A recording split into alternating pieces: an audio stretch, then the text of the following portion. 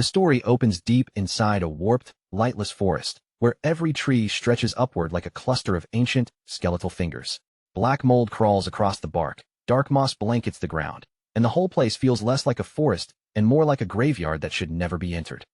Above the twisted branches, the sky hangs low in a muddy gray, thick and suffocating, as if the clouds have forgotten how to move. Just one glance at this place is enough to understand that no sane person would ever willingly set foot here. And in the middle of this nightmare, strange monsters hide in every shadow. Our boy Kim Woo-jin, a man with messy black hair and exhausted eyes, is slammed against the ground, trapped beneath the body of a horrifying beast covered in multiple staring eyes. The disgusting creature pins him down hard, its drool dripping over his face and chest while its claws crush his shoulders into the dirt. Kim Woo-jin thrashes desperately beneath it, his expression twisted in pain as the monster's weight forces the breath right out of his lungs. Then the beast spreads open its enormous mouth, exposing layer after layer of jagged teeth, each one sharp enough to tear through flesh.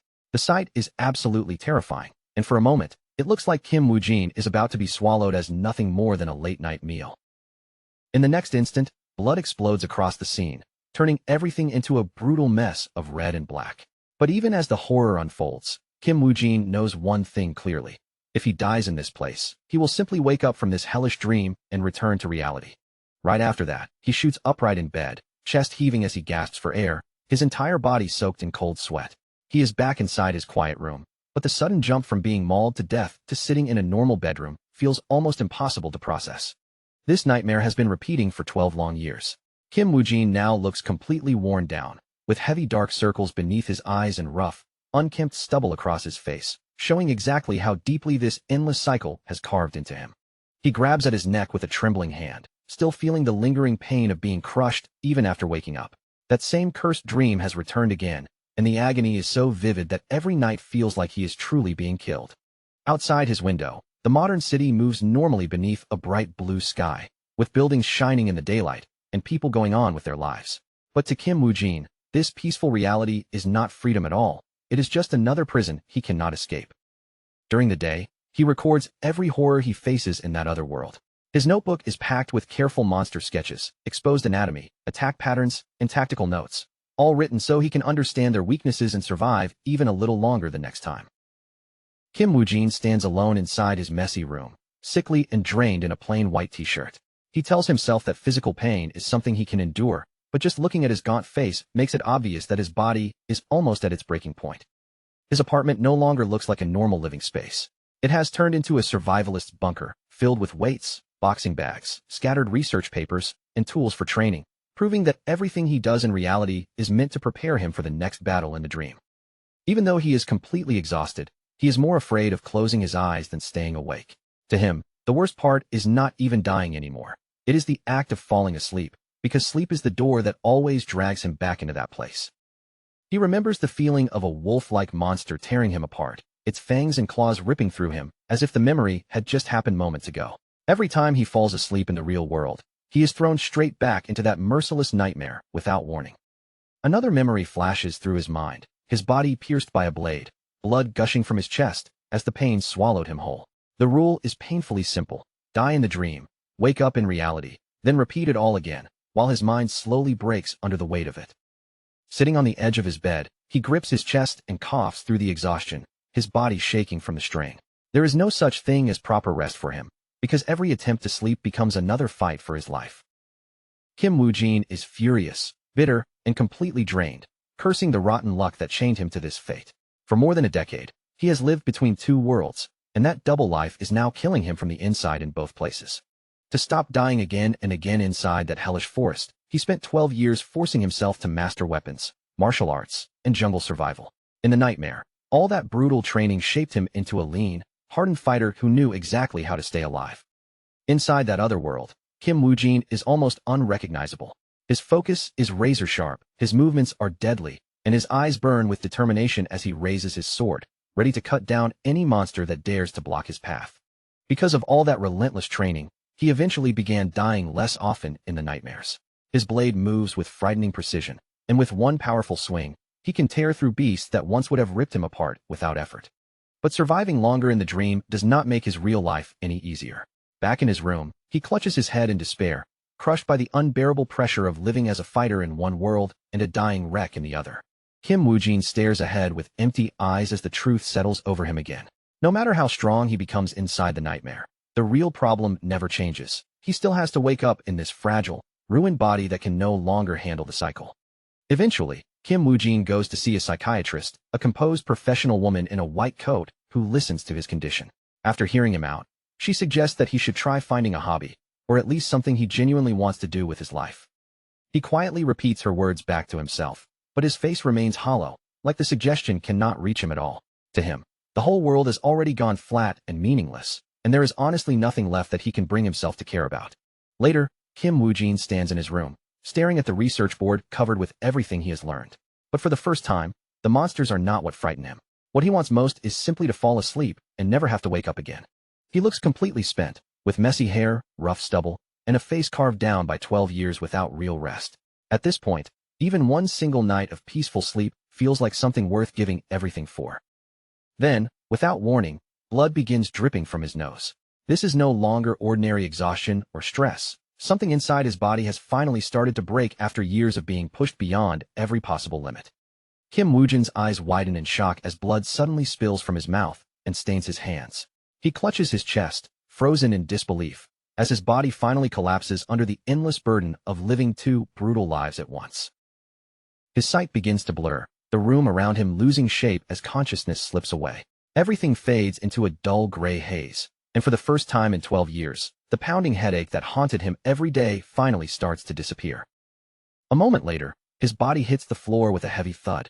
He lies face down in a spreading pool of his own blood, and it feels as if his long, miserable time in the real world has finally come to an end. Kim Woo-jin remains motionless on the cold floor, his skin pale and his eyes half open. The room falls into an eerie silence, marking the tragic end of his desperate struggle to keep surviving in modern Korea. But somewhere inside the darkness of death, Kim Woo-jin senses something strange. His body feels lighter than it ever has before, and the terrible headache that tormented him for 12 years has vanished completely, as if it never existed. When his senses return, he does not see a hospital ceiling or the inside of an ambulance. Instead, a bright blue sky stretches above him, and fresh air fills his lungs so cleanly that it feels like he has finally slept properly for the first time since the nightmare began. Slowly, he opens his eyes and finds himself staring up at the canopy of enormous, unfamiliar trees. Confusion washes over him as he wonders whether he has truly died, or if he has somehow fallen into yet another layer of the same dream. Then the realization crashes into him. He is back in the nightmare world again, surrounded by rustling leaves and distant creature sounds. But this time the air feels different, heavier, sharper, and far more permanent than before. Kim Woo-jin is resting against the thick roots of a gigantic tree, dressed in his worn and tattered hunter gear. Yet his body feels younger, stronger, and healthier, nothing like the sickly, broken version of himself that collapsed back in reality. He stares ahead in disbelief, his eyes clearer and sharper than they have been in years. After suffering in this place for 12 straight years, waking up here while feeling this refreshed is something he has never experienced before. Suddenly, his senses catch something nearby, and his head snaps to the side with a startled look. Even with his body feeling renewed, his survival instincts immediately flare up, warning him that something in the forest is watching him. Behind one of the trees, a reptilian demon beast creeps through the shadows, its long, forked tongue flicking in and out as it tastes the air around him. The many-eyed predator is exactly the type of nightmare creature Kim Woo-jin has spent years observing, studying, and surviving against. The lizard-like monster releases a low, threatening growl as its many eyes lock onto the intruder before it. Its body looks powerful and fast, and from the way it stalks forward, it clearly sees the young hunter as an easy piece of prey. Kim Woo-jin keeps himself calm and slips behind a thick root, watching the beast from cover instead of panicking. As he thinks back to the massive amount of blood he lost in his apartment, the truth of his death in reality becomes harder and harder to deny. The image of his lifeless body on the apartment floor flashes through his mind. If he really did die back in the real world, then this time there is no waking up after death. This forest has become the only world left for him. He lowers his body into a crouch and pulls his hood up, letting the shadows hide his face. If this nightmare realm is his new home, then he cannot afford to move recklessly, and every piece of knowledge he gathered over 12 years has to be used perfectly. Kim Woo-jin slowly rises to his feet, his hooded cloak shifting in the wind around him. He understands the stakes now. If he dies here from this moment on, there will be no warm bed, no sudden awakening, and no second chance waiting for him. His expression turns cold, steady, and filled with resolve. From now on, he is no longer just a helpless victim trapped inside a nightmare. This world is his reality, and he intends to survive by becoming the hunter instead of the prey. The reptilian demon beast lowers itself, preparing to spring forward, completely unaware that its target already understands the way it hunts. Kim Woo-jin is ready to use everything he knows if that is what it takes to stay alive in this deadly forest. He narrows his eyes and studies the situation with calm, almost surgical focus. Instead of rushing into a direct fight, he decides that the smarter move is to draw the monster toward a place where it will be at a disadvantage. A faint smirk forms on Kim Woo-jin's face as he feels a spark of life return after years of endless training and suffering. The danger around him is insane, and death is finally permanent, but for the first time, he feels truly ready to face whatever is waiting in the shadows. Kim Woo-jin reaches for his dagger, and the moment his fingers close around the handle, a sharp, electric sensation seems to run through the metal. His instincts, dulled for years by fear and exhaustion, finally snap fully awake, and this time, he has no intention of staying beneath anything's claws. With a sudden burst of speed, Kim Woo-jin charges straight toward the reptilian beast, his blade cutting through the air in a deadly arc. After 12 years of running, dying, and waking up in terror, he is done being hunted. Now this forest is going to learn what it feels like to be his hunting ground. He plants his feet firmly against the dirt, surprised by how light and steady his body feels. For a brief second, he wonders whether it is because he finally managed to sleep properly, or because this younger body is simply far stronger than the sick, crumbling one he left behind. The reptile demon beast launches itself forward with terrifying speed, its huge claws tearing into the ground as its jaws snap open. Its body is a wall of muscle, scales, and raw killing intent, but Kim Woo-jin does not even flinch as it comes crashing toward him. A thunderous roar bursts from the monster's throat, powerful enough to make the surrounding trees tremble. Its many eyes burn with savage hunger, all of them locked on Kim Woo-jin, as if the only thing left in the world is tearing him apart. Kim Woo-jin tightens his grip around the sword hilt until his knuckles turn pale. Every nerve in his body is screaming at him, not to run, not to hide, but to stop defending himself and let his survival instincts take over completely. His eyes sharpen, and a faint red glimmer flickers through his gaze like a warning sign. The exhausted man who used to drag himself through reality is gone now. Standing here is someone who has spent 12 years preparing to become the predator. Then he strikes with terrifying precision, slicing straight through the monster's thick hide before it can react. Blood bursts into the air in a violent spray as his blade carves deep across the creature's massive neck, cutting through muscle with brutal force. Kim Woo-jin stands there without blinking, blood splashing across the forest behind him as if the entire scene has turned into a battlefield. His expression stays cold and focused, because he is not satisfied with simply wounding the beast. He needs to make sure it never gets back up. The enormous body of the reptile demon beast finally crashes onto the forest floor with a heavy thud. Dust, leaves, and broken debris kick up around the corpse, and that deep impact rings through the woods like the sound of Kim Woo-jin's first real victory. Kim Woo-jin stands over the fallen monster, his clothes and skin splattered with its blood, yet he looks more alive than he ever did back in the real world. Instead of collapsing from fear, he carries himself like someone who has finally remembered his own strength. Far beyond the dark trees, pale pillars of mysterious light rise up and pierce through the murky sky. The sight is strange, almost beautiful, and it hints that this world holds far more than rotting forests, hidden monsters, and endless death.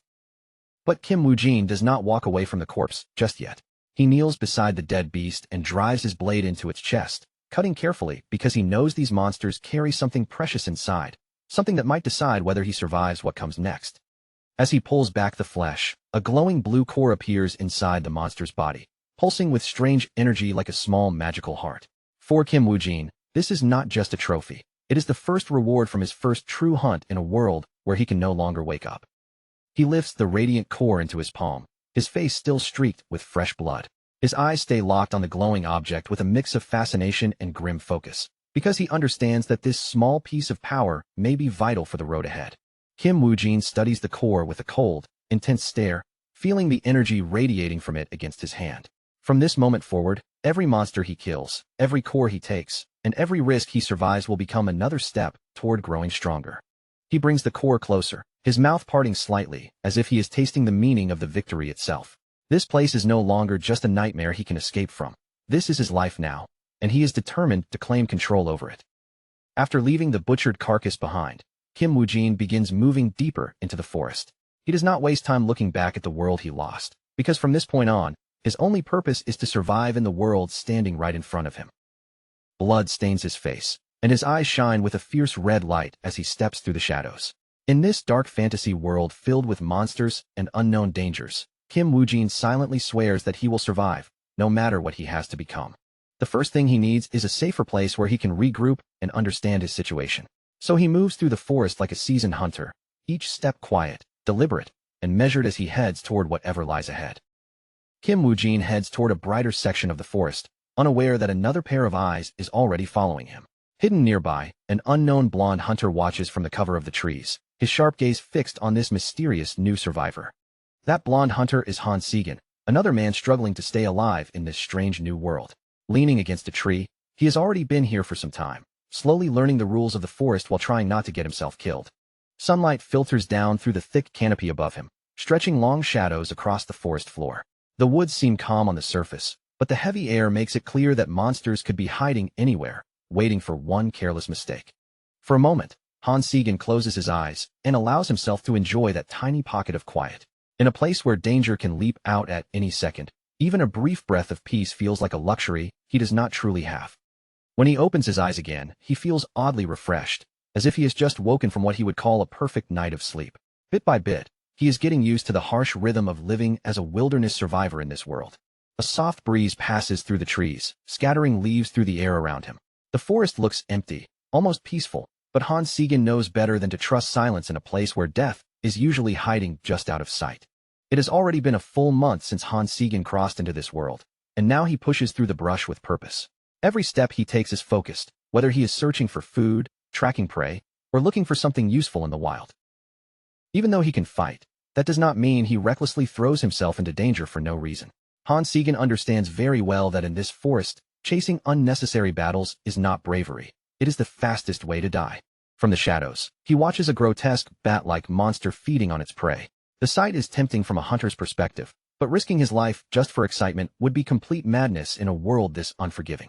The urge to jump in and strike is definitely there, but Han Segan keeps himself still and forces that impulse back down. He rests against the side of a massive tree trunk, keeping his breathing quiet as he waits patiently for the perfect chance to move. The only time Han Segan truly hunts is when hunger gives him a reason, and right now, his stomach is starting to tighten, which makes that bat monster look less like a threat and more like a possible meal. When the opening finally comes, he strikes with lethal precision, his blade flashing through the air like a razor. The bat-like creature never even gets a proper chance to react before his ambush from the shadows turns violent and decisive.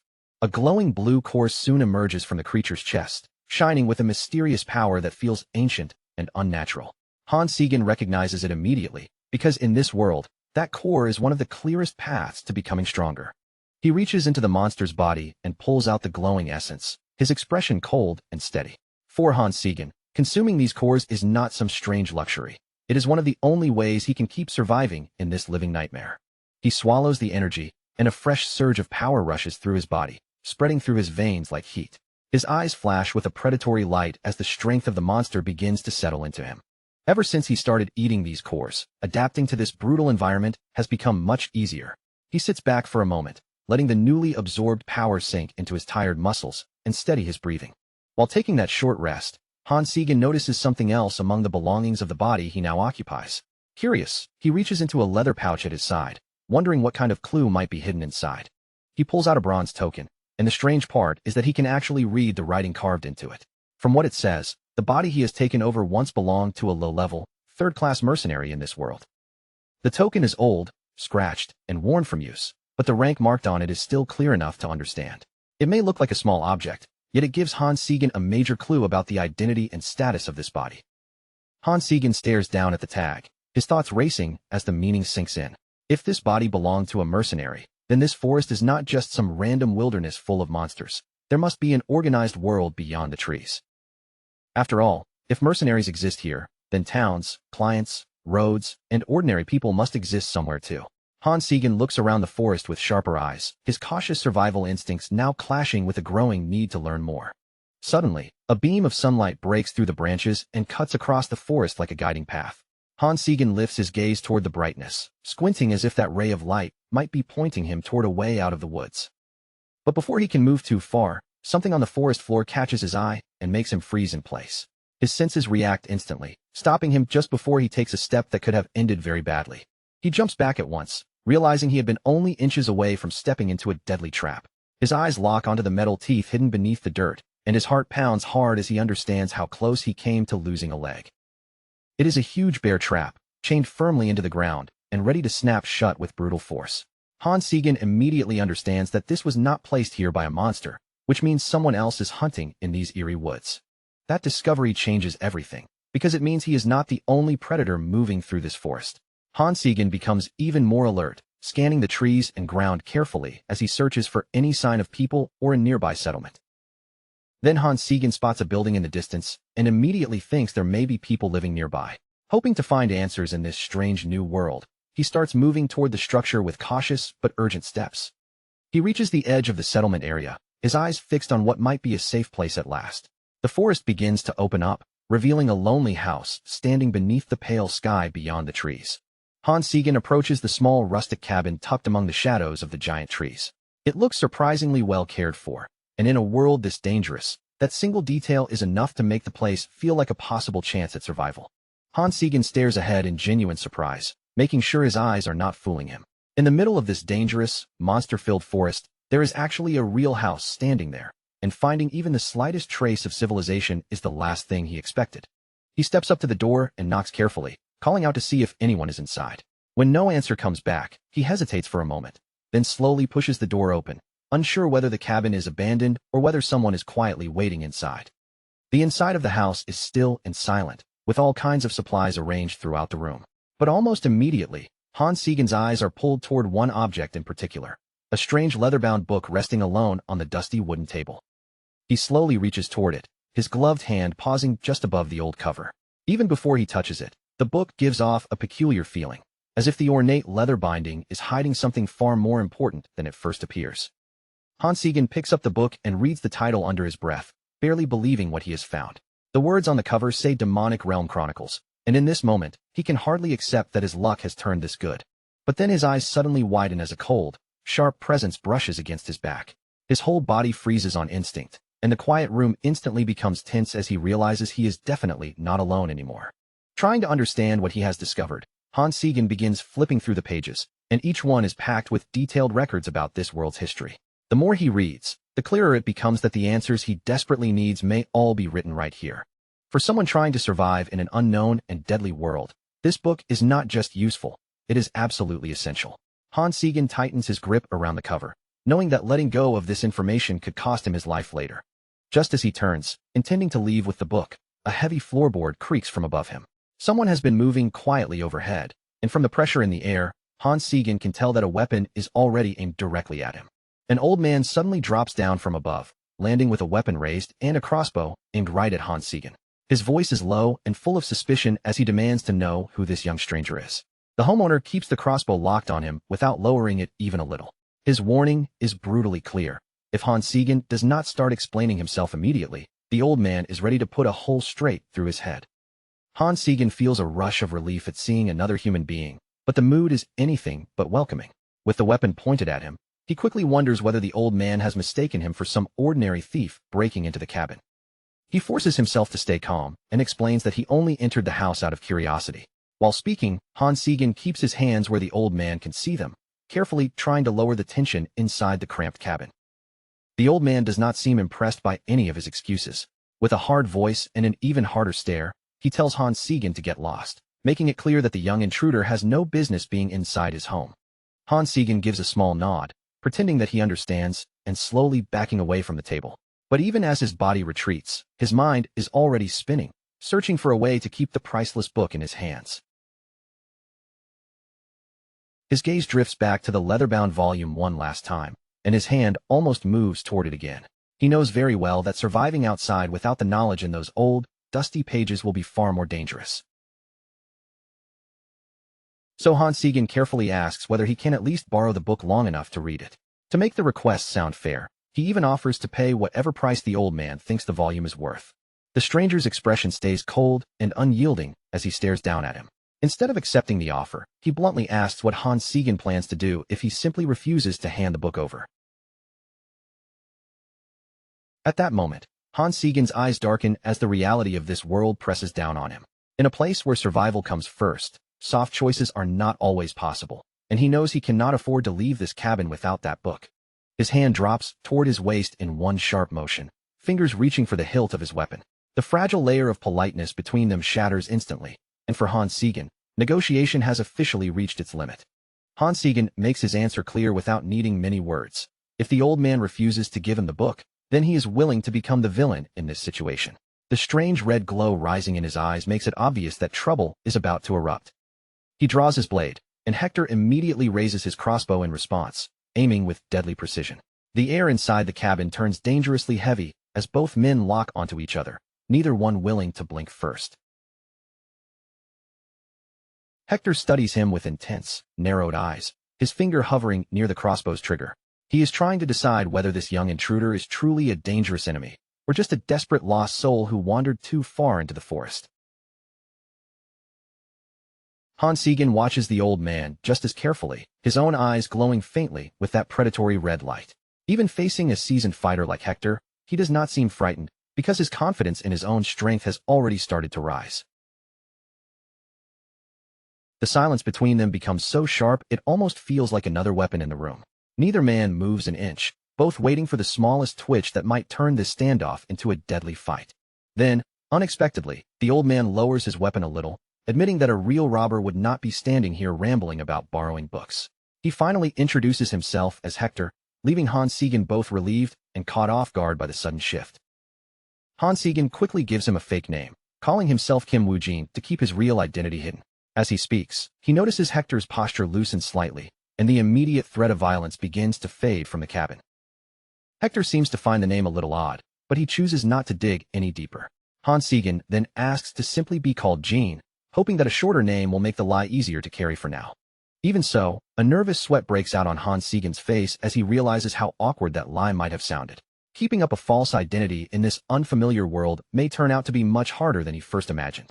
Hector explains that the book is extremely precious to him, which means he has no intention of lending it out to a stranger. But instead of throwing Hans Siegen back into the forest, he offers to let him stay in the cabin and read it there. In return for a roof over his head and access to the knowledge he needs, Hans Siegen agrees to help with simple chores around the place. He lowers his head gratefully, truly moved by the unexpected kindness after such a dangerous first meeting. As night settles over the dark forest, Hector's lonely cabin stands quietly among the towering trees. Surrounded by a world full of monsters and chaos, this small house begins to feel like a rare little sanctuary. Inside, a pot of thick vegetable soup bubbles warmly over the fire, filling the cabin with a comforting smell. Hans Siegen has officially been allowed to stay in the old man's humble home, at least for now. Hector may be blunt, rough around the edges, and far from openly friendly, but he does not seem like a bad person at heart. He tells Hans Siegen to eat properly and recover the strength he has clearly been burning through in the forest. For the first time in what feels like ages, Hans Siegen sits down to a warm, home-cooked meal. The simple comfort of the soup reaches him more deeply than he expects, and his tense expression slowly softens into something calm. The soup tastes so good that Hans Siegen cannot hold back a single tear of joy. After everything he has endured in this brutal world, he even starts to think that Hector might be some kind of angel hiding behind the face of a grumpy old man. The next morning, Hector begins preparing his gear with practiced, steady movements. As he gets ready to head back into the woods, he warns Hans Siegen that his hunt may take quite a long time today. Hector then reveals that he is chasing a monster for revenge, the same creature that slaughtered his former comrades. The sorrow and determination in his face make the weight of that old tragedy impossible to miss. Hector looks like a man with real strength and years of hard experience, so seeing even him act tense makes Hans Siegen's heart sink. Whatever monster waits out there, it must be far more dangerous than anything ordinary. The old man steps out of the cabin with his crossbow slung over his shoulder, disappearing toward the trees. Hans Siegen watches him leave, fully aware that a considerably powerful creature is lurking somewhere in the nearby forest. Once the cabin becomes quiet again, Hans Siegen finally picks up the ancient chronicles and begins reading in earnest. If he wants to survive in this world, he needs to understand its history, its dangers, and the rules hidden behind everything around him. The stories inside the book all begin with the fall of the Northern Empire. As Hans Siegen reads, images form in his mind of a mighty fortress swallowed by flames while countless soldiers march toward war. According to the records, the king of the Northern Empire was blinded by greed and committed a sin so terrible that it changed the fate of the entire land. Craving forbidden and ultimate ancient power, the king dared to lay his hands on the otherworldly gate, reaching for something mankind was never meant to control. That gate was said to contain the truth behind all creation, along with a power beyond imagination. When the ancient seal was broken, a towering pillar of red light erupted upward and tore through the sky. On that fateful day, the calamity truly began, and the world was pushed onto a path it could never return from. From beyond the opened gate, countless eyes stared out of the darkness, waiting for their chance to pour into the world. Monsters from another realm flooded into the north, spreading terror and corruption across the land. In only 9 years, the once great empire was transformed into the demonic realm, a nightmare that forever changed the world. Humanity eventually fought back by forming the Order Alliance and raising a massive barrier to stop the disaster from spreading. The records describe how desperately people struggled to contain the demonic corruption before it consumed even more territory. Hans Siegen slowly closes the book, his mind racing through everything he has just learned. Piece by piece, the terrifying truth of this world begins to take shape, and it is far darker than he first imagined. He leans back in thought, reflecting on the records about the demonic realm's hierarchy and the forces that rule it. The book is filled with useful knowledge, but every page also makes humanity's situation look more hopeless and grim. According to the Demonic Realm Chronicles, monsters become stronger the deeper someone travels into the heart of the realm. As Hans Siegen takes in that warning, his expression grows heavier, because it means the place he wandered through may have been far more dangerous than he first understood. Meanwhile, out in the forest, Hector is already trapped in a desperate fight for his life. He tears through the undergrowth as fast as his old body can move, his breathing rough and uneven while something savage chases him from behind. Hans Siegen thinks back to the way the monsters seemed to weaken whenever he moved closer toward the light. That memory makes him wonder just how far inside the demonic realm he had been wandering before he found Hector's cabin. Hector twists around mid-run, his face tight with strain and stubborn determination. He knows he cannot keep fleeing forever, and if he keeps trying to outrun these beasts, they will eventually drag him down from behind. From between the dark trees, a pack of monstrous wolves emerges, their twisted bodies moving low to the ground as red eyes glow in the shadows. Hector immediately understands the situation. He is badly outnumbered, and this fight has become extremely dangerous. The lead beast suddenly lunges at him with terrifying speed, its jaws spreading wide as it rushes in for the kill. Hector barely has enough time to react before the savage attack comes crashing toward him. He throws himself across the grass, sliding hard as one of the monster's attacks slices past him by a narrow margin. Every step, every dodge, and every breath becomes a gamble, with death waiting the moment he mistimes even one movement. Hector raises his crossbow and fires 3 glowing arrows one after another, each shot released with the skill of a veteran hunter. But even with his experience and steady aim, it is becoming painfully clear that skill alone may not save him this time. The monsters keep pressing forward without fear. They do not even bother dodging the arrows properly, instead swiping them out of the air with their claws before circling around Hector from every side, slowly cutting off every possible route of escape. Hector curses under his breath as the truth hits him. His attacks are not reducing their numbers at all. With every failed shot and every aching movement, he begins to feel the heavy burden of his age catching up to him in the middle of battle. Then, through the chaos, he suddenly notices a dark silhouette standing near his house in the distance. His eyes widen in shock when he realizes the young man he had just taken in has already come out here. Hans Siegen steps forward slowly, his eyes glowing with a dangerous red light as he draws his massive blade from its sheath. The moment he enters the battlefield, his entire presence changes, and he no longer looks like the confused stranger Hector met at the cabin. "Jean, run!" Hector screams at the top of his lungs, his voice filled with urgency and fear. He is not trying to act brave anymore. He is desperately trying to keep the young man from being torn apart by monsters he knows are deadly. But Hans Siegen does not turn away. Instead, he bends his knees and launches himself into the air with explosive force. Hector can only stare in disbelief as the young man he knows as Jean suddenly takes control of the battlefield. He never imagined that this stranger, who had seemed lost and desperate, was hiding such overwhelming power. Hans Siegen's gaze turns cold and perfectly focused, and his predatory instincts swallow every trace of hesitation. In that moment, he is no longer just a lost survivor trying to understand this world. He becomes something far more dangerous.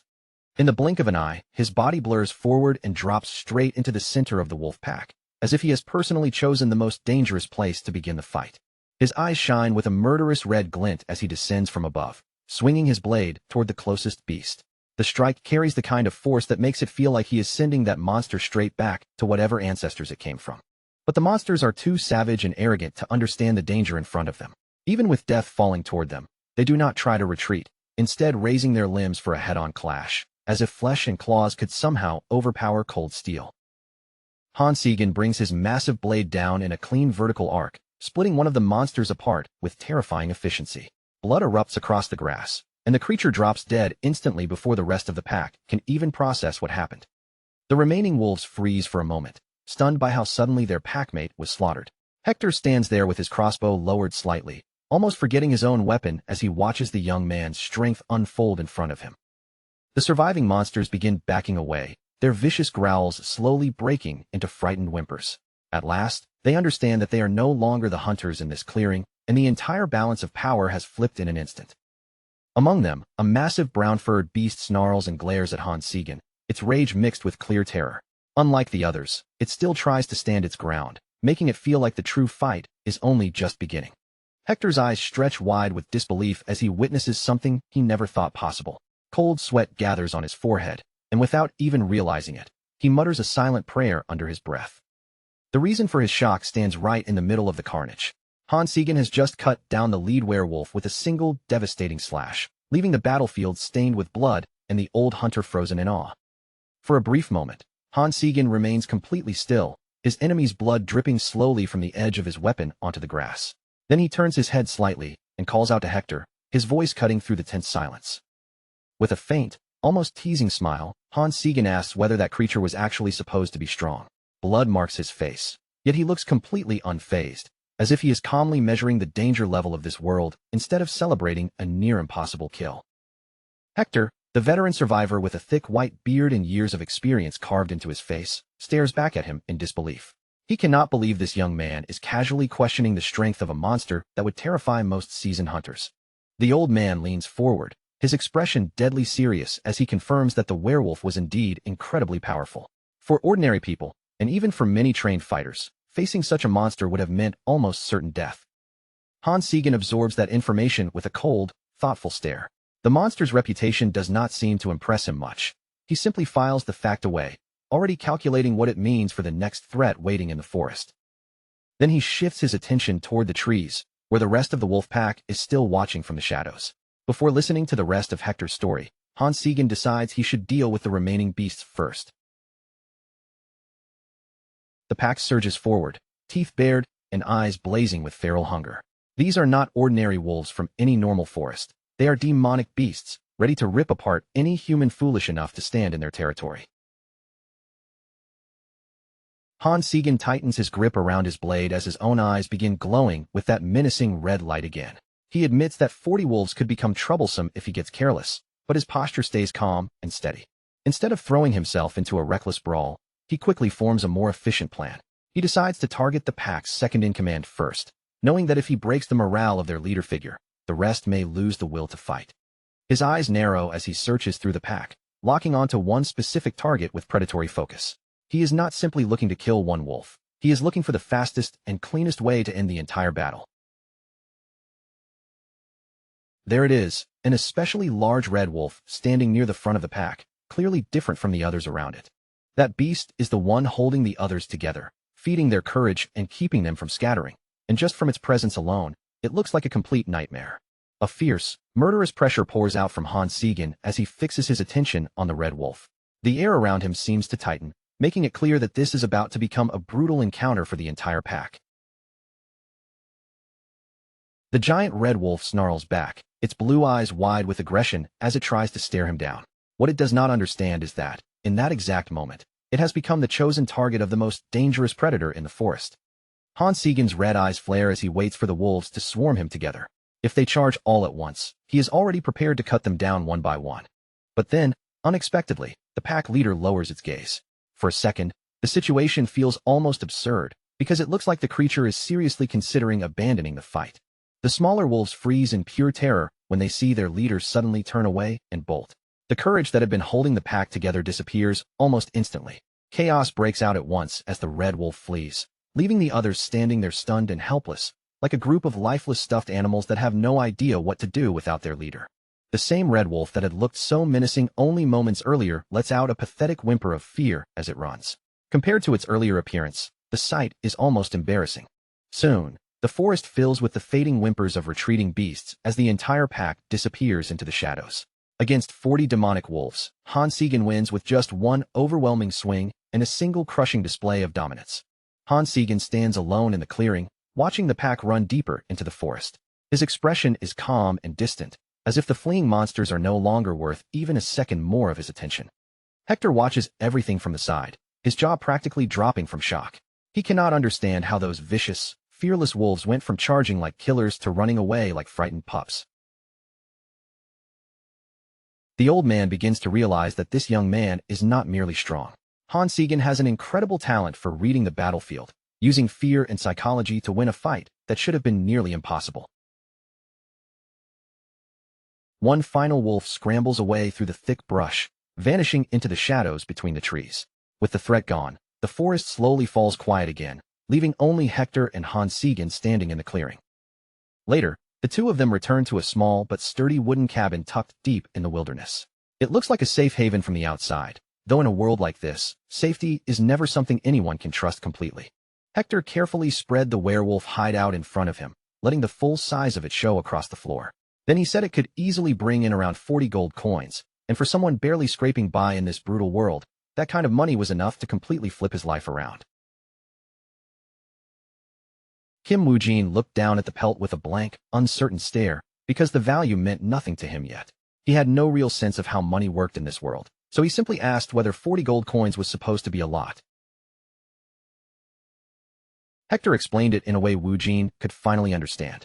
With 40 gold coins, a man could live comfortably, almost like a noble, for 7 whole years without working at all, making this dangerous world suddenly seem like a place overflowing with easy fortune. Woo-jin turned his gaze back toward the werewolf's corpse, still unable to hide his confusion.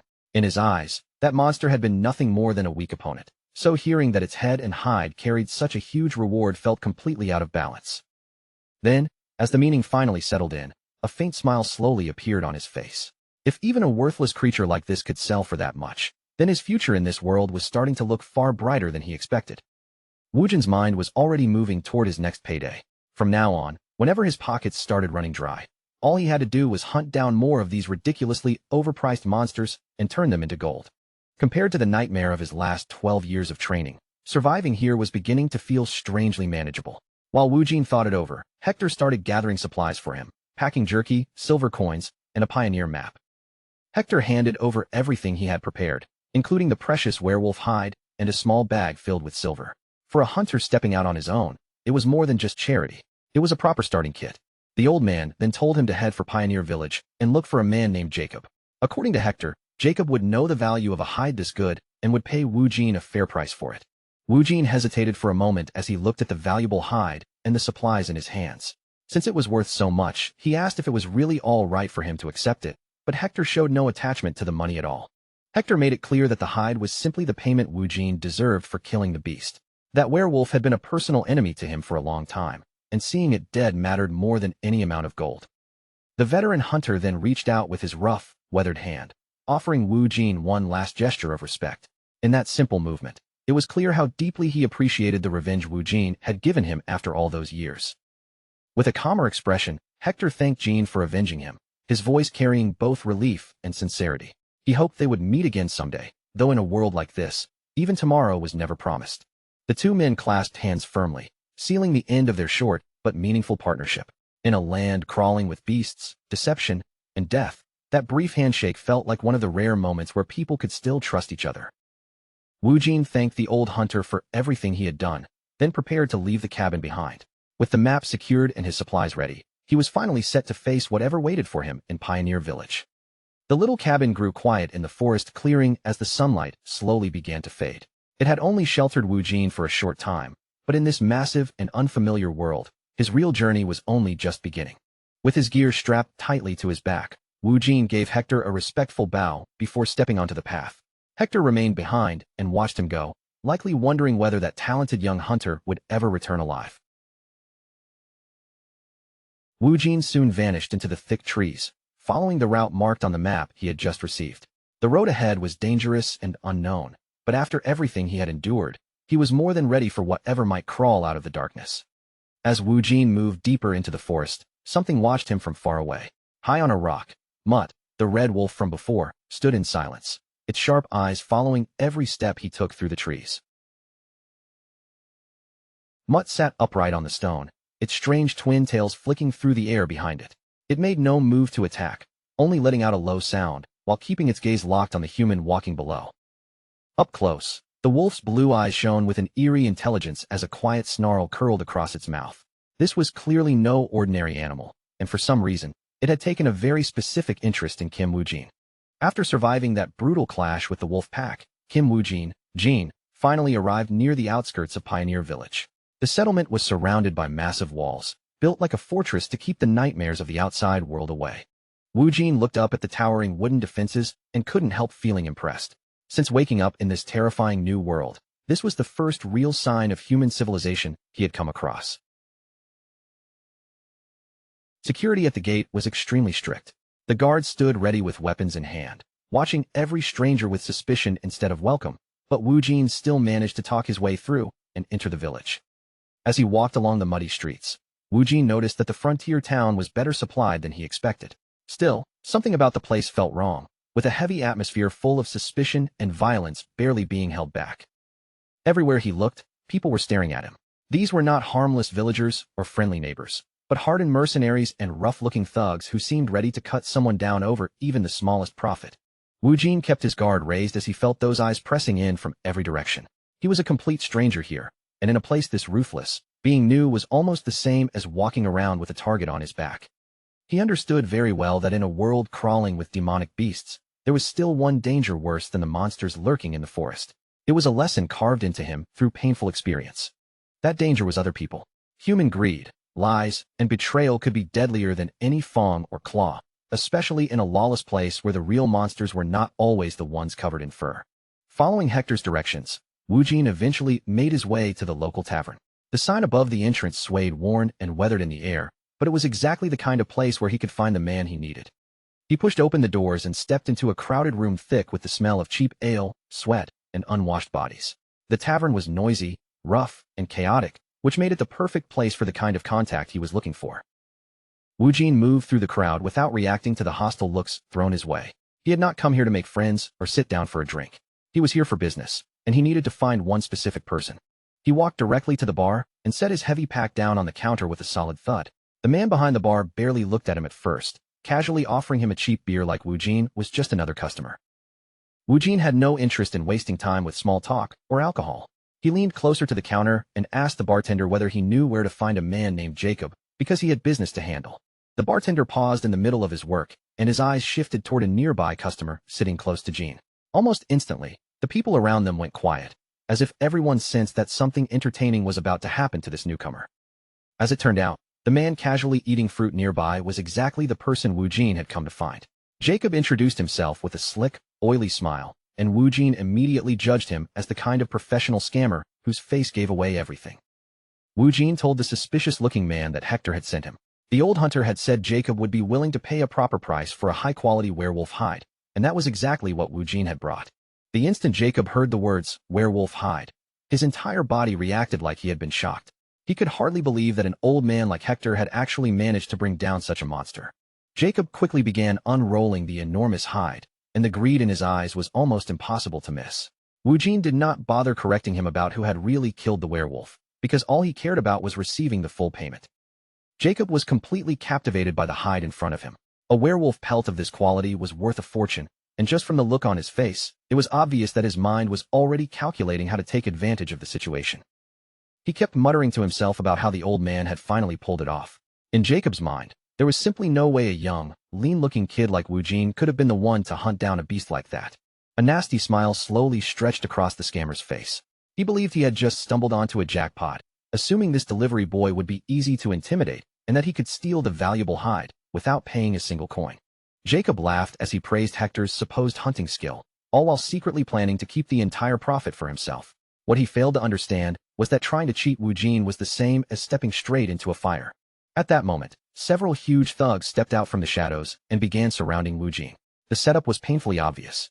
The tavern owner had never planned to trade fairly and was preparing to rob him in broad daylight. Woo-jin's expression instantly turned cold. After 12 years of hellish training, a few tavern thugs were nowhere near enough to scare him, so he stood his ground and calmly asked what they thought they were doing. Jacob threw the massive werewolf hide over his shoulders with a smug grin, acting as if it already belonged to him. Then he openly told Wu Jin to get lost unless he wanted to die, stealing the loot right in front of his face. Wu Jin, realized at once that his first impression had been dead right. This man was a complete scammer, and although Hector had trusted him enough to send Wu Jin here, that trust had clearly been badly misplaced. Jacob only smirked and called his blatant theft a simple investment. He claimed that supplying Hector had caused him financial losses, so taking the werewolf hide now was merely his way of collecting what he was owed. The creep held the werewolf hide tightly, insisting that he needed it to make up for everything he had lost in the past. From the way he acted, he clearly believed Wu Jin was just a harmless errand boy who would never dare fight back. As Wu Jin watched the scammer cling to the hide, a dangerous red light flared in his eyes. For one brief moment, the thought crossed his mind that it might be easier to simply end Jacob right then and there. Wu Jin tightened his fist at his side, forcing himself to hold back the anger boiling under his skin. He was absolutely furious, but even then, a small part of him was still weighing whether a piece of fur was really enough reason to spill blood right here. Then, without even a moment of warning, Jacob hurled his beer straight into Wu Jin's face. The cheap drink splashed across his eyes and hair, and the message behind it was painfully clear. This was not just disrespect. Jacob was trying to humiliate him and end the conversation in the ugliest way possible. Jacob sneered at him, telling him not to try acting clever and to just disappear already. In his mind, he really believed he could throw beer in the kid's face, mock his pride, and still walk away with a fortune like nothing had happened. Wu Jin remained completely still, saying nothing as the thin ale ran down from his soaked hair and dripped off his face. He did not raise his voice or even move right away, but the air inside the tavern changed in an instant, sinking into something far colder and far more dangerous. Slowly, he rose from the stool with his back still turned toward the scammer. Jacob was too busy basking in his own arrogance to notice it, but by crossing that final line, he had already marked himself for death. Around him, the tavern thugs began closing the distance one by one, their weapons already pulled out and their eyes fixed on Wu Jin like he was easy prey. They were expecting a quick robbery, the kind where one kid gets surrounded, beaten down, and stripped of everything valuable. But instead, Wu Jin simply stood up and walked straight toward the door, leaving every thug in the room frozen in confusion. Jacob saw him moving and immediately assumed the kid had finally lost his nerve.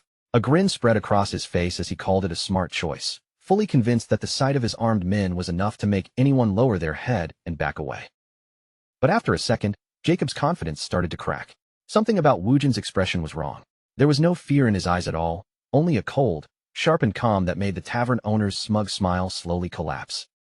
Then, with a sudden burst of raw strength, Wu Jin lifted a massive cabinet as if it weighed nothing and slammed it directly in front of the exit. The huge crash thundered through the tavern, sealing the way out and turning the room into a battlefield.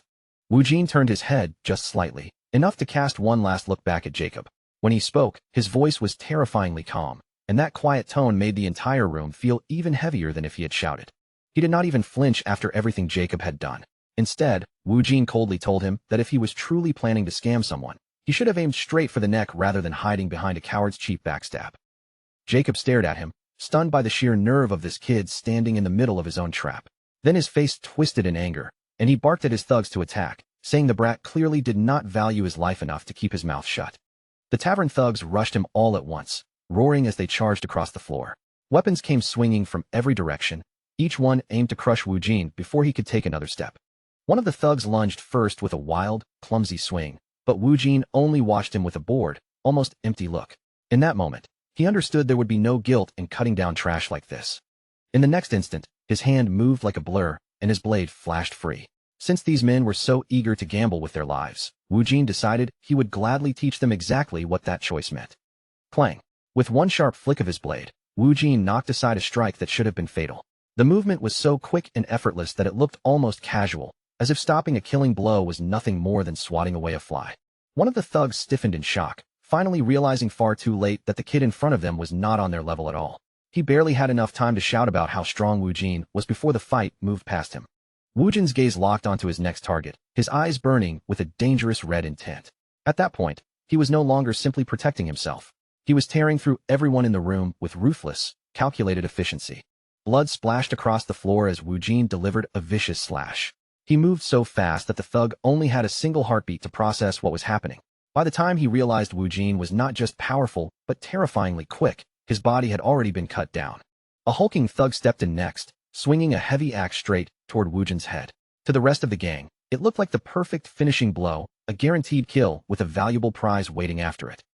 The axe smashed into the floorboards and shattered the wood beneath it, but Wu Jin was no longer there. He had already slipped away and reappeared behind the thugs, steadying his footing as if preparing to end this entire tavern scam once and for all. There were still too many of them trying to swarm him at once.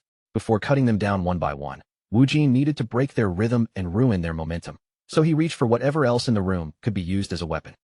With a powerful heave, Wu Jin flipped a heavy table straight into one of the attackers. The wooden frame slammed into him with a brutal crack, splintering on impact and sending the man flying backward. One of Jacob's lackeys could only stare in open horror as the table came crashing toward him. His eyes widened, his body froze, and all he managed to force out was a panicked curse before it hit.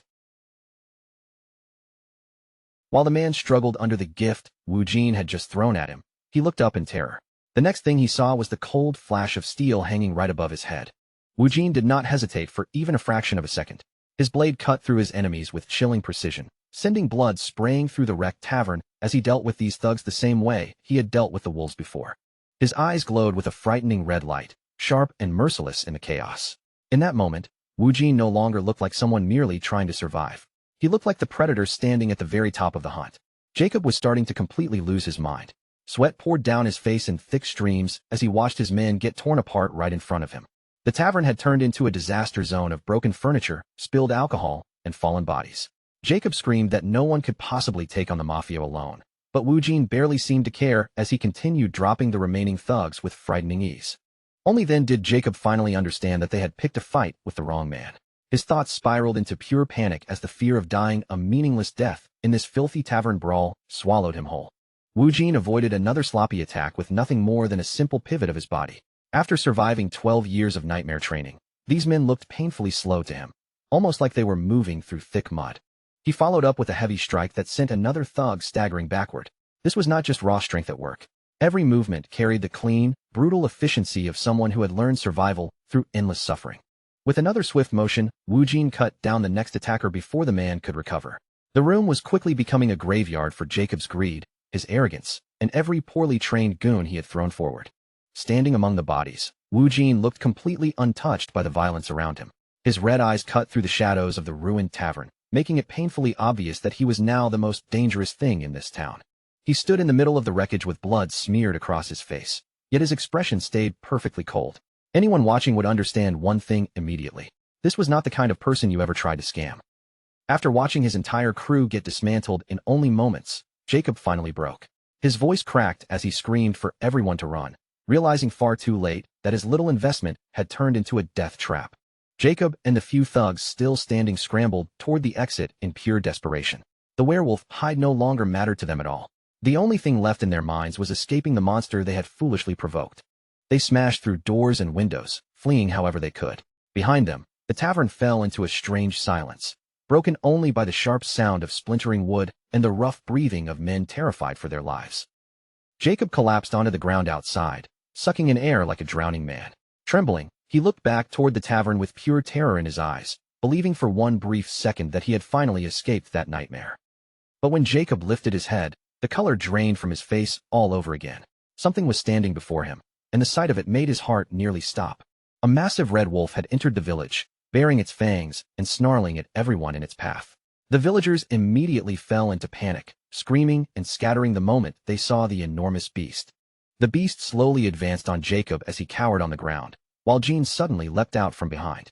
Jacob was already having the worst day of his life, but somehow, things were about to become even more miserable. The red wolf towered over him, its glowing eyes fixed directly on the terrified scammer. Wu Jin stepped out from the ruined tavern a moment later, watching the unexpected scene unfold with a look of quiet curiosity. Wu Jin tilted his head slightly, wondering why this particular monster had come all the way here. The moment he saw that unmistakable red fur and those sharp predatory features, recognition flashed through his mind. Memories of the wolf that had fled from him a few days earlier came rushing back, clear and sharp as if the chase had happened only moments ago. Wu Jin realized this was the same scout wolf from before. It had followed him all the way back to the village, but seeing the beast again did not soften his expression at all. If anything, his gaze turned even colder. Wu Jin, stared the massive beast down without a trace of fear in his eyes. His voice dropped into an icy calm as he asked whether the creature had really chased him all this way just to die too. For a moment, it actually seemed like the wolf understood him.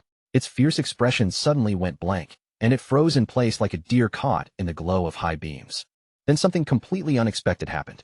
Instead of lunging forward to attack, the huge monster suddenly rolled over onto its back and began whimpering in front of Wu Jin like a lost puppy begging not to be hurt.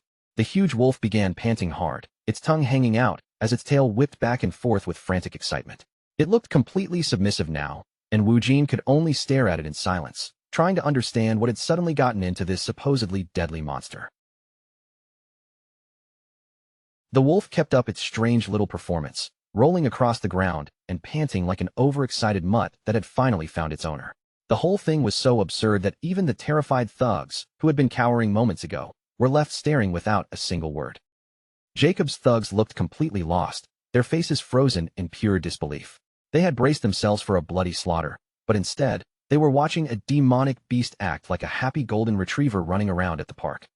Wu Jin looked down at the rolling monster with an expression caught somewhere between confusion and annoyance. He could hardly believe that this vicious hunter, the same kind of beast people feared in the forest, was now behaving like some pathetic little mutt begging for attention. The wolf continued panting as it gazed up at Wu Jin with wide, pleading eyes. Then a thought suddenly crossed his mind, and he began to realize that this beast might not be trying to attack him at all. It might actually be showing loyalty. Without saying a single word, Wu Jin lifted his hand and pointed a straight finger toward the group of scammers. The simple motion was enough to make both the men and the beast freeze for a moment. Wanting to test whether that loyalty was real, Wu Jin kept his finger aimed at the remaining thugs. Then he looked directly into the wolf's eyes and gave one short, simple command: bite. In an instant, the wolf's playful attitude disappeared like it had never been there. Its eyes flashed with a sharp blue glow, its tail went stiff, and the predator it had been hiding finally began to wake up. With a terrifying roar, the beast launched itself forward. It moved like a bolt of lightning across the village path, charging straight at the thugs who had tried to cheat its new master only moments earlier. The tavern thugs had no chance to defend themselves. One of them screamed so loudly it cut through the air as the massive red wolf slammed him down, pinning him beneath its weight with its sharp fangs already bared. The shadow of the beast tearing into its prey looked absolutely brutal. Blood splashed across the dirt road, and in that moment, the ridiculous mutt reminded everyone exactly why monsters like it were feared in the forest. Wu Jin watched the carnage unfold without the slightest hint of horror on his face. Instead, a faint satisfied smirk tugged at his lips, as if he found the whole display surprisingly useful. Jacob gasped in terror as he lifted his head and saw Mutt standing over him. The beast's massive body cast a dark shadow across his trembling figure, making it painfully clear that the man who tried to fool Jin was staring straight at his doom. Mutt did not hesitate for even a second. It tore through Jacob's lackeys with savage efficiency, spraying blood across the dirt as it cleaned up the trash that thought they could corner Wu Jin and walk away alive. Covered in sweat and shaking from head to toe, Jacob finally realized he was the only one left. Panic swallowed him whole as his mind raced, desperately searching for any excuse, trick, or lie that might get him out of this nightmare. Kim Wu Jin stared down at him with cold, unforgiving eyes. He was no longer the helpless pushover from his past life, and the look on his face made it clear that he had no intention of playing nice anymore. Jacob immediately threw himself to the ground, pressing his body low as he begged for mercy. But deep inside, he was still mocking Jin as an idiot, convinced that a few fake tears and a humble apology would be enough to save his life. The creep gritted his teeth while hiding his real thoughts behind a mask of regret. As long as he survived this one moment, he believed he could wait for the right chance and take his revenge when Jin let his guard down. Suddenly, a heavy sword slammed into the ground right in front of Jacob's face. The impact shook the dirt beneath him, and the terrified scammer jolted so hard he nearly jumped out of his own skin. Jin leaned closer, his shadow falling over the pathetic man curled up on the ground. The air around him grew heavy with killing intent as his hand tightened around his weapon, ready to end this farce once and for all. Jin looked completely disgusted by the man's performance. He could see straight through the lies, and it reminded him of all the times back in Korea when people just like this had taken advantage of him. A dark red light flickered in Jin's eyes as a cold smirk appeared on his face. He knew exactly what this man was thinking, and this time, he had no intention of letting anyone treat him like an easy target again. Then his mind drifted back to a memory from his past life. Inside an ordinary office, Jin sat across from his boss, lowering his head and apologizing for problems that had never even been his fault, all just so he could keep surviving. His factory manager sat there as if nothing was wrong, casually brushing aside Jin's concerns about his missing salary. The man even had the nerve to ask whether Jin understood how difficult things were for the company, all while ignoring the workers who were struggling because of him. Back then, Jin had been far too soft-hearted for his own good. He simply smiled, swallowed his frustration, and accepted the situation, believing that if he stayed patient and worked hard, he would eventually get the money he had earned. But that kindness turned into a huge mistake. The pages of the calendar kept flipping by, and what started as a one-week delay stretched into months of waiting, while Jin fought just to keep food on his table. One day, Jin went back into the office to ask about his unpaid wages again. But when he stepped inside, he found the factory manager casually practicing his golf swing, completely unbothered by the fact that his own employees were barely getting by. The manager glanced at him with clear irritation, calling him a punk for interrupting his practice. That one look made it obvious how little respect he had for the person doing the actual work. Then the jerk started twisting the situation around, saying everyone needed to stick together during hard times. He made Jin sound selfish just for asking for the salary he had earned, treating him like someone who could be pushed around forever. Back in the present, Jin stood over the scammer as those bitter memories pressed down on him. Living month to month like that had been miserable, humiliating, and exhausting, and he swore to himself he would never return to that kind of life. Jin turned his back on the creep and said he had learned one valuable lesson from the past. At that moment, the scammer's eyes widened, mistaking the opening for weakness as his hand quietly reached toward a hidden weapon. The man's face twisted into a murderous glare. The fake tears and trembling apology vanished, replaced by the cold resolve to kill the person who had just seemed to offer him a moment of mercy. A sinister grin spread across Jacob's face as he convinced himself he had finally gained the upper hand. Like the coward he was, he believed Jin was just another naive kid who had made the mistake of relaxing at the worst possible moment. With a sudden burst of speed, the scammer lunged forward and pulled out a hidden dagger. He aimed straight for Jin's back, planning to end everything with one dirty, underhanded strike. The man screamed wildly as he attacked, certain that his sneak attack was about to land. What he did not realize was that Jin had been waiting for this exact moment, using it to prove the resolve he had just chosen. Jin's eyes flashed red as he slipped away from the strike with effortless ease. He did not look surprised at all, because he had already predicted every filthy move this piece of trash was going to make. Catching the man in the middle of his swing, Jin looked at him with pure contempt. In a cold voice, he remarked that scammers always act like victims right before they try to stab someone in the back. Kim Woojin's gaze turned icy as he prepared to deliver the final blow. There was no hesitation left in him now, and he made it clear that he had no space left in his heart for mercy or remorse. The unknown scammer's face twisted with pure terror as he finally understood the truth. His pathetic tricks, fake tears, and manipulative little games had all run out of time and luck. Blood sprayed across the grass as Woojin struck with lethal precision. The coward did not even get another chance to beg before the threat was cut down for good. It was a grisly sight. The man who had tried to play Jin for a fool was now nothing more than another bloody carcass left behind in the woods. Jin looked down at the carnage beneath him, his eyes glowing with a dangerous red light. In that quiet, brutal moment, he made a solemn promise deep within himself. Standing tall over the fallen trash, he vowed that he was done being the easy target everyone loved to push around. From this point on, there would be no more room for being soft just to keep the peace. With that bloody business finally settled, Jin turned his attention away from the dead bodies. It was time to move on and face the next problem waiting in front of him. Mutt was still lingering around the campsite, watching him closely with a small bag clamped firmly between its teeth. Jin looked at the beast and wondered what it wanted from him now. The massive wolf padded closer and dropped the heavy bag at Jin's feet. From the way it presented the thing, it almost looked like this clever creature was trying to buy its way into his good graces. When Jin checked inside, the bag turned out to be packed with shimmering gold coins. Apparently, even the monsters in this strange world understood the value of offering a proper tribute. Kim Woojin was genuinely taken aback for a moment. He had never expected a terrifying demonic beast, one that had just ripped through grown men, to behave so much like a loyal pet dog. He looked at the big guy and asked if it really wanted to come along with him. The moment Mutt reacted with obvious excitement, Woojin got all the answer he needed. The giant wolf happily nuzzled against him, pressing in like an overgrown puppy looking for affection. It was almost hard to believe this cheerful creature was the same terrifying predator that had just finished killing a group of men. Jin looked at the massive beast that had somehow become his new companion, and for the first time, his expression softened just a little. After everything that had happened, having a powerful monster watching his back might not be such a terrible idea after all. He slowly reached out and placed his hand on the clever beast's head. With that simple, gentle pat, Jin accepted both the tribute and the wolf's complete loyalty, turning what should have been an enemy into something closer to an ally. Jin told Mutt that from now on, they should try to get along. Just like that, the strangest partnership imaginable was officially born, with one ruthless survivor and one terrifyingly loyal beast ready to continue down the road ahead.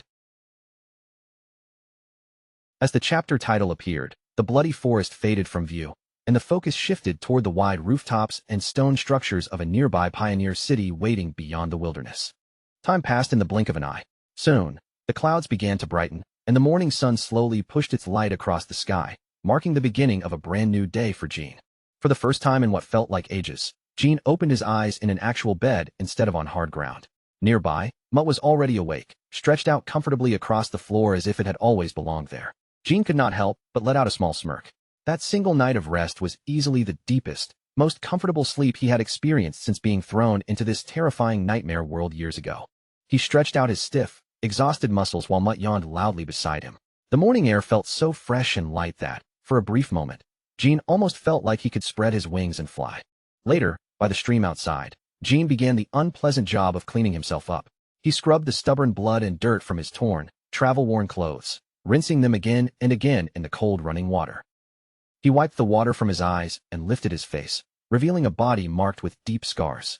Every wound carved across his skin was proof of the 12 long years he had spent surviving non-stop in the demonic world. As he washed the blood from his sleeves, Kim Woo-jin quietly realized that he had crossed an important line. Those men had been real humans, and this had been his first time killing people since arriving in this brutal world. But when he stared down at his hands, there was not even a trace of guilt inside him. To Woo-jin, those lowlifes had felt no different from the monsters he had been hunting in the wild all this time. Kim Woo-jin looked at his reflection trembling on the surface of the stream, silently questioning the emptiness inside him. He wondered whether he felt nothing simply because those men had been scum, or because something inside him had already changed. Then he remembered the rush that had surged through him during the fight. It had not been only about surviving. There had been a dark thrill in it too, the same sharp excitement he felt whenever he hunted dangerous monsters in the wilderness. Gene clutched his chest, as if he could feel something shifting deep within his soul. The scars covering his body stood out in the morning light, each one a reminder of a life built entirely around brutal struggle and survival. He lowered his gaze to his hand, and slowly understood that the person he used to be was fading further away. This nightmare world was reshaping him, grinding him down into someone colder, sharper, and far more efficient. With his eyes glowing red, Gene briefly wondered whether this world itself was cursing him. But he pushed the thought aside almost immediately, deciding that in a place like this, surviving one more day was the only thing that truly mattered. The scenery changed as Gene prepared to step into the next part of his life. He had already decided that his existence here would be nothing like the miserable, exploited life he had endured back in Korea. With the massive mutt traveling near him, Gene made his way toward civilization. He swore he would never again accept the absurd fate of being treated like a pushover, and this time, he intended to live with real freedom and abundance. Beneath the shadow of his hood, Jin's expression stayed hard and focused. He was no longer wasting his energy fearing the future. For now, he simply wanted to enjoy the present as someone who had survived. Before long, the towering walls of the fifth pioneer city finally rose into view. Jin's first priority was simple: sell the valuable pelt he had dragged across the dangerous wilderness and turn that hard-earned trophy into money. Before passing through the gates, Jin told Mutt to stay close, but keep itself hidden. He knew exactly how much chaos would break out if a demonic beast casually walked into the heart of the city. Gene entered the busy city streets, blending into the movement of commoners, merchants, and children passing around him. From the chronicles, he remembered that all monster bounties had to be handled through the local order alliance. As he headed toward the alliance building, Gene found himself wondering whether Mutt was a little too mean of a name for his new companion. Still, it was short, simple, and easy enough to remember, so he decided it worked. Eventually, he arrived before an impressive building with tall towers and bright, white domes rising above the street. This was the Order Alliance headquarters, where hunters brought their hard-won trophies and traded danger for cold, hard cash. Inside the headquarters, an Order Alliance clerk was clearly having a painfully slow day. He yawned and stretched lazily at his desk, completely unaware that a legendary hunt was about to land right in front of him. Gene approached the counter while carrying his huge, heavy bundle. The bored clerk lifted his eyes and, in a tired voice, asked the traveler what business had brought him to the Alliance today. Gene did not bother with a long explanation. He simply dropped the enormous pelt onto the counter, and the heavy impact made the wooden surface groan, finally forcing the sleepy young clerk to pay attention. Gene stated his purpose plainly, telling the official that he had come to collect a monster bounty. He stood there calm and steady, carrying the quiet confidence of someone who had already survived far worse than a desk clerk's attitude. At first, the clerk barely even inspected the trophy before dismissing it as ordinary dog skin. With an irritated look, he warned Jean that the Alliance was not a place to play stupid pranks on hardworking staff. But when the clerk leaned in and took a closer look, his eyes suddenly widened. His words died halfway out of his mouth as he realized the fur's texture and quality were nothing like any common animal hide. The young clerk practically scrambled over the counter, his heart suddenly pounding as the truth sank in. In complete disbelief, he shouted that this massive hide was actually a rare and incredibly valuable werewolf pelt. Beads of sweat formed on the clerk's forehead as he looked back at Jean with a completely different kind of respect. Stammering, he asked whether this random traveler had really managed to capture such a dangerous beast by himself. Jean stayed perfectly composed and gave him a simple answer. He had caught the monster earlier, and now that the job was done, he only wanted to receive the payment he was owed. Once the first wave of shock passed, Jean was guided into a grand private room to wait. He sat at a massive table surrounded by expensive-looking decor, appearing strangely out of place in such polished surroundings. After a while, a guild official finally entered with a heavy bag in hand, apologizing for making him wait. As it turned out, verifying a werewolf pelt took some time precisely, because something that valuable could not be handled carelessly. The official set the pouch down on the table with a solid thud. Inside was a heavy stack of gold coins, the massive reward for Woojin's first major hunt in this dangerous new world. Kim Woojin stared at the weighty bag of gold sitting before him. After a quick calculation, he realized that this amount of wealth would be enough for someone to live comfortably and lazily for at least 6 or 7 years. When he opened the pouch and looked inside, the glittering coins stirred a strange sensation in him. It was a physical tremble, but it felt nothing like the sharp rush of adrenaline he got during a hunt. Woojin let several gold coins slide through his fingers, their shine catching the light as a faint smirk appeared on his lips. At that moment, he fully understood that having a lot of money in this world was definitely a wonderful thing. Just as Woojin was enjoying the feeling of his first real payout, the Order Alliance official spoke up again in a nervous tone. Woojin lifted his gaze, curious about what this man could possibly want from him now.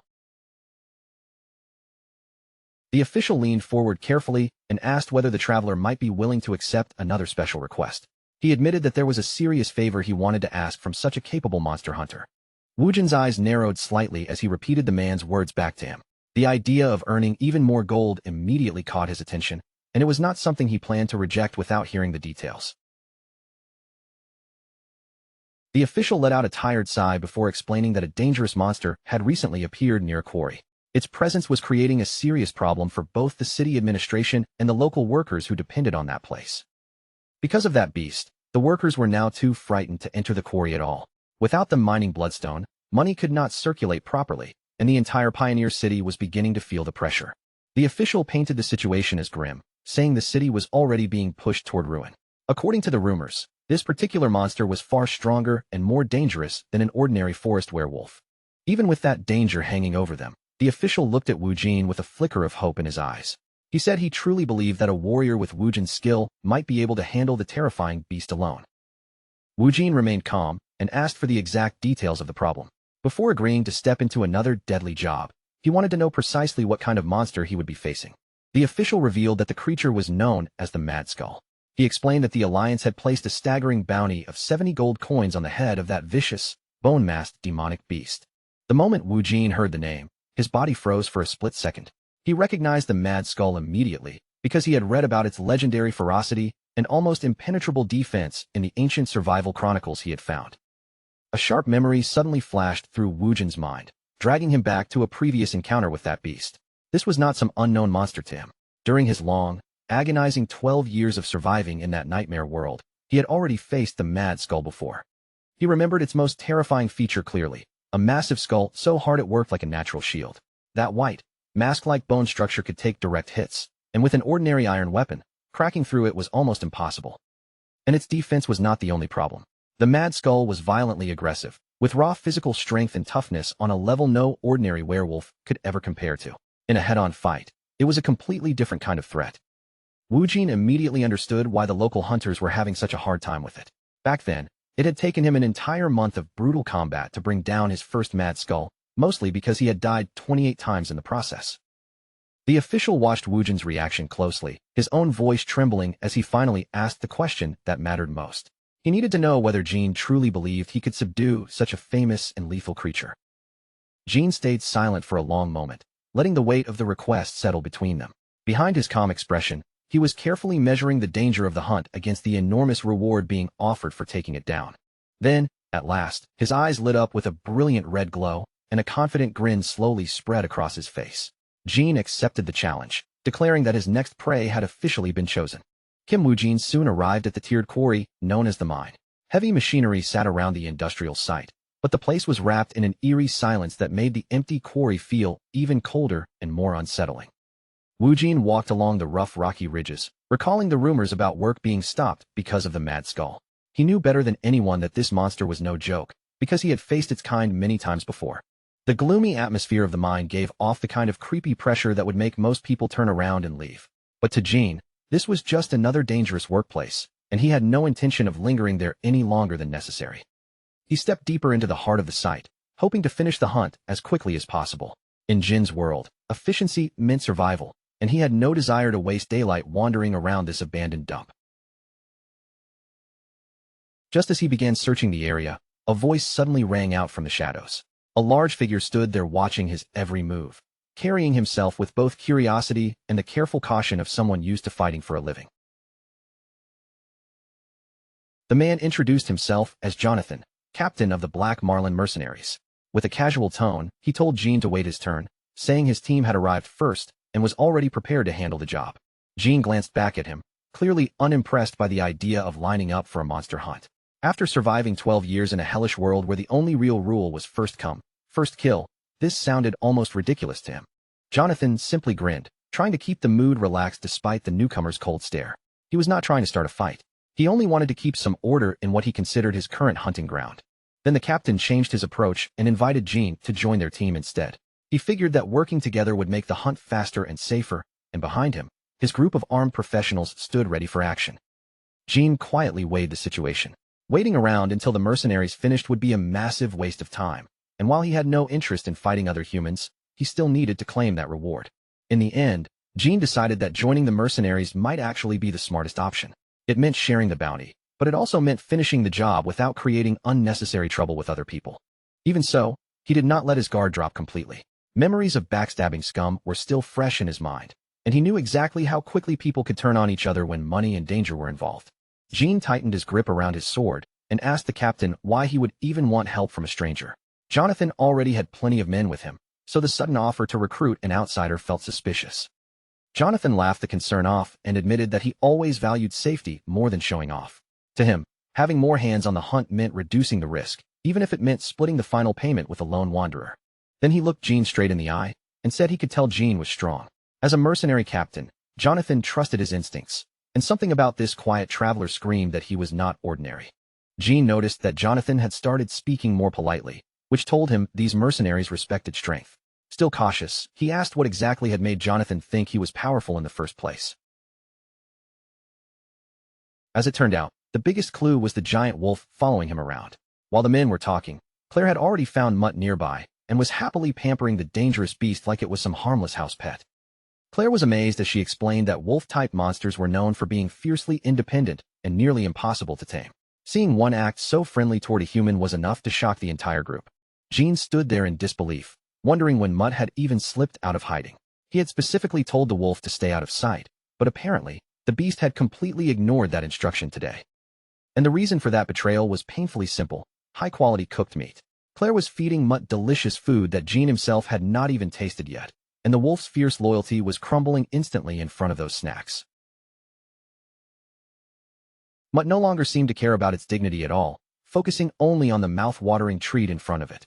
But the moment Jean shot it one sharp look, the giant wolf stiffened, breaking into a cold sweat. At last, the bond between master and pet seemed to win over the wolf's immediate craving.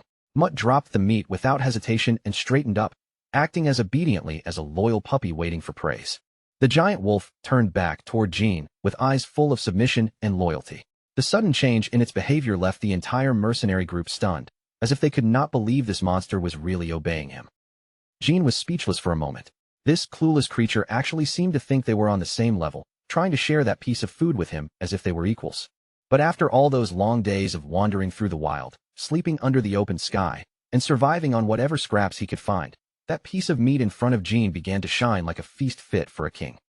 Jean swallowed hard as sweat rolled down his face, his eyes locked on the food. His body started reacting before his pride could stop it, overwhelmed by a deep craving he had not felt in years. He stared at the meat lying on the ground and wondered when he had last eaten a real meal. In the nightmare world, survival had meant forcing down monster flesh, but this smelled like actual heaven. Jean looked painfully conflicted as he realized the wolf had already been eating that scrap off the dirt. His stomach was roaring with hunger, but his pride was desperately trying, and failing, to resist. Slowly, his gloved hand began to reach out, while a silent battle over his last shred of human dignity raged inside his head. After years of eating whatever disgusting thing kept him alive, the temptation was simply too powerful. Suddenly, Claire held out a fresh bundle of meat and asked if he was hungry. Behind her, Mutt loomed with the same eager energy, while Jean froze in complete shock at the unexpected offer. Jean stood there stunned, his eyes widening as he looked at the kind girl in front of him. In this brutal, cutthroat world, he had never expected anyone to hand him something so precious without demanding anything in return. With soft light around her and feathers drifting through the air, Claire looked almost like a goddess in Jin's eyes. In that instant, he decided she might actually be someone he could trust in this dangerous land. The group then marched deeper into the mine, their lanterns cutting through the dark rocky tunnels. Jonathan moved at the front with practiced confidence, while Jean followed behind, still quietly processing the unexpected kindness Claire had shown him. Jean took a bite of the meat, and the savory, spicy juices immediately overwhelmed him. Compared to the monster meat he had forced down just to survive all this time, it tasted like something from another world. As they continued walking, Claire turned back with a friendly smile and realized they had never properly introduced themselves. Before the real hunt began, she seemed to want to close the distance between them a little. The captain introduced himself as Jonathan, leader of the Black Marlin mercenaries, while the girl gave her name as Claire. Compared to the other hunters Jean had encountered, the two of them seemed far more professional and dependable. Jean hesitated for a brief moment before introducing himself simply as Jean, choosing to keep his real name hidden. Jonathan welcomed him onto the team and told him to ask if anything came up along the way. Jonathan flashed a confident grin, though Jin's serious tone seemed to catch him slightly off guard. He studied the lone hunter for a moment, clearly sensing that there was more to this quiet stranger than he was saying. Eventually, they reached the bottom of the massive quarry, where the hunt would truly begin. Jonathan immediately took command, ordering the teams to set up nets and move into their assigned positions. The captain turned toward Claire and asked if she was ready to begin. She agreed without the slightest hesitation, while Jean watched from the side, curious to see how these so-called professionals would actually operate. Then feathers suddenly began drifting through the air, catching Jean completely off guard. He stared at the glowing particles as a strange and powerful energy started to swirl through the area. Claire floated gracefully as she opened her enormous magic book, the pages shining with brilliant light. Jean watched in genuine awe, because this was the first time he had ever seen real magic being performed right in front of him.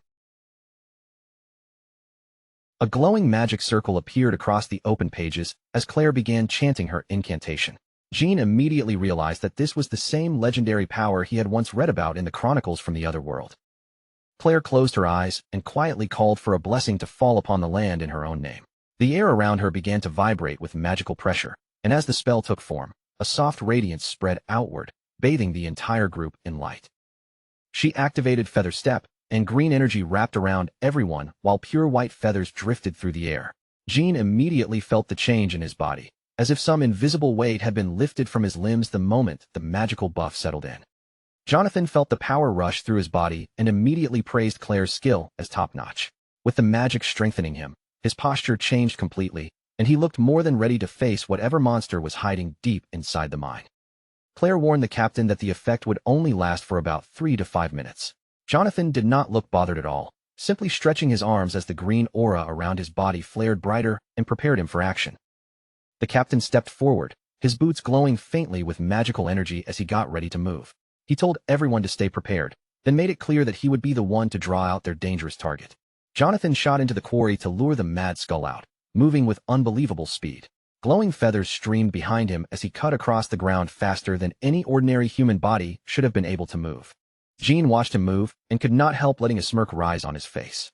He was genuinely impressed by the captain's explosive speed boost, and seeing real magic work in battle made the whole situation look unexpectedly cool.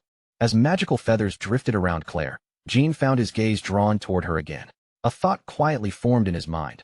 wondering whether someday he might be able to learn how to use that kind of power for himself in this dangerous world. One of the mercenaries tightened his grip around his spear and shouted that there was no time to waste. The dreaded Mad Skull was closing in fast, and everyone in the team had to be ready before it reached them. At the bottom of the quarry, the mercenaries worked together to prepare a huge net trap. Jonathan warned the team to stay sharp, because against a monster like this, even one careless mistake could cost someone their life. Jean studied their formation from the side and understood the plan right away. They intended to lure the beast into the trap, pin it down with the net, and then overwhelm it together. As far as group hunts went, he had to admit it was a solid strategy. Even so, Jin's expression remained serious as he stared ahead. He was not completely convinced that an ordinary group tactic like this would be enough to bring down something as dangerous as the Mad Skull.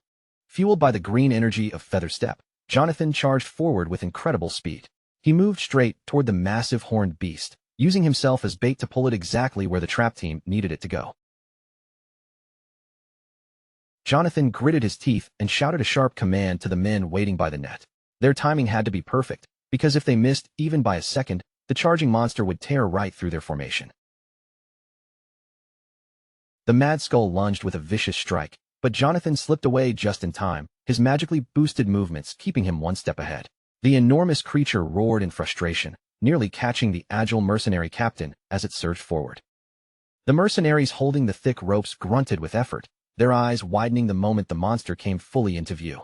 The terrifying Mad Skull had finally emerged, and it was even larger and more intimidating than they had expected. The massive beast became tangled in the heavy nets, thrashing its huge tusks in blind rage. For a brief moment, it actually looked like the mercenaries' careful trap might hold the monster in place. The trap team strained with every bit of strength they had, desperately trying to keep the ropes tight. They shouted for everyone to pull harder, hoping they could keep the wildly thrashing monster pinned to the ground long enough to finish it. With the target restrained for the moment, Jonathan immediately gave the signal for the spear team to move in. He knew they had only a short window to strike before the beast found a way to tear free. The hunters lowered their sharp spears and prepared to drive their combined force into the trapped monster. Moving with professional coordination, they spread out around the beast from every side at the bottom of the quarry. The men lunged forward together, thrusting their weapons into the Mad Skull's thick hide. They were hoping to end the battle quickly while the enormous creature was still caught inside the net. The Mad Skull released a deafening roar of pain and fury as the spears struck its body. Its red eyes burned with vicious malice while it twisted and fought against the ropes holding it down. Then, without warning, the ground shook as the beast surged with terrifying strength. The mercenaries gripping the ropes were almost yanked off their feet, and in that instant, they realized their plan was beginning to collapse. With a violent burst of raw power, the Mad Skull started ripping through the heavy nets. Its strength was far beyond what the mercenaries' equipment had been built to handle, and the trap began failing right in front of them. Jean watched everything from a distance, his eyes narrowing as the situation turned ugly. The moment he saw the net beginning to give way, he quietly muttered that things were definitely not going according to plan. The massive creature overpowered the entire team with ease, sending mercenaries flying as it broke loose from the net. Panic spread through the group as their organized strategy completely fell apart against the monster's overwhelming force. One of the hunters shouted in disbelief as his comrades were tossed around like helpless dolls. He could not understand how so many trained mercenaries were failing to hold down a single monster. The Mad Skull let out one final thunderous roar as it shredded the last pieces of the net. Its eyes glowed a fierce red, and the moment it was free, it prepared to retaliate against everyone who had attacked it. Up close, the creature's eye revealed nothing but pure primal rage burning inside it. This was no longer a cornered animal struggling to escape. It had become a vengeful predator ready to tear the entire team apart. The Mad Skull launched into a full-speed charge, heading straight for Claire. With the mercenaries' formation broken and scattered, she was left completely exposed to the beast's massive tusks and crushing weight. Claire froze in place as the monster barreled toward her, her magic failing her at the worst possible moment. With their whole plan collapsing in seconds, it looked like the end was about to come crashing down on her. Right then, Jean moved like a blur and stepped directly in front of her. His speed was so sudden that the other mercenaries could only stare, completely stunned by how quickly he crossed the distance. Jean planted himself between Claire and the charging Mad Skull, blocking the monster's path with his own body. Behind him, the terrified girl watched as the lone hunter prepared to face the beast head-on. Bracing himself, Jean dug his boots deep into the ground to withstand the impact that was coming. The force of his movement kicked up dust around his legs as he steadied his body for the collision. With a strained grunt, Jean reached out and grabbed the Mad Skull's enormous tusk with his bare hands. The monster pushed against him with overwhelming force, but but he refused to give even a single step backward. The mad skull growled low in its throat, its hot breath washing over Jin's face while its red eyes burned with malice.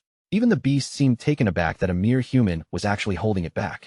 Claire reached toward him in desperation and screamed a warning, telling him how dangerous this was. She could hardly believe Jin was trying to stop the rampaging beast with nothing but his own strength. Jin did not even glance back as he calmly told Claire not to worry.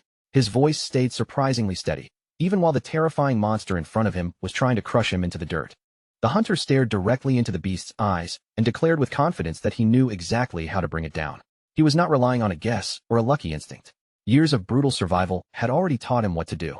A dark smirk tugged at Jin's lips as his eyes began glowing with a menacing red light. At that moment, it became clear that for him, the real hunt was only just beginning. Kim Woo-jin launched himself through the air and grabbed onto the mad skull's massive tusks. The giant boar-like monster roared beneath him as Woo-jin fought to keep his balance in the middle of the violent struggle. He spun quickly and shoved against the beast as it lunged at him again. Woo-jin handled the attack with sharp agility, his eyes constantly scanning the creature's movements for any opening that could lead to a decisive blow. The mad skull unleashed another deafening roar, its red eyes locked onto Woo-jin as its target. This creature was pure brute force, and even a single direct hit from it could be enough to end the fight. Woo-jin clenched his teeth, his gaze sharpening as he prepared for the next exchange. Against a monster with this much raw power, he knew even one mistake could cost him everything. The beast charged again with terrifying speed, forcing Woo-jin to stand his ground. He swung his blade and searched for a weak point, trying to cut through the thick armored hide protecting the monster's body. Woo-jin let out a rough breath as he realized his current strength might not be enough to take this thing down easily. He tightened his grip on his sword while the strain of the battle began pressing into his body. The mad skull was absolutely enormous, with tusks that looked like giant blades ready to impale anything in its path. It bellowed in rage, determined to crush the human who dared to stand in front of it. After a narrow close call, Woo-jin cursed himself for losing focus even for a split second. He understood immediately that he had let his guard slip, and he needed to lock back into the fight before the beast punished him for it. Suddenly, glowing white feathers began swirling around Woo-jin, making him look around in confusion. Something was changing, and he could feel a strange new energy flowing over his entire body. Claire had decided to step in from the sidelines and support him. She cast a powerful spell, sending a wave of mana toward Woo-jin, as if trying to shift the momentum of the battle back in their favor. Woo-jin freezes for a moment as a strange sensation spreads through his entire body. All at once, he feels unbelievably light, as if the weight dragging him down for years has finally been ripped away. To him, it feels exactly like dropping a heavy 30-kilo pack from his shoulders and suddenly being able to breathe again. With that sudden burst of strength running through him, a confident smirk slowly curls across Woo-jin's lips. Now he finally has the advantage he was waiting for, the one small edge he needs to put his plan into motion and bring down that giant pig for good. Jonathan and the rest of the mercenaries shout from behind him, yelling that they are coming in to back him up. But Woo-jin refuses to even let them step closer. Without taking his eyes off the monster, he snaps at them to stay back, making it clear he intends to settle this fight completely on his own. Captain Jonathan immediately stops in place, his body stiffening as surprise flashes across his face. He clearly never expected the new guy to reject help so firmly, especially while standing in front of a monster dangerous enough to tear through trained fighters. Around Woo-jin's feet, pale feathers keep swirling and fluttering through the air as he lowers his stance for another attack. Claire's magic is still wrapped around him, and this boost is exactly what he needed to keep ahead of a beast with this much speed, weight, and raw power. Woo-jin quickly decides that fighting alone is actually easier, since no one else will get caught in his path or slow down his movements. Then he launches himself back into the battle, his figure cutting through the battlefield in sharp flashes of speed and clean precision, all thanks to Claire's support. As he moves, Woo-jin starts watching the beast carefully, studying the rhythm of its attacks instead of blindly swinging his blade. Every monster has a weakness somewhere, and for a mad skull, he only needs to take advantage of one simple, predictable habit hidden inside its charging instincts. No matter how terrifying its name sounds, this creature is still, at its core, a giant pig. It can rush forward at frightening speed when it has a straight path, but with a body that massive, changing direction quickly becomes almost impossible. The mad skull comes barreling after him in a wild charge, smashing into the walls as it struggles to follow Woo-jin's newly boosted speed. Its strength is terrifying, but the moment the fight demands sudden turns and quick adjustments, its huge body starts working against it. Woo-jin's goal is simple. He is going to make the monster's own momentum become the thing that stops it. He glides across the broken ground with smooth, controlled steps, drawing the mad skull along and guiding it exactly toward the spot he wants. The entire floor shakes when the beast crashes headfirst into a massive stone pillar, unable to slow down its own charge in time. The impact blasts chunks of rock into the air, and the force of it sends heavy tremors rolling through the ruined structure. Just like Wu Jin expected, the mad skull's hoof slips against the uneven ground in the middle of its frantic rush. It is only a brief stumble, but for Wu Jin, that tiny break in its balance is the opening he has been waiting to create from the start. The huge creature completely loses control of its footing and goes sliding across the ruined floor. A sharp, pained squeal bursts from its mouth as its heavy body crashes down hard, leaving it exposed and wide open for Wu Jin's next strike. Wu Jin can still feel how light his body has become under Claire's magic, even more than he expected. With the monster finally thrown off balance, he decides it is time to move into the second part of his plan and end the fight before it can recover. He studies the monster's massive tusks and realizes they are not just weapons. For a creature like this, those tusks work almost like arms, letting it attack and defend at the same time. So Wu Jin begins searching for a way around them to land a clean blow. Wu Jin immediately understands that trying to cut through those tusks with an ordinary sword would be a waste of effort. They are far too hard, too thick, and too dangerous to challenge directly. So he shifts his approach and starts aiming for a softer, more vulnerable point. His eyes lock onto the monster's nose, the one place that could truly break through a beast like this. With the magic still making every step feel lighter and sharper, Wu Jin steadies himself and prepares to strike with perfect timing and absolute precision. A huge burst of blood sprays through the air the instant Wu Jin's attack lands cleanly on the creature's snout. The mad skull throws its head back and releases a tortured shriek, the sound ripping through the ruins and echoing off the broken stone. From that point on, every movement only makes the monster's pain worse. Each attempt to fight back becomes heavier and more awkward, and the burden on its body grows until it can no longer keep up the same vicious pressure against Wu Jin. Wu Jin moves through the battlefield like a ghost, his body surrounded by the glowing white feathers drifting from Claire's spell. His focus never wavers for even a second as he closes the distance, ready to bring this life-or-death struggle to a final end. His blade cuts in again and again, landing several rapid strikes that tear through the beast's thick hide and draw fresh blood with every hit. Under Wu Jin's relentless, calculated assault, the mad skull finally starts to weaken, its once terrifying strength beginning to crumble. After taking such a brutal series of attacks, the monster has no chance left to launch another proper charge.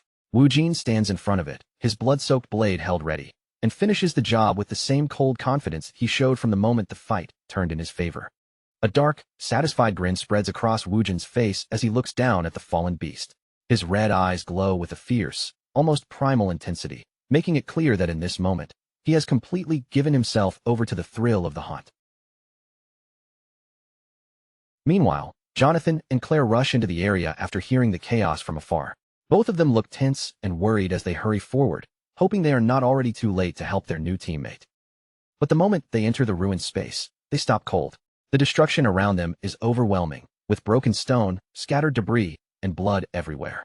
Jonathan can only wonder what happened here, while Claire's first thought is to find Wu Jin as fast as possible.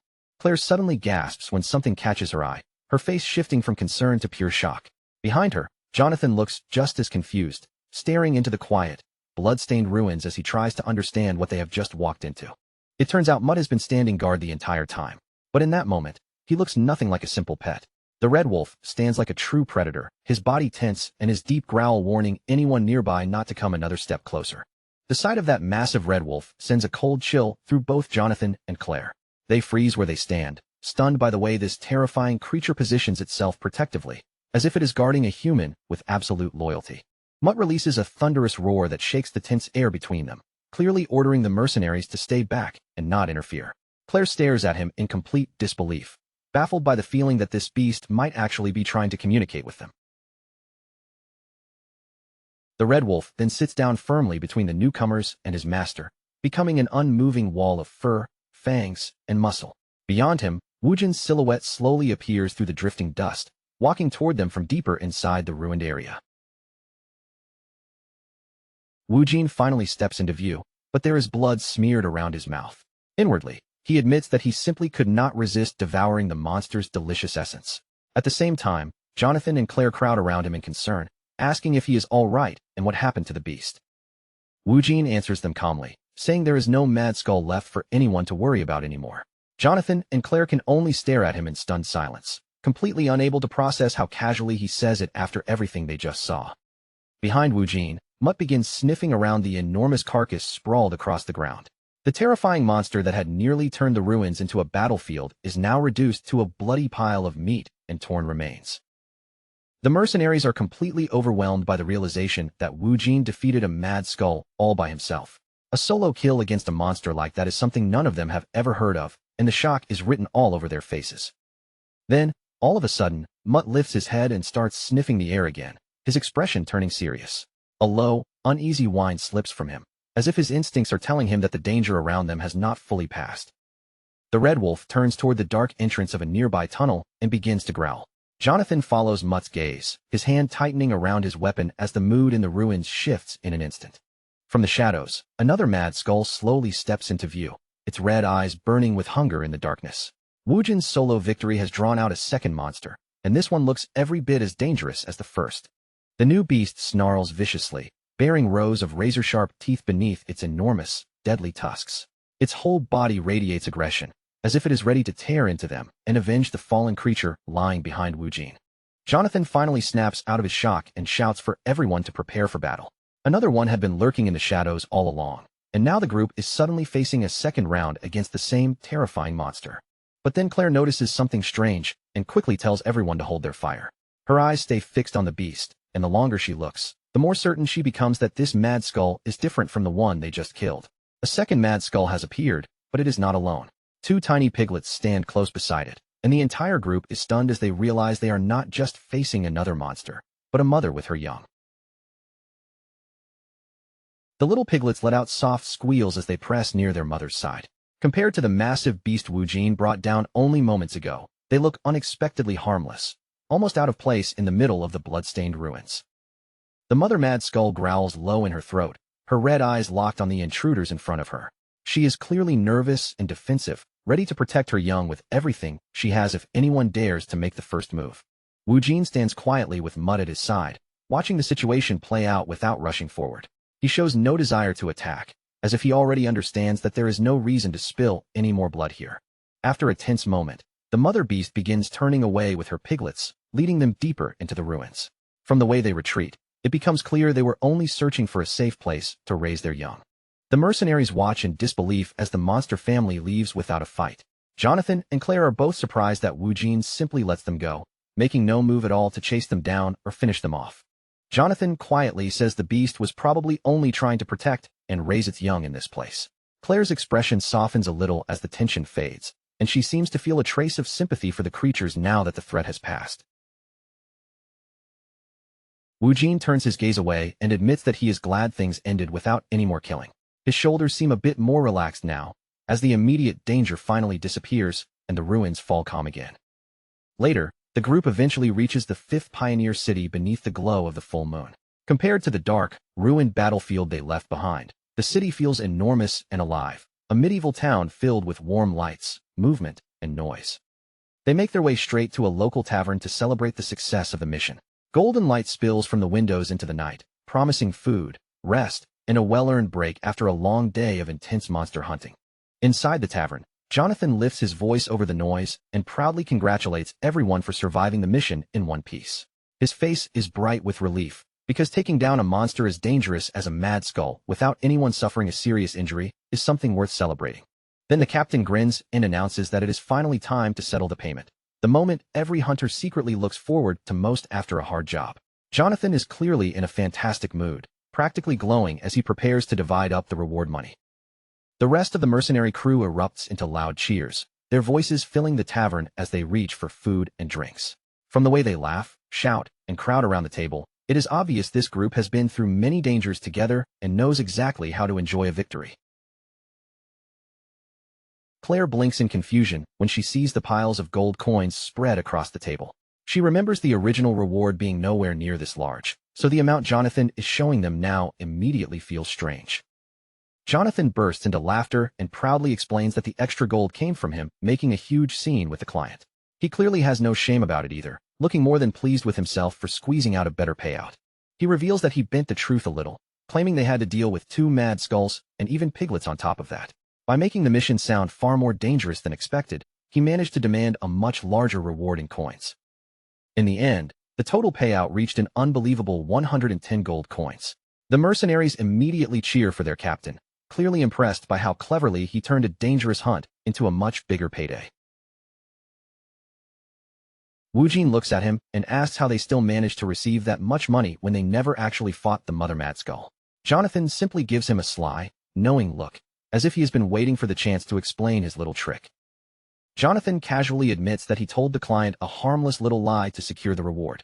In his mind, as long as nobody catches you, that lie might as well become the truth. The mercenaries laugh right along with him, some even raising their thumbs in approval of the successful scam.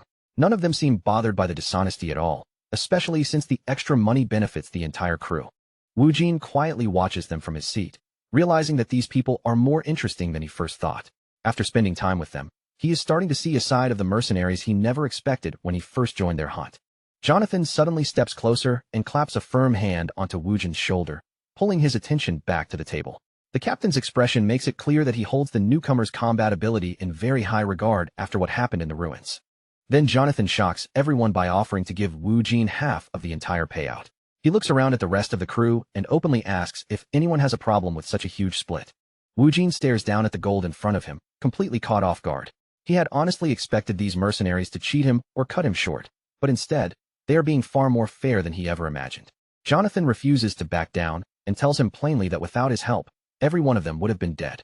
To the captain, this reward is not charity at all, but a sign of respect that Wu Jin has fully earned. The captain explains that since the base reward has already increased so much, there is more than enough for everyone to receive a proper share. He insists that giving Wu Jin this amount is exactly what the crew wants for the teammate who saved them. The other mercenaries laugh warmly and give approving thumbs up, showing that they are completely fine with the arrangement. After watching Wu Jin face that massive beast alone, they have clearly grown much more comfortable treating him as one of their own. Wu Jin scratches his cheek, feeling a little awkward as he admits to himself that their buffs and traps really did help him more than he expected. For the first time, he begins to wonder if fighting with a team might not be such a bad thing after all. He lowers his gaze to the drink in front of him, quietly taking in the warmth of the moment. Maybe, just maybe, not everyone in this harsh world is trying to use him or stab him in the back, and that feeling is strangely refreshing. To show his gratitude, Wu Jin offers to cover everyone's drinks for the night. The moment those words leave his mouth, the entire tavern bursts into cheers, and the mercenaries instantly realize he knows exactly how to spend his hard-earned gold. Soon, everyone is raising mugs and gulping down ale like they have no intention of stopping anytime soon. After surviving such a dangerous mission together, the whole crew is fully prepared to drink until they forget every bit of stress from the hunt. In the middle of all the noise and laughter, Wu Jin notices Claire quietly standing up from the table. While everyone else is busy celebrating like there is no tomorrow, he can't help wondering where she is going by herself. Claire tells him she is only stepping outside to practice a bit of magic before turning in for the night. Even during a celebration, she seems unable to fully relax, always focused on sharpening her skills one step further.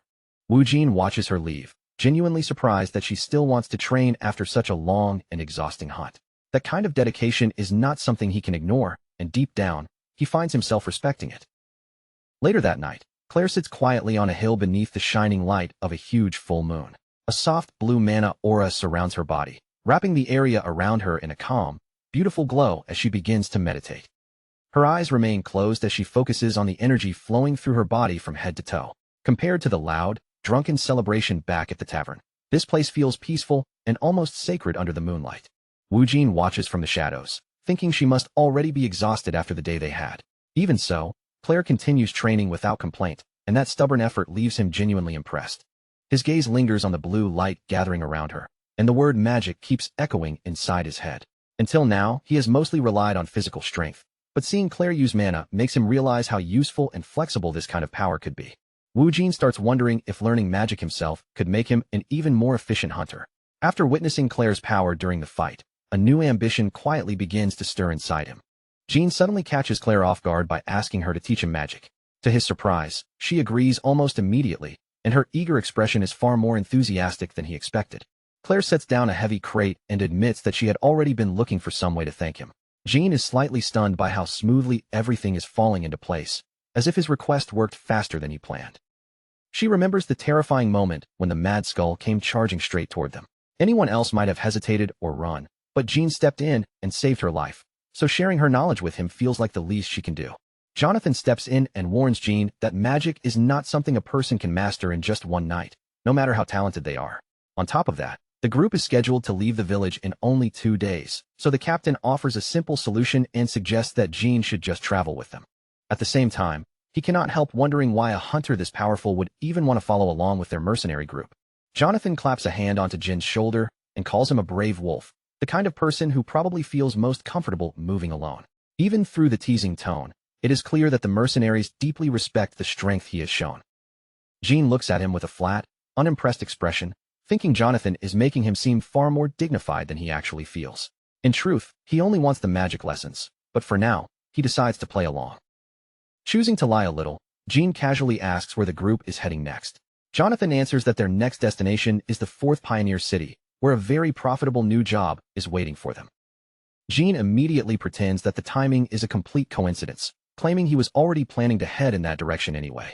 Then he asks if they would mind letting him join their caravan for the trip. Jonathan and Claire exchange a look, both realizing at once that Jean is a terrible liar. They can tell he has taken the bait perfectly, but instead of calling him out, they are simply glad to have him coming with them. Jonathan throws his head back and laughs, calling it a wonderful coincidence as he pulls Jean into a rough, friendly hug. Both he and Claire are clearly delighted to have such a strong and reliable ally joining the journey. Jean turns slightly away from the group with a small, knowing smirk on his face. His next destination has now been decided, and with it, he moves one step closer to uncovering the secrets behind magic. Soon, the group sets out across the wilderness, but they are not traveling on ordinary horses. Instead, they ride atop a colossal armored creature so large that its body towers over the surrounding trees. This enormous beast is known as a Tarask, a monster bred specifically for transporting heavy loads. It is one of the rare magical creatures that humanity has actually managed to domesticate and use in daily life. Jean looks up at the giant porter, completely stunned by its overwhelming size. Seeing it in action makes him realize that in this world, monsters like this are the normal way to move heavy goods across long distances. Jonathan waves everyone forward, eager to get moving because the road ahead is still long. With that, their journey toward the 4th Pioneer City officially begins.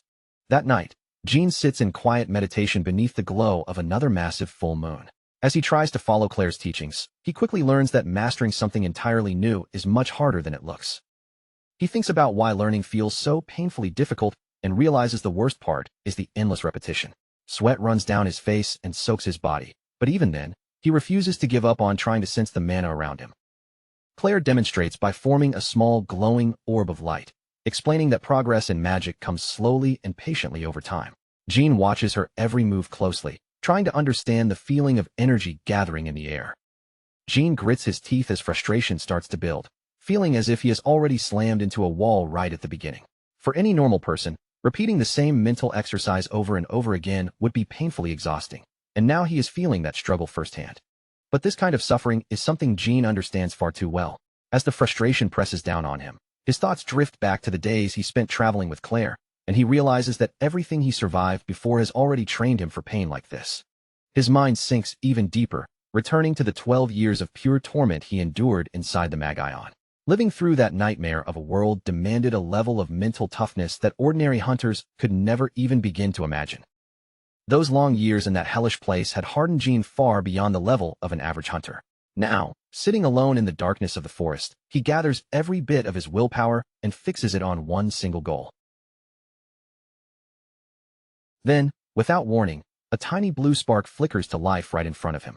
After days of empty silence and failure, Jean finally feels something respond, as if the mana in the air has begun to acknowledge his presence. Jean keeps his eyes locked on that faint blue spark, barely daring to breathe as he finally senses mana after 10 full days of struggle. The grind is brutal, but he has endured far worse during the years he spent fighting just to survive. Claire claps her hands in excitement, clearly thrilled that he has finally started to feel the flow of magic. Jean looks completely drained, but there is relief in his eyes now, because he has finally touched the true nature of the energy he has been chasing. Jean can hardly believe it took him 10 whole days just to reach this tiny first step.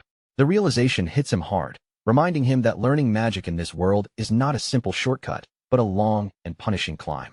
Claire honestly admits that when it comes to talent, he is actually pretty slow. But before that can crush his confidence, she quickly encourages him, reminding him that most people go their entire lives without ever sensing mana at all. Now that Jean has finally cleared the first obstacle, Claire reaches into her bag and prepares the next part of his training. Sensing mana was only the beginning, and now he has to learn how to actually hold that power inside his body. She carefully pours a glowing, pale blue liquid into a small silver basin, letting the strange light ripple across its surface. This special elixir is an important part of the ritual they are about to perform beneath the quiet moonlit sky. Then, with a completely serious expression, Claire tells Jean to take off his clothes. While she puts on her gloves and focuses on the preparation, she seems totally absorbed in the technical side of the magic infusion.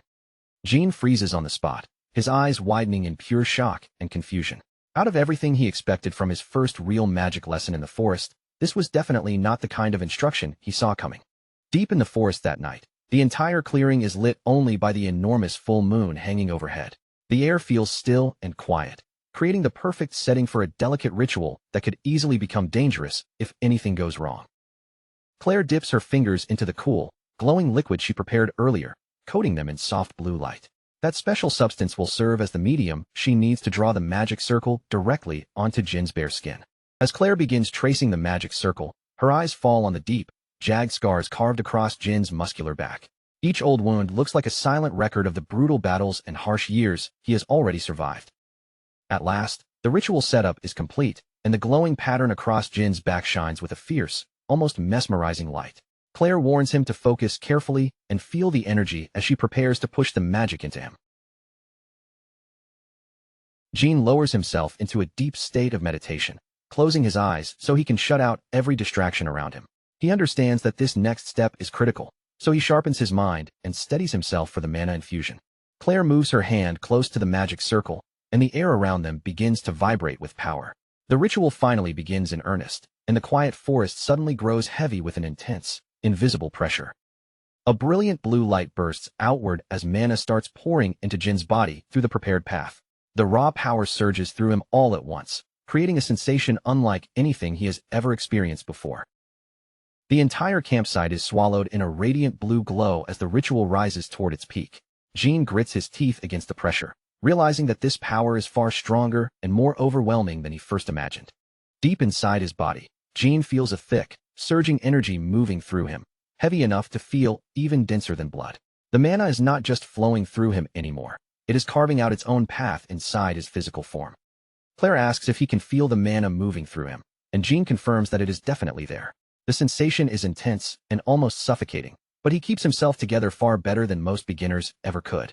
Claire explains that he has now taken the very first true step toward becoming a mage. According to her, the basics of magic are built around 3 major stages that every beginner must eventually overcome.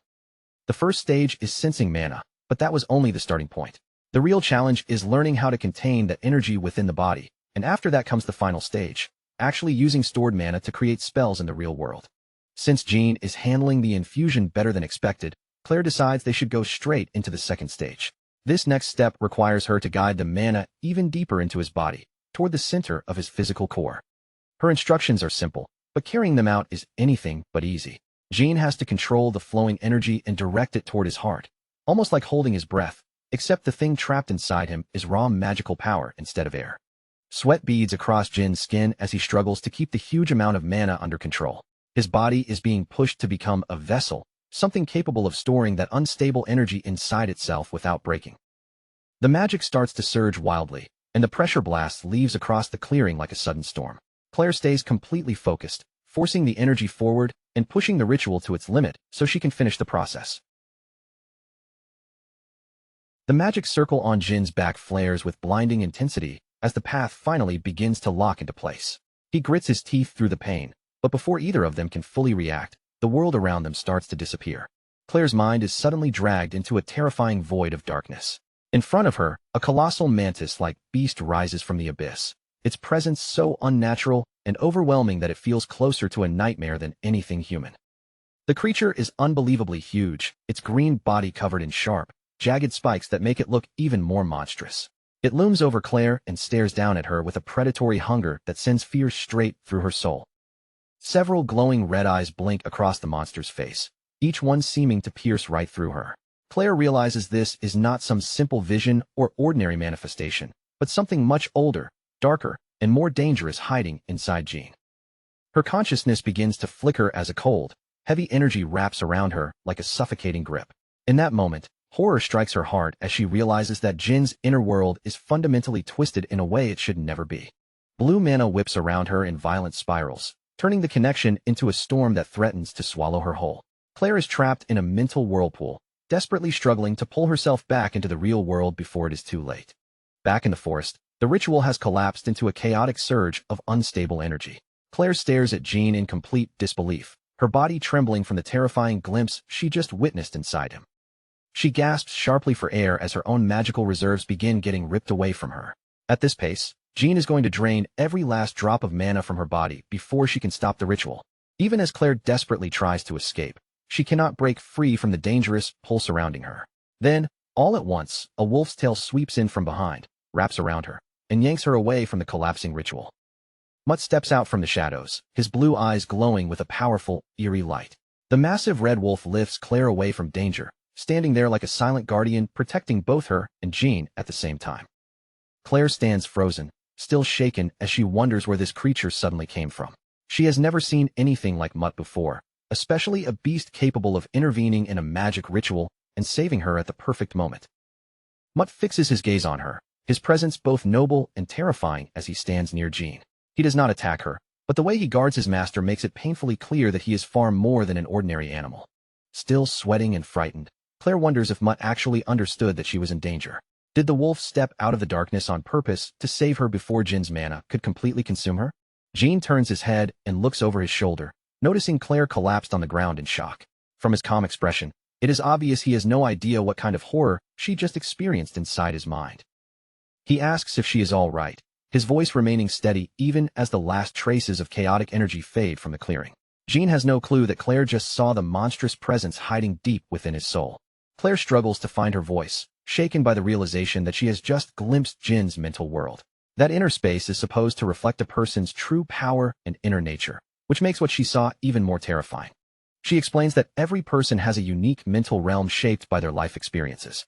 Most of the time, those places are calm or at least understandable, but the world she saw inside Jin was nothing short of a nightmare. The memory of those countless red eyes flashes through her mind again, chilling her with their cold and empty gaze.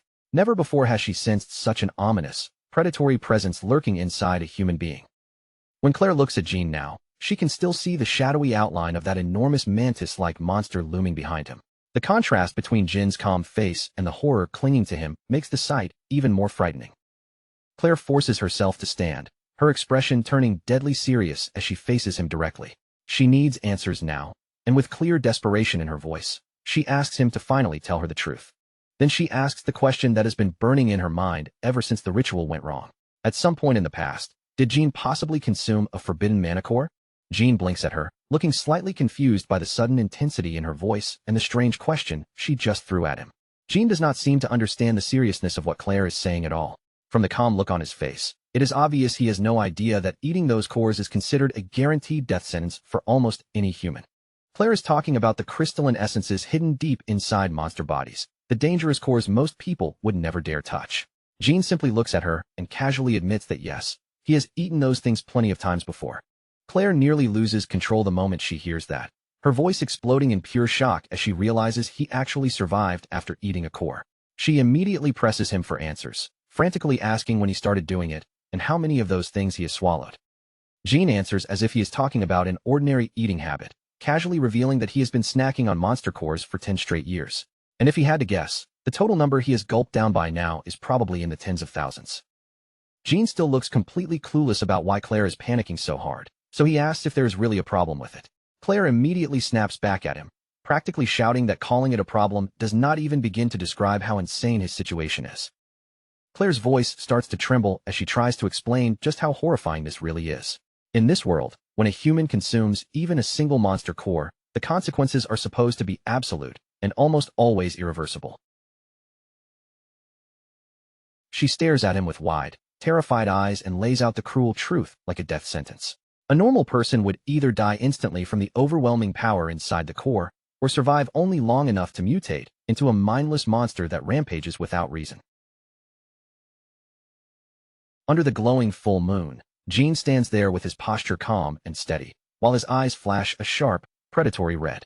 Claire is terrified for what might be happening to his soul, but Jin's attention remains fixed on the incredible power he has somehow managed to master. In the demonic realm, there exists a muddy and corrupt energy known as karma, also called retribution. This sinister power is the root source behind the horrifying mutations spreading throughout the world. Any living being that absorbs that energy is forced through a terrifying transformation. Their body changes, their nature twists, and they awaken strange, dangerous abilities that should never belong to normal creatures. At the very center of those mutations lies the monster core, a dense nucleus where accumulated karma gathers and hardens inside the beast. That core pulses with the dangerous power that created the monster in the first place. Jin and his companions continue making their way through the forest, moving along the rough path beneath the trees. But Claire walks in silence, clearly lost in thought, and still deeply disturbed by what Jin confessed to her. Her thoughts keep circling back to the Dark Priests, a fanatical group of mad believers who worship the very monsters that humans are supposed to hunt and destroy. Ever since the gate opened and karma began spreading across the world like a curse, those cultists have become another kind of plague. Wherever monsters brought terror, the Dark Priests followed with their own twisted faith. Those lunatics did not merely worship the beasts from afar. They treated monsters like divine angels, and some even started consuming monster cores themselves in the desperate hope of becoming like them. Their devotion became so warped that they even offered other humans as sacrifices to the monsters. In the end, they fully embraced the path of the demented, abandoning any trace of normal humanity. But what truly shakes Claire is not the cultists themselves. It is Jin's confession that he has eaten cores for 10 years, and according to his own casual estimate, the number has already reached the tens of thousands. Even staring at the strange, multi-eyed surface of a monster core is enough to make most people's skin crawl. To ordinary humans, these things are not food or medicine, but concentrated poison filled with corrupt energy. Claire briefly wonders if Jin could somehow be a dark priest himself, but she quickly throws that thought away, because no real cultist would speak so openly about it, and none of them would casually reveal their mental world to her like this. As Jin casually dismantles another monster in front of her, Claire wonders if he simply never understood how dangerous the cores were when he first started eating them. Maybe to him, it had only been a survival habit from the beginning. Jin lifts a fresh monster core in his hand and looks at it with the same casual expression someone might have while holding a midday snack. Claire watches with a visibly pained expression as Jin starts chewing on it without hesitation. No matter how hard she tries, she cannot understand why any sane person would willingly eat something so disgusting and dangerous. Jin explains that he picked up the habit by watching other monsters do the same thing. To Claire, that answer only makes him even harder to understand, and with every bite, he becomes more of a mystery. Claire warns him that he has only survived this long because of some impossible stroke of luck. If he keeps eating monster cores, she insists that they will eventually either turn him into a monster or kill him outright. Jin keeps his thoughts hidden behind a calm expression. He knows his own existence completely contradicts everything Claire is telling him, and that makes him quietly question whether her information is truly accurate. Even so, he cannot ignore the strange side effects inside himself. After his recent kills, he felt almost nothing, and the urge to fight keeps growing stronger, becoming harder and harder to push down. For one brief moment, his eye flashes with a sinister red light. Whether Jin wants to admit it or not, the cores are clearly changing something deep inside him. When Jin gives her a vague, half-hearted answer and says he will try to stop, Claire refuses to accept it. She immediately demands that he quit right now, without excuses, delays, or loopholes. Then Claire delivers another shocking warning. If Jin continues eating monster cores, he will not only lose his life one day, but also lose the ability to use magic completely. For the first time, Jin actually looks worried, but not because she just mentioned death. Claire is completely floored when she realizes he is more concerned about losing magic than losing his own life. Claire lets out a tired sigh and explains that in his current condition, normal mana manifestation is probably already beyond his reach. But she quickly adds that not everything is hopeless. Even if ordinary magic may be difficult for him, he should still be able to use something called mana arts, which works a little differently. The moment Jin hears that term, his attention sharpens. Mana arts sounds exactly like the kind of new weapon and advantage he has been searching for in this world. At last, the group reaches the fourth pioneer city, a massive stronghold built to endure the horrors spilling out from the demonic realm. Its walls and streets carry the feeling of a place made for survival. The city square is absolutely packed with people. Mercenaries and hunters from every direction have gathered there, filling the air with loud voices, restless movement, and chaotic excitement. Jin is surprised by the sheer number of mercenaries gathered in one place, but Claire tells him not to waste his shock on the crowd alone. According to her, the real reason all these people came here is much bigger than that. Then the crowd begins to part as a figure of authority walks into the square. This operation is not merely large in scale. It is important enough to be personally overseen by a holy knight. Holy Knight Raymond strides through the square with an overwhelming air of authority around him. Just his presence is enough to make the rowdy mercenaries fall silent, as if everyone instinctively understands his status.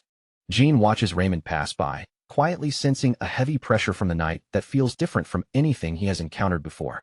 Raymond's aura is intense, sharp, and frighteningly refined, like a blade polished through countless battles. Jean realizes almost immediately that this man stands on a completely different level from ordinary humans. Jean asks if this many people always gather just because a holy knight is involved. Claire explains that the real reason is the name attached to the request, a famous title known as the Golden Bug Wolf. Jean innocently asks if the golden bug is some kind of insect monster. Claire looks at him in disbelief, struggling to believe that he is asking the question seriously. Claire can only shake her head at him. By now, she is starting to understand that outside of hunting and fighting, Jean knows almost nothing about the famous people and major names of this world. Jonathan steps in and explains that the golden bug was once the greatest businessman in the world.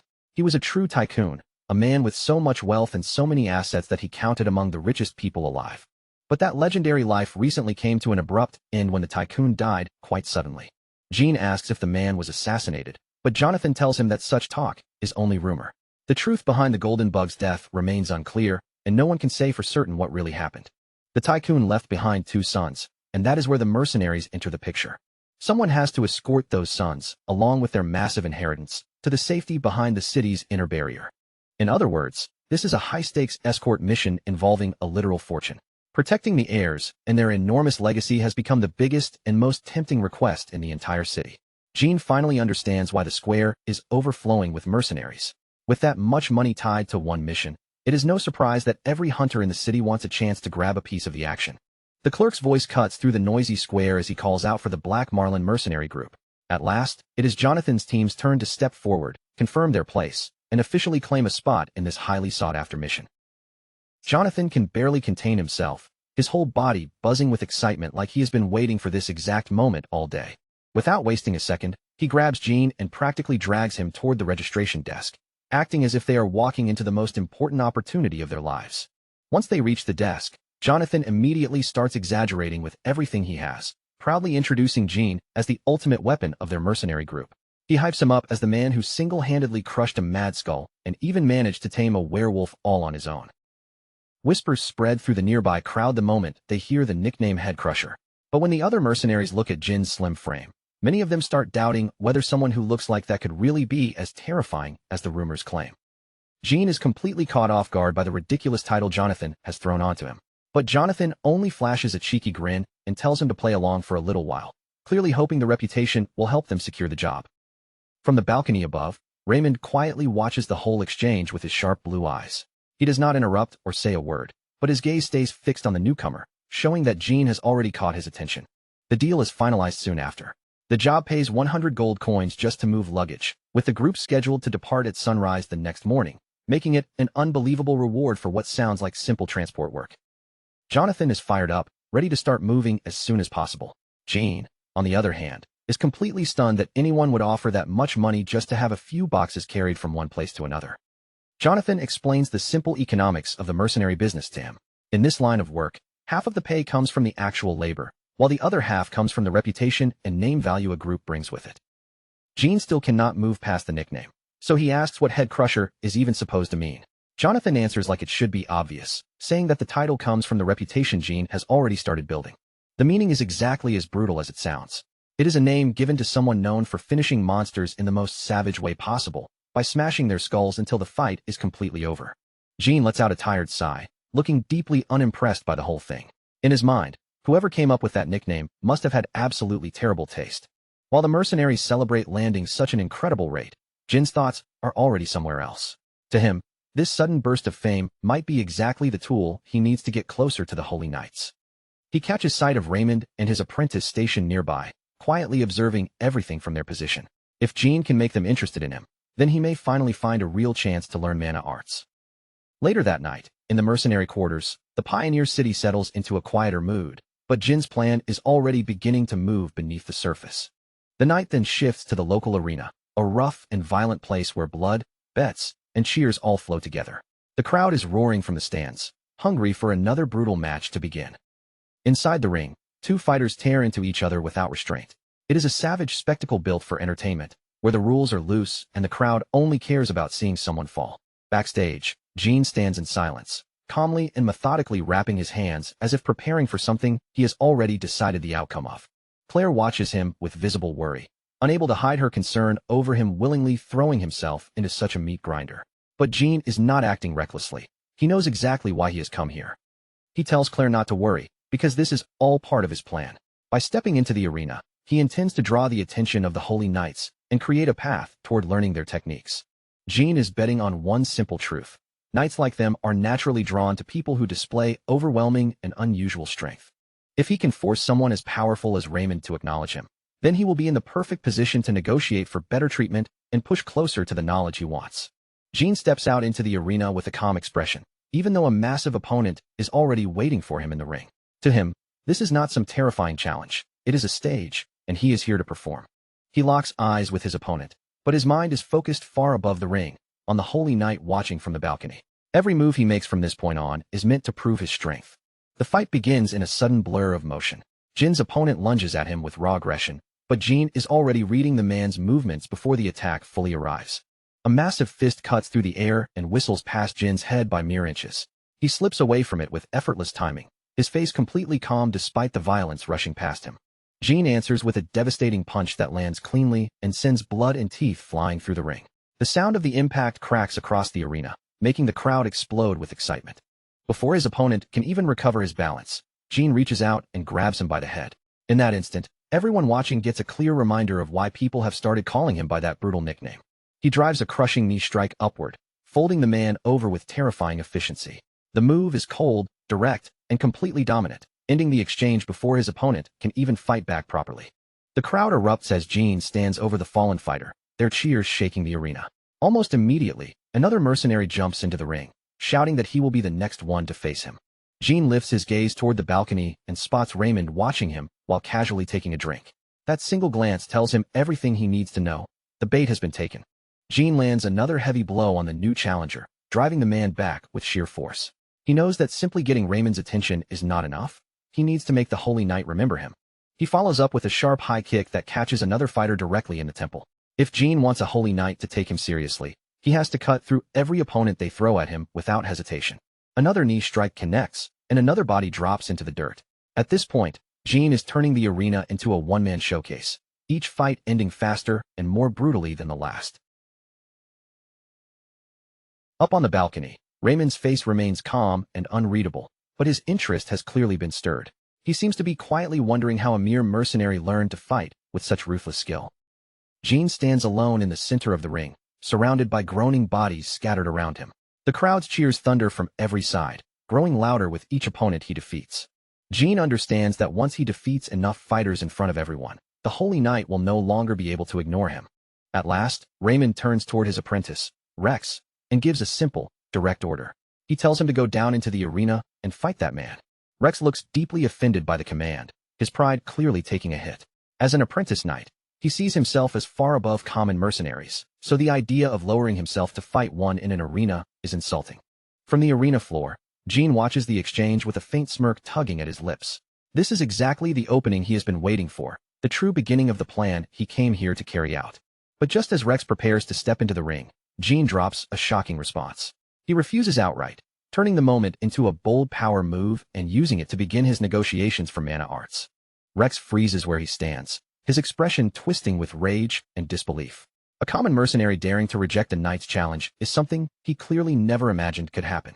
Kim Woo-jin stands before the elite knights with an unreadable expression, refusing to show even the slightest hesitation. He knows this is the critical moment where his real plan to slip closer to their ranks finally begins. He says it again in a flat, steady voice, making his refusal impossible to misunderstand and leaving everyone watching stunned. Gene is not interested in just accepting any fight placed in front of him. He wants conditions that actually benefit him. Raymond looks taken aback, his brow tightening as he studies the bold mercenary below. It is rare for anyone to turn down a chance to cross paths with the knightly order, much less do it so openly in front of a crowd.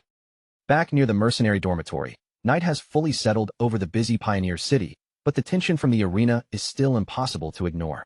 Claire watches everything with anxious eyes, clearly worried about the dangerous situation her companion has just thrown himself into. Jonathan looks just as stunned, staring as if he cannot fully process Jin's reckless behavior. Challenging expectations in front of figures that powerful is not something any normal mercenary would dare to do. Inside the arena, a confused murmur spreads through the crowd like a wave. No one can understand why the famous headcrusher would turn down such a prestigious challenge from someone connected to the Holy Knights. Rex takes the rejection terribly, his anger bursting out as he shouts at Jin to explain himself. To him, being dismissed by a common mercenary is a direct insult, and he cannot stand the idea that Jin would look down on him. While the apprentice completely loses control of his temper, Raymond stays unervingly composed. His face barely shifts, and his sharp gaze remains locked on Jin, as if he is trying to see past the mercenary's words and read the truth buried deep inside him. The Holy Knight then takes a measured step forward, his armor giving off a quiet weight with the movement. Looking Jin over carefully, he wonders aloud whether Jin is refusing the duel because he may have been injured during his earlier matches. Jin simply lifts his bandaged hand and waves it off like the question is nothing serious. With a relaxed expression, he makes it clear that his body is in excellent shape. Pain and wounds are not the reason he is holding back. Raymond's eyes narrow slightly as he presses the matter further. If Jin is not wounded, then he wants to know why the mercenary would refuse a duel. He clearly has no intention of letting Jin dodge the question and leave him guessing. Jin answers without dressing it up. He tells them straight that he is a mercenary, not some knight chasing honor or a warrior drunk on glory. What moves him is money and strength. So if they expect him to fight the apprentice of a holy knight, then naturally, he expects proper payment. Then Jin throws out an offer to make the whole thing more entertaining. He suggests turning the duel into a bet, because he has no interest in risking his life in a sparring match for nothing but empty pride. Raymond looks at him with open skepticism, his expression almost asking whether Jin is serious. In his eyes, a common mercenary should not have anything valuable enough to interest a high-ranking knight. Jin admits that he may not be some noble hero or grand figure with a famous title. But as his mouth curls with confidence, he claims that when it comes to backing up his words, he has an absurd amount of money ready to speak for him. A moment later, Jin brings out a heavy sack packed with gold. The weight of it is obvious as it drops into view with a solid thud, drawing every nearby eye toward the glittering proof in his hand. The crowd immediately bursts into loud laughter, mocking him from every side. To them, Jin looks like a complete madman, trying to gamble with a holy knight who lives by discipline and honor. Everyone thinks the mercenary has no idea how far out of his depth he really is. Rex's face twists with anger as he takes Jin's attitude as a direct insult. His jaw tightens, his teeth grind together, and his glare burns into the mercenary who seems to think he can buy his way into this fight. Before Rex can snap, Raymond calmly places one hand on his apprentice's shoulder, stopping him in place. Then he turns his attention back to Jin and makes it clear that they have no need for his gold coins. But Raymond does not reject the idea of stakes entirely. Instead, the Holy Knight offers a different condition for the match, showing that he is willing to play Jin's game, just not by Jin's rules. Raymond proposes that both sides agree to give up any claim for damages or injuries suffered during the duel. No compensation afterward, no complaints, no legal consequences. Only a bare, unforgiving contest of strength. In Raymond's eyes, this kind of agreement suits a fight between warriors far better than a pile of coins. If they are going to clash, then both sides should accept the danger with their own bodies. Inside, Jin is absolutely delighted by the offer. With liability removed, he no longer has to worry about holding back. He can beat the apprentice as much as he wants, and not a single coin will leave his pocket in compensation. A confident grin spreads across Jin's face as he accepts the terms without hesitation. He tells them that once the duel is over and Rex is lying on the ground, he will decide what price he wants. Soon after, the two fighters move into position inside the arena. The noise around them seems to tighten into a heavy silence, and the tension hanging in the air feels sharp enough to cut. Rex locks his stance, his eyes burning with cold, furious determination. To him, this is no longer just a duel. He is going to make this arrogant mercenary pay for every disrespectful word. Jin narrows his eyes and focuses every sense on the opponent in front of him. The loose, joking mercenary act fades away, and what remains is the stare of someone who has survived too many deadly battles to take this lightly. The spectators go wild around the arena, shouting and throwing out bets with reckless excitement. Some are even willing to wager their entire fortunes on the head crusher somehow, pulling off an upset against the knight's apprentice. Claire warns Jin from the side, telling him to give a signal if the fight becomes too dangerous. But Jin only answers casually, telling her not to worry. From the look in his eyes, he believes he has everything under control. "I'll win," Jin says, his voice low, flat, and completely certain. After surviving 12 brutal years in hell, he has no intention of falling here to someone who is still only an apprentice. Rex turns to his master and asks how far he is allowed to go. Raymond, watching Jean carefully, tells him to give it everything. He understands that this mercenary is not the kind of opponent who can be handled casually. From the stands, Raymond continues to observe in silence, his face calm, but his eyes deeply focused. He already knows this will not be a quick or easy victory for his student. Rex accepts the order and begins drawing out his power. A golden energy starts to gather around his body, swirling and pulsing like heat rising off a blazing flame. The crowd gasps as the legendary mana arts appear before their eyes. Cheers explode through the arena, with many spectators already convinced that the Holy Knight's side is destined to win. Rex slams one foot down with a heavy thud, planting himself firmly into the arena floor. The pressure from his mana surges outward, cracking the ground beneath him and making the surface buckle under the force. Then, in a burst of golden light, Rex launches forward with terrifying speed. His body becomes a flashing blur, moving so fast that most of the crowd can barely follow where he went. Jean manages to track the movement, but even he immediately understands the difference. This kid is nothing like the street thugs and reckless fighters he is used to crushing. This is a real opponent.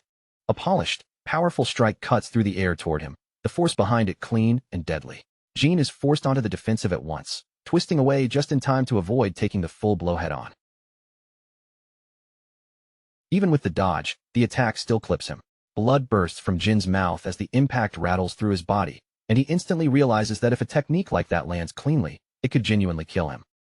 But instead of fear, fascination flashes across Jin's face. His eyes widen as he feels the power of mana arts directly for the first time, and rather than retreating, the danger only seems to make him more excited. He slips past the next follow-up by the narrowest margin, his senses sharpened to their limit. This is no longer just a duel for him. Every movement from Rex is becoming a lesson in the power Jean desperately wants to understand and master. Rex surges forward again, his fist wrapped in bright golden mana as he throws everything into his opening assault. He is determined to make Jean feel the overwhelming gap between a wandering mercenary and someone trained under a holy knight. The strike lands with a massive shockwave, sending sparks of energy scattering across the arena floor. Dust erupts into the air from the force, swallowing the impact point and making it look, for a moment, as though the battle has already ended. Jean is blasted backward, but instead of crashing down, he lands smoothly on his feet with almost feline balance. He wipes a thin smear of blood from his chin, looking less wounded than mildly annoyed as he calmly checks the damage. Rex refuses to stop talking down to him, calling Jean a wild beast who cannot understand the true power of a holy knight. The fact that the mercenary is still standing clearly offends him more than he wants to admit. The arena erupts into chaos, the spectators stunned to see the head crusher being driven back like this.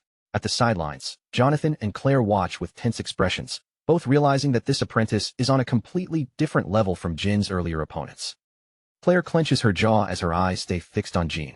She says nothing, but the worry is clear on her face as she silently hopes he can stay safe, knowing exactly how dangerous knights can become once they start fighting seriously. Raymond remains silent as he watches the duel unfold, his expression giving almost nothing away. But his eyes follow every step, every block, and every hesitation, as if he is breaking the fight apart piece by piece in his mind. Rex keeps pressing the attack, golden trails of mana cutting through the air behind each punch. He is trying to drown Jean in speed and magical force before the mercenary can find any room to breathe. Jean lifts his bandaged arm and blocks a blow that could have shattered an ordinary man's ribs. Yet he barely reacts to the impact, his gaze fixed not on the pain, but on the structure and flow of Rex's technique. Raymond's eyes sharpen as a strange unease begins to settle in his chest. Something about Jin's rhythm feels wrong, not weak exactly, but unnatural in a way he cannot ignore.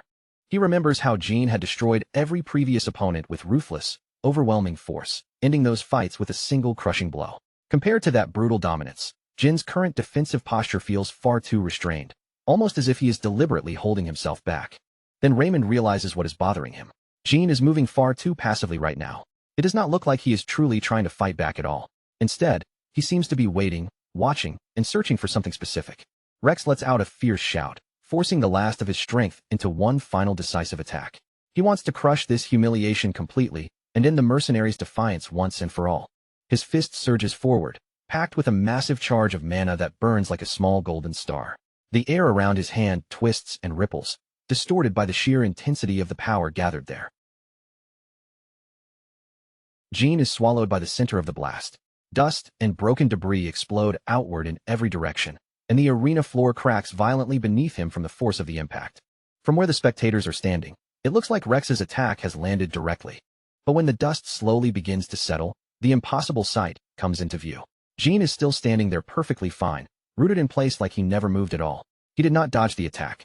From what everyone can see, he either caught it or knocked it aside with nothing but his bare hand.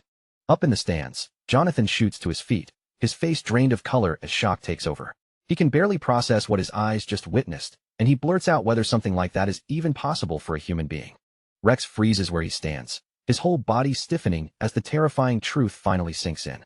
His strongest move, the attack he had poured everything into, did absolutely nothing. In that instant, all the confidence on his face vanishes. Jean remains standing in the settling dust, calm as ever, with fresh blood still trailing from the corner of his chin. But his eyes are bright with satisfaction, because now he has seen exactly what he wanted to see. Then he tells Rex that the measurement is over. He has finished judging the apprentice's combat power, and the playful edge in his voice disappears completely, replaced by something colder and far more dangerous.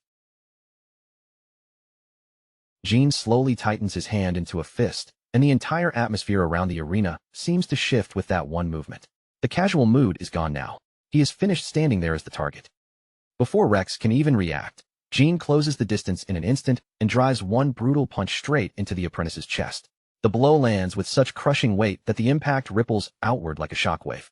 Rex's eyes bulge as all the air is blasted from his lungs. A broken gasp leaves his mouth, and for the first time in his life, he feels a raw physical force so overwhelming that his body cannot even understand it. Raymond stares from the sidelines, stunned by what he has just seen. That was not a spell, not a mana art, not some enhanced technique. A plain, unstrengthened punch did that to his student, and he begins to realize what kind of monster is standing in the arena.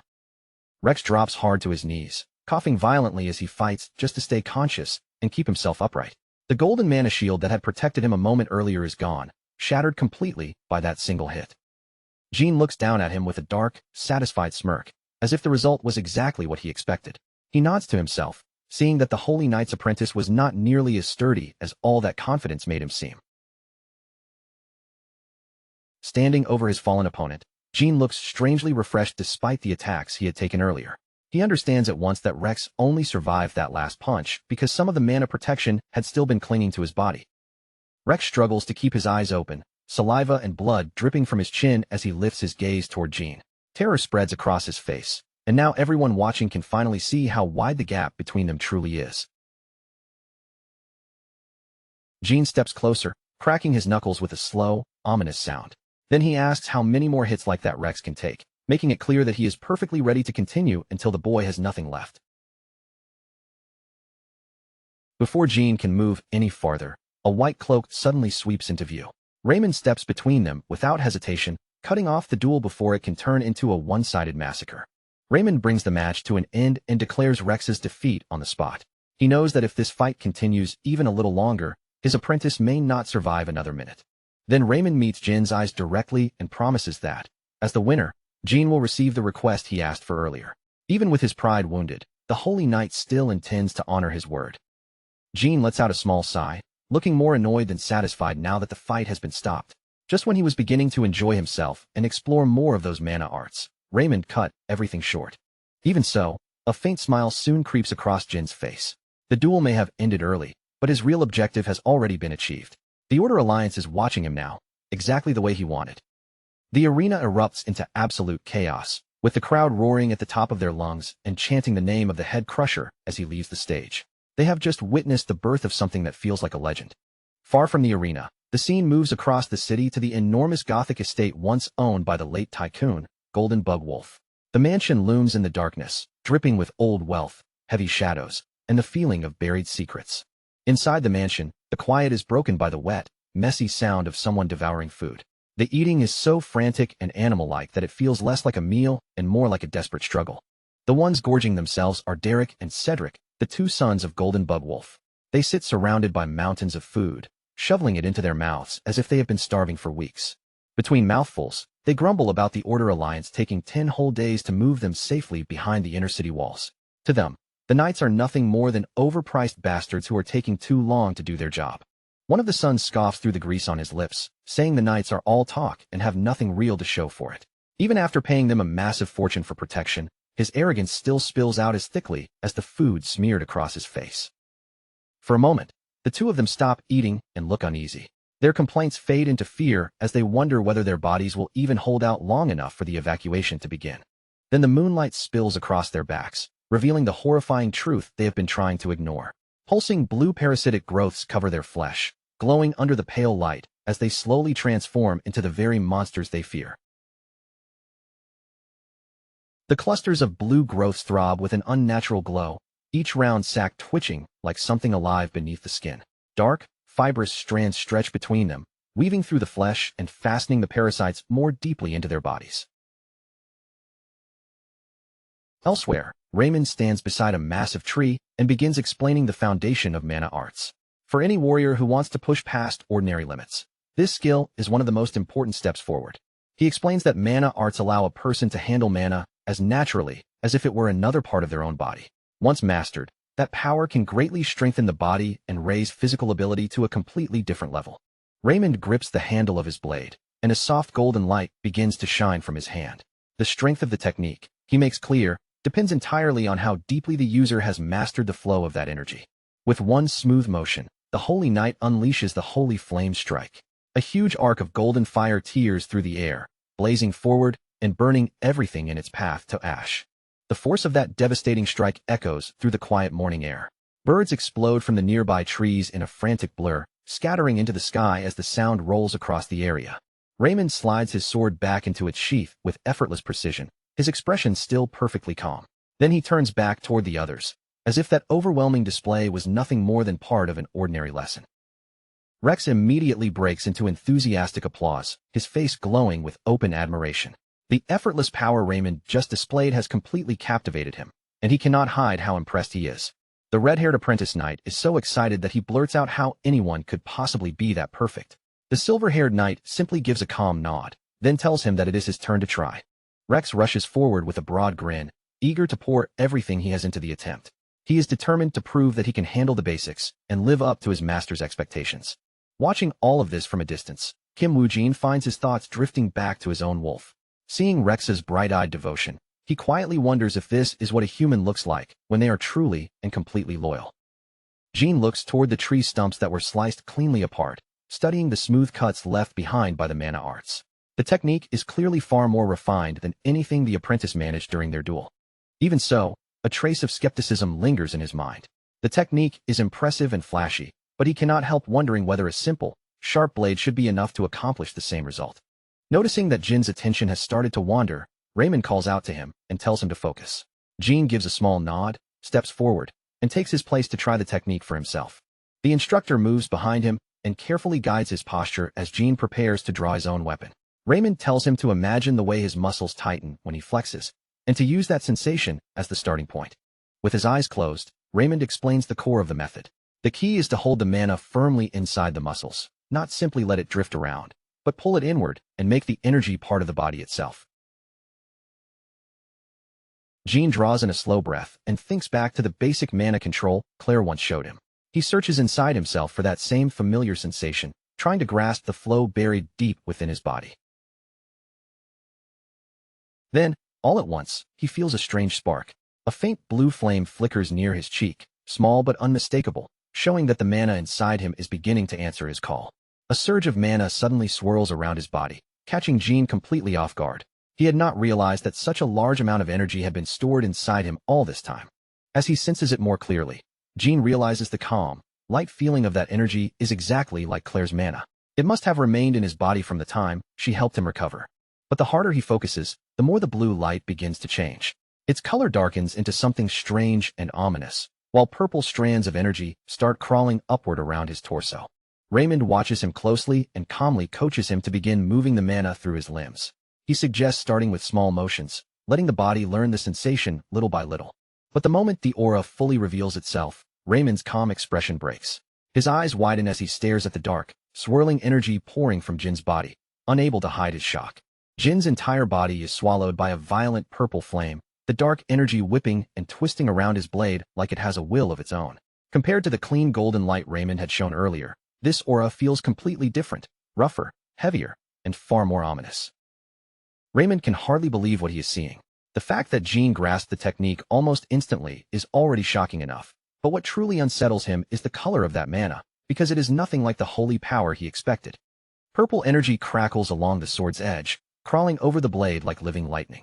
Instead of looking sacred or refined, it feels closer to a curse, carrying a strange pressure that makes the air around Jean seem heavier. Raymond remembers an old teaching passed down about mana arts. The form mana takes is shaped by the user's inner world, meaning every manifestation reflects the soul of the person who wields it.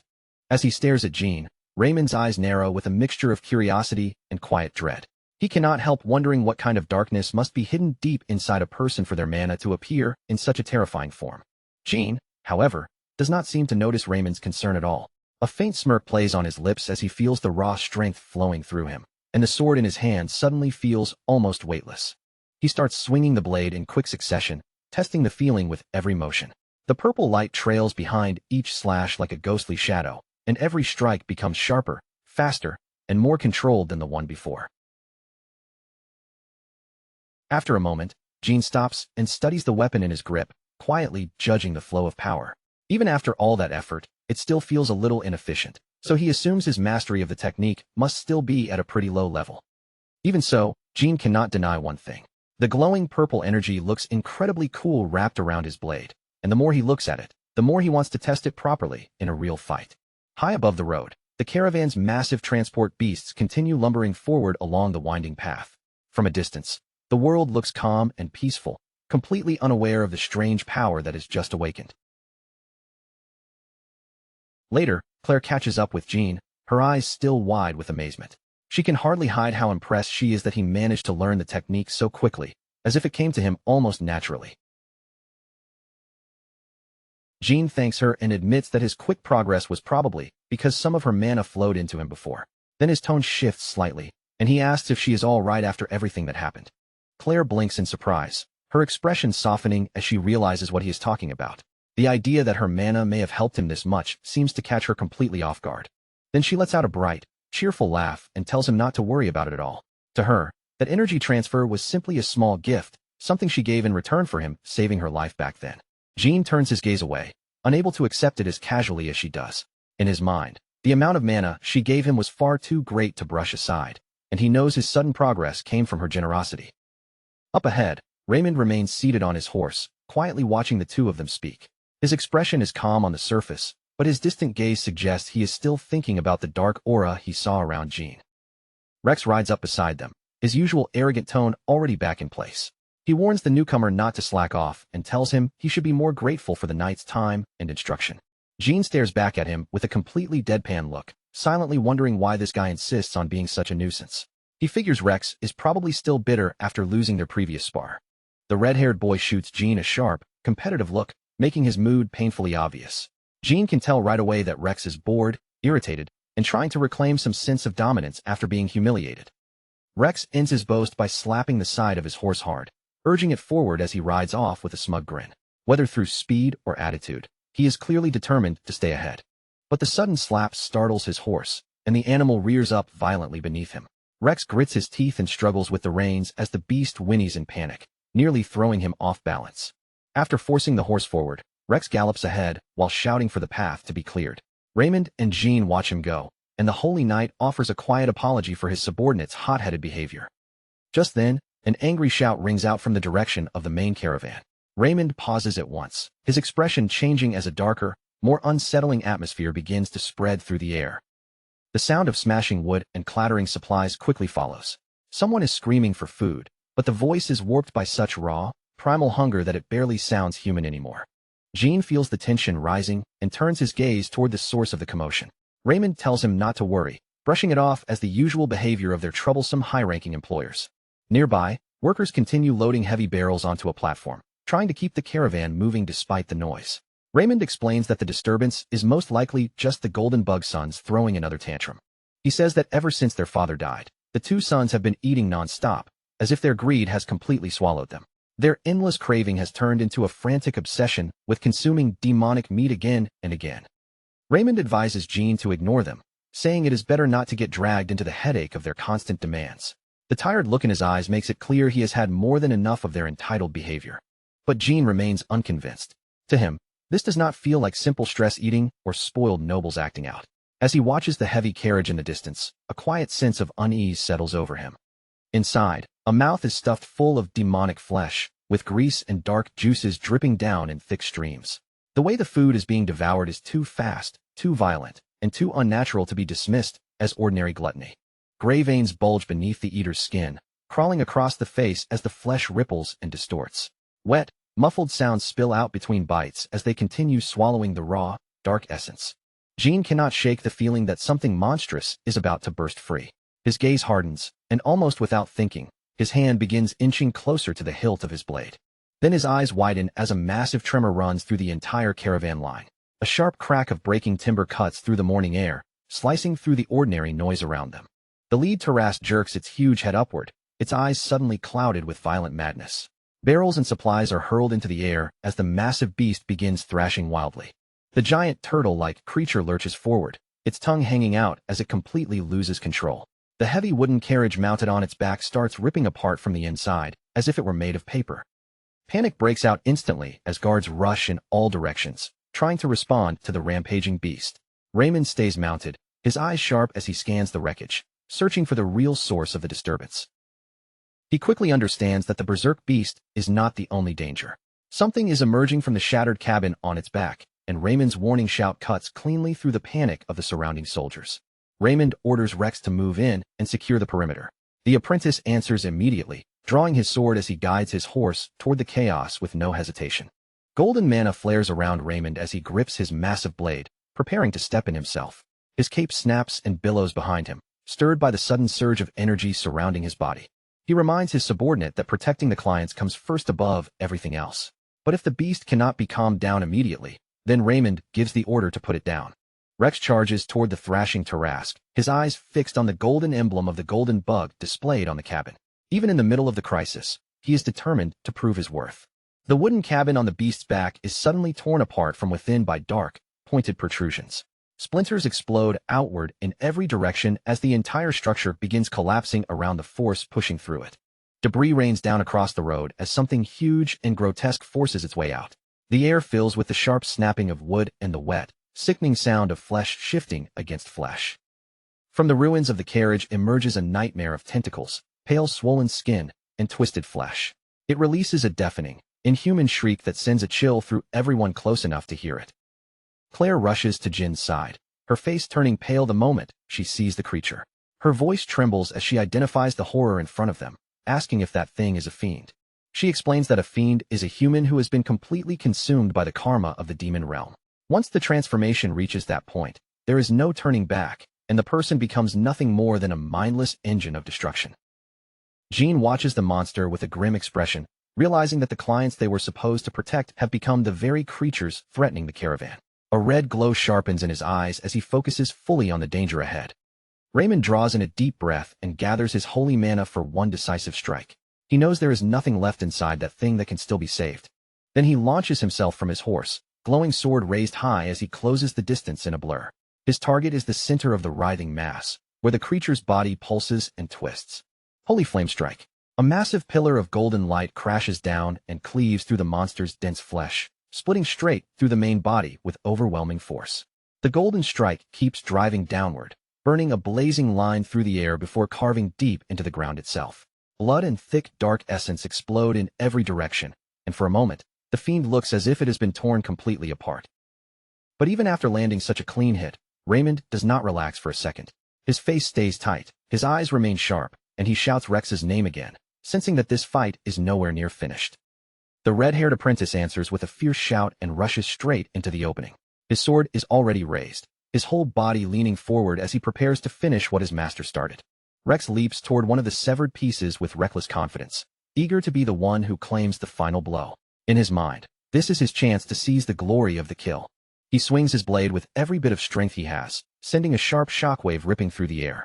The force of the impact cracks the ground beneath him, but the monster's flesh does not remain still for long. The huge chunks of severed flesh begin twitching across the grass instead of lying dead. Dark slime drips from the cut edges as the pieces shudder, vibrate, and slowly start dragging themselves back together. Then a giant mouth packed with jagged teeth opens in the middle of the regenerating flesh. Inside it is a black, swirling hollow, like a bottomless pit of hunger filled with ancient malice. Raymond's eyes widen in alarm as he realizes the creature's regeneration is far beyond what he expected. He screams at Rex to retreat immediately, desperate to pull him back before it is too late.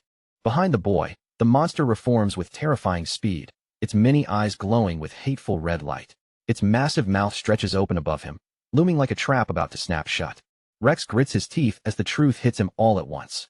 He has been baited into a deadly position, and when he looks over his shoulder, the creature's huge shadow is already falling across his face. A massive tentacle suddenly whips through the air at blinding speed, catching the apprentice completely off guard.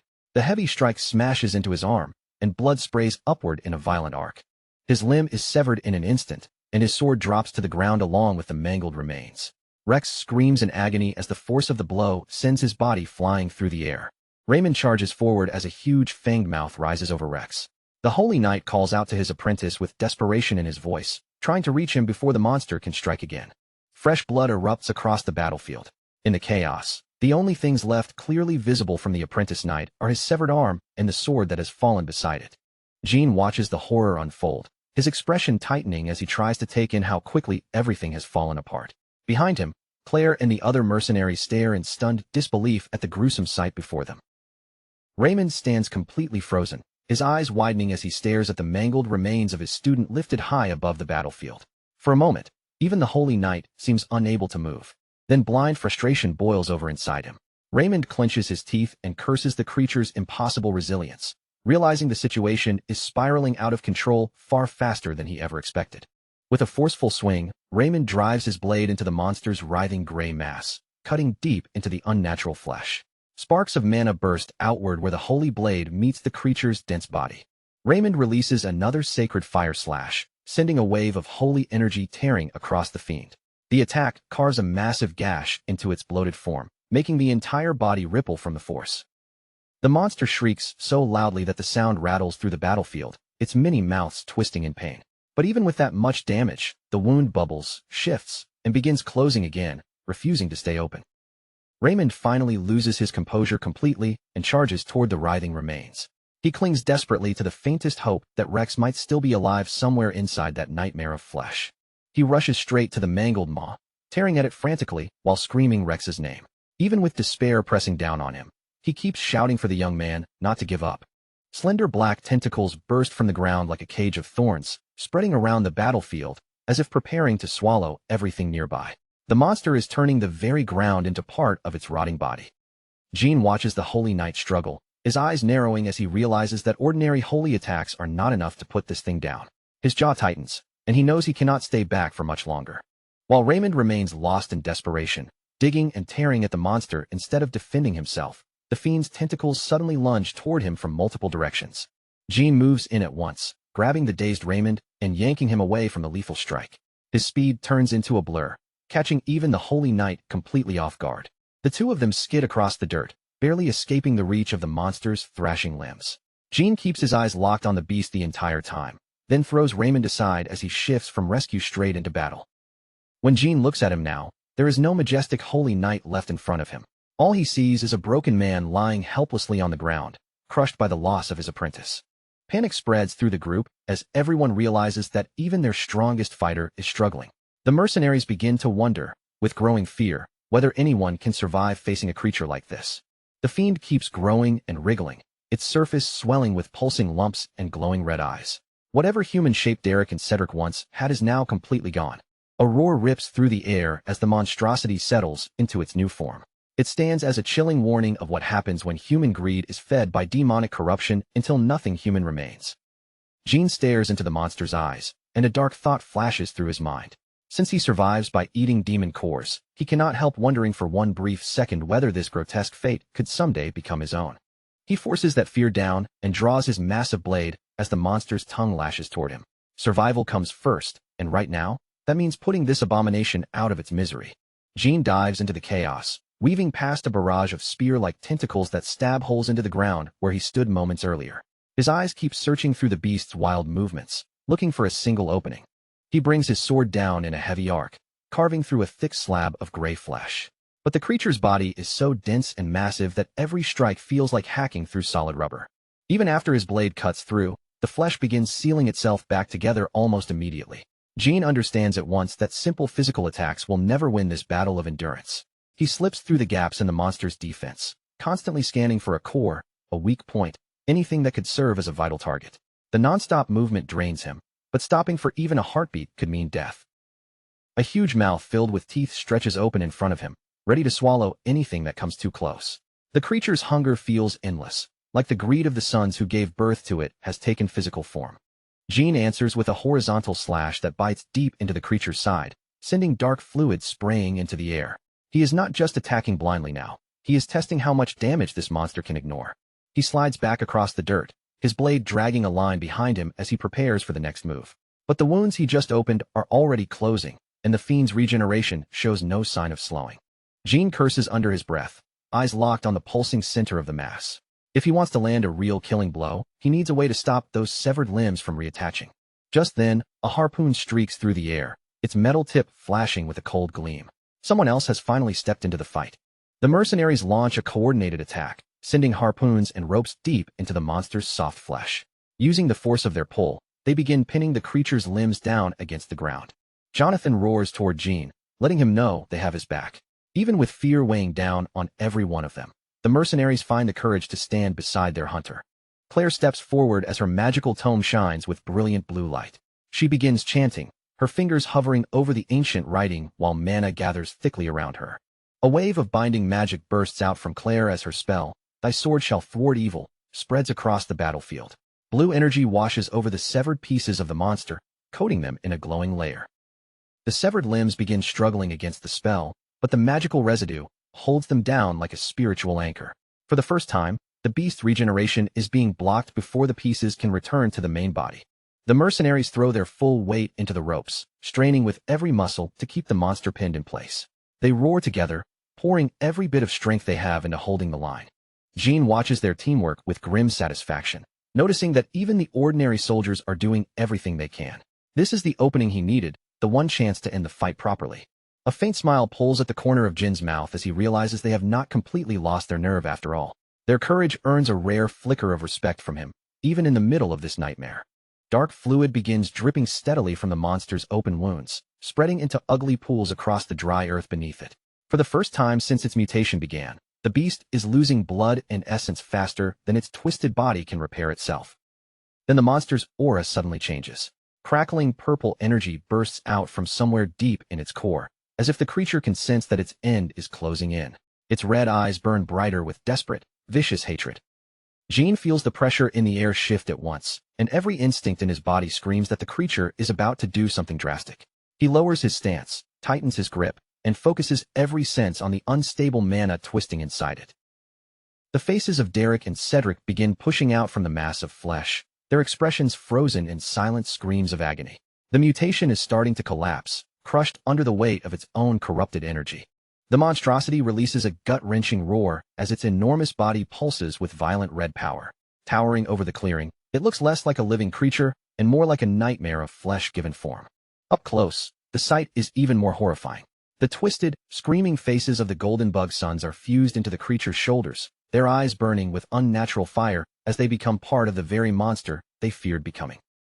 The beast thrashes in every direction, and dozens of thick, whip-like tentacles erupt from its body. They lash out wildly at anything nearby, turning the creature from a monster into a disaster that could wipe out the whole caravan.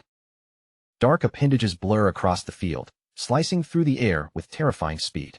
Each strike carries enough weight to crush bone, smash armor, or snap a tree clean in half. The mercenaries scatter for their lives as tentacles slam down around them and shatter the ground. Even Raymond struggles to keep his footing as the chaotic barrage grows faster and more violent with every second. The abomination becomes even more grotesque, its main mouth stretching wider into a jagged, tooth-filled abyss. It looks ready to swallow the entire caravan, as if the chaos around it is feeding its growth. Jean does not hesitate for even a moment. With his blade drawn, he leaps straight into the heart of the chaos, moving like a blur while most of the others can only stand frozen in shock. The creature's skin is a thick, pulsing mess of gray muscle, swollen veins, and shifting flesh. Its body keeps moving to shield whatever vital point lies underneath, making it a nightmare for any ordinary attack to break through. Jean swings in with a heavy horizontal cut, driving his blade deep into the monster's side and sending dark fluid spraying into the air. He is not just slashing randomly. He is searching for the hidden core buried under all that flesh. The monster lets out a shrill screech as Jin's strike bites into it, its huge head lurching sideways from the force. It tries to swipe back at him, but Jin is already moving, slipping away before the counterattack can land. Before the beast can regain its balance, Jin follows with a brutal kick straight into the center of its face. The impact snaps the monster's head backward and forces open a brief chance to press the attack. His boot lands with a sickening thud, pinning the monster's head against its bloated body for one short moment. Jin throws his full weight into the kick, using it to keep the creature off balance just long enough. Jin then slides back toward the mercenaries, his breathing still steady despite the fierce exchange. His eyes flick over Jonathan and the others, who are barely keeping themselves upright after the chaos. Behind them, the fiend still refuses to stop. Its countless limbs writhe and coil as it prepares to charge again, and its regeneration shows no clear limit at all. Jin stays focused and tells them they need to keep cutting through the outer layers. As long as they continue tearing away the flesh, they should eventually expose the core, and that is the only part that truly matters. Jonathan nods and tightens both hands around his weapon, his determination slowly returning. He tells the others not to panic, because the stronger the monster becomes, the more clearly they can learn its movements. A cold, confident smile spreads across Jin's face. He has seen enough, and now he is ready to stop testing the creature and end the fight for good. At last, Jin unleashes the mana arts he has only just learned. His sword erupts with a sinister purple aura, the dark energy swirling and crackling around the blade with a power unlike anything a holy knight would ever use. "Here I go," Jin mutters under his breath, before charging straight back toward the towering abomination. Purple mana trails behind his blade like a ghostly flame cutting through the battlefield. He strikes with blinding speed, and the purple aura slices through the creature's flesh as if it were nothing but paper. Every swing leaves a burning trail of dark energy behind, eating into the monster's cells. Then Jin brings his sword down in a crushing overhead blow, and the force of his mana arts tears a massive vertical canyon through the beast's torso. The power is so overwhelming that the creature has no time or space to regenerate properly. The monster screams in pure agony as its healing finally begins to fail under the assault of Jin's purple mana. The dark energy clings to the damaged flesh, stopping the pieces from reconnecting the way they did before. Jin does not let the pressure drop.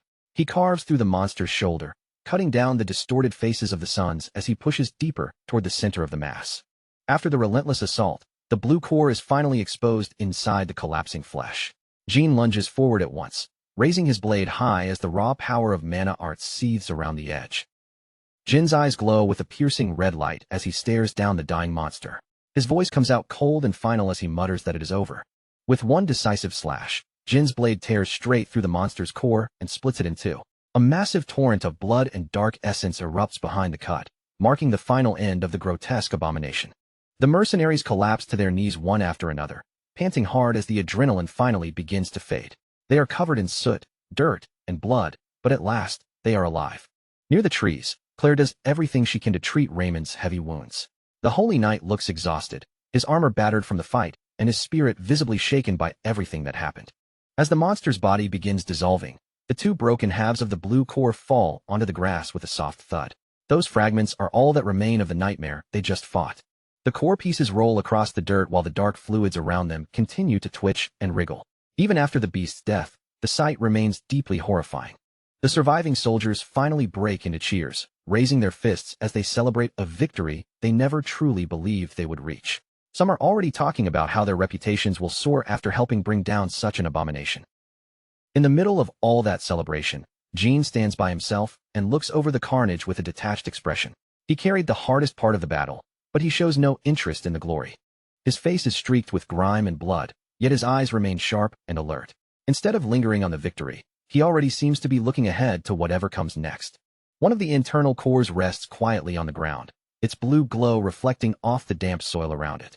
It is a dense mass of demonic essence, small but clearly valuable. One of the younger mercenaries laughs in relief and runs back toward his friends, happy just to be alive. He even throws a joke at Jin, calling him a rascal for surviving a mess like that. Hidden behind the ancient trees, a mysterious woman with long red hair and a black veil watches the scene in silence. She has been observing everything from the shadows, completely unnoticed by the caravan. She looks down at the remains of the monster with cold disdain. In her eyes, The Golden Bug Sons were nothing more than incompetent failures, no different from their father. The woman closes her eyes for a moment and lets out a quiet sigh, calling them poor things. But there is no real pity in her voice, only a cold judgment of how worthless they were. Then her attention shifts as she notices Jean walking away with a core clutched in his hand. She watches him more carefully, wondering if he is the man who truly fought that abomination. Jin's gloved hand tightens around the glowing blue orb. Valuable resources like this are not something he intends to leave behind on the battlefield. The veiled woman keeps her gaze fixed on him, her curiosity now fully stirred. She silently wonders why he is taking the internal core, and just what kind of hunter this mysterious man really is. Later, beside the dying embers of the campfire, Kim Woo-jin, known here as Jean, rummages quietly through his belongings. While the rest of the group sleeps, he searches with clear purpose for one specific item. He pulls out a glowing internal core, and its blue light spills across the dark woods around him. Jean stares at the orb for a moment, silently weighing the danger against the reward. Then he brings the core toward his mouth, ready to absorb its power even though he knows there may be side effects. For him, this is still the fastest path to becoming stronger. Jean bites down and closes his eyes, forcing the energy inside the core to flow into him. The sensation is intense, almost overwhelming, as his body begins processing the dense essence. Suddenly, a vision takes hold of him. A man lies strapped to a cold stone altar, trembling with fear, and Jin's consciousness seems to hover above the scene as he realizes he is witnessing someone else's memory. Jean stood frozen as he watched a ghostly version of himself appear beside the bound man. In that instant, he understood what was happening. The core had forced open a fragment of the monster's past, and let him witness it with his own eyes. An unknown red-haired woman hidden behind a veil loomed over the captive, looking down at him as if he were nothing more than a failed experiment. While the man twisted violently against his restraints, she coldly mocked him over his father's death, her voice dripping with contempt. She told him that if he truly wanted to stay alive, then he had to prove his worth through results. Around them, the laboratory looked bleak and merciless, crowded with medical instruments, stained equipment, and another unmoving body lying in the background. Then she bent closer to him, bringing a small bottle filled with blue liquid into view. The captive tried to plead through his restraints, his voice muffled and desperate as he begged her to spare his life. But when her red eyes stared down at him, there was no warmth in them at all. They were empty, sharp, and completely untouched by even the smallest trace of sympathy. She lifted the bottle higher, studying the glowing liquid inside as she wondered aloud whether this broken captive was even worthy of standing with her cause. The blue substance shimmered in the glass, giving off a dangerous, unstable feeling. Without showing the slightest hint of mercy, she tipped the bottle and poured the liquid straight into the man's eye. His entire body convulsed in pain, and as he thrashed against the restraints, dark, corrupted veins began crawling across his skin. The change that followed was horrifying to watch. Black energy burst out from the man's eye, twisting around him like a curse, and right in front of Jean, the captive was slowly being transformed into a hideous abomination. Jean was suddenly dragged back into the present, jolting as if he had been torn out of a nightmare. His heart pounded wildly, sweat ran down his face, and the terror of what he had just seen still clung to his mind. Then the psychic backlash slammed into his stomach like a heavy blow. His throat tightened, his body lurched forward, and white froth spilled from his mouth, as if his entire system was trying to reject the memory that had invaded him. He staggered away from the campsite as quickly as his shaking legs could carry him. Before he lost control in front of everyone else, he needed distance, anywhere away from the eyes of the group. A few steps later, his strength gave out.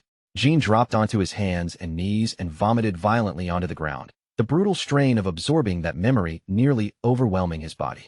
He stayed there for a moment, gasping hard as tremors ran through him. After wiping his mouth with the back of his hand, he forced himself to calm down and tried to steady his breathing. Jean thought back to what he knew about internal cores. In rare cases, consuming one could force fragments of a monster's memories into the person who ate it, and this dangerous side effect was something he had not been fully ready to endure. As the pieces came together, Jean realized the memory must have belonged to one of the Golden Bug's sons. Those creatures had not simply been born that way. They had been turned into monsters after something was poured into their eyes. Then Jean reached the only conclusion that made sense. That blue liquid had to be karma, and with that realization, his suspicions about the creation of those abominations were finally confirmed.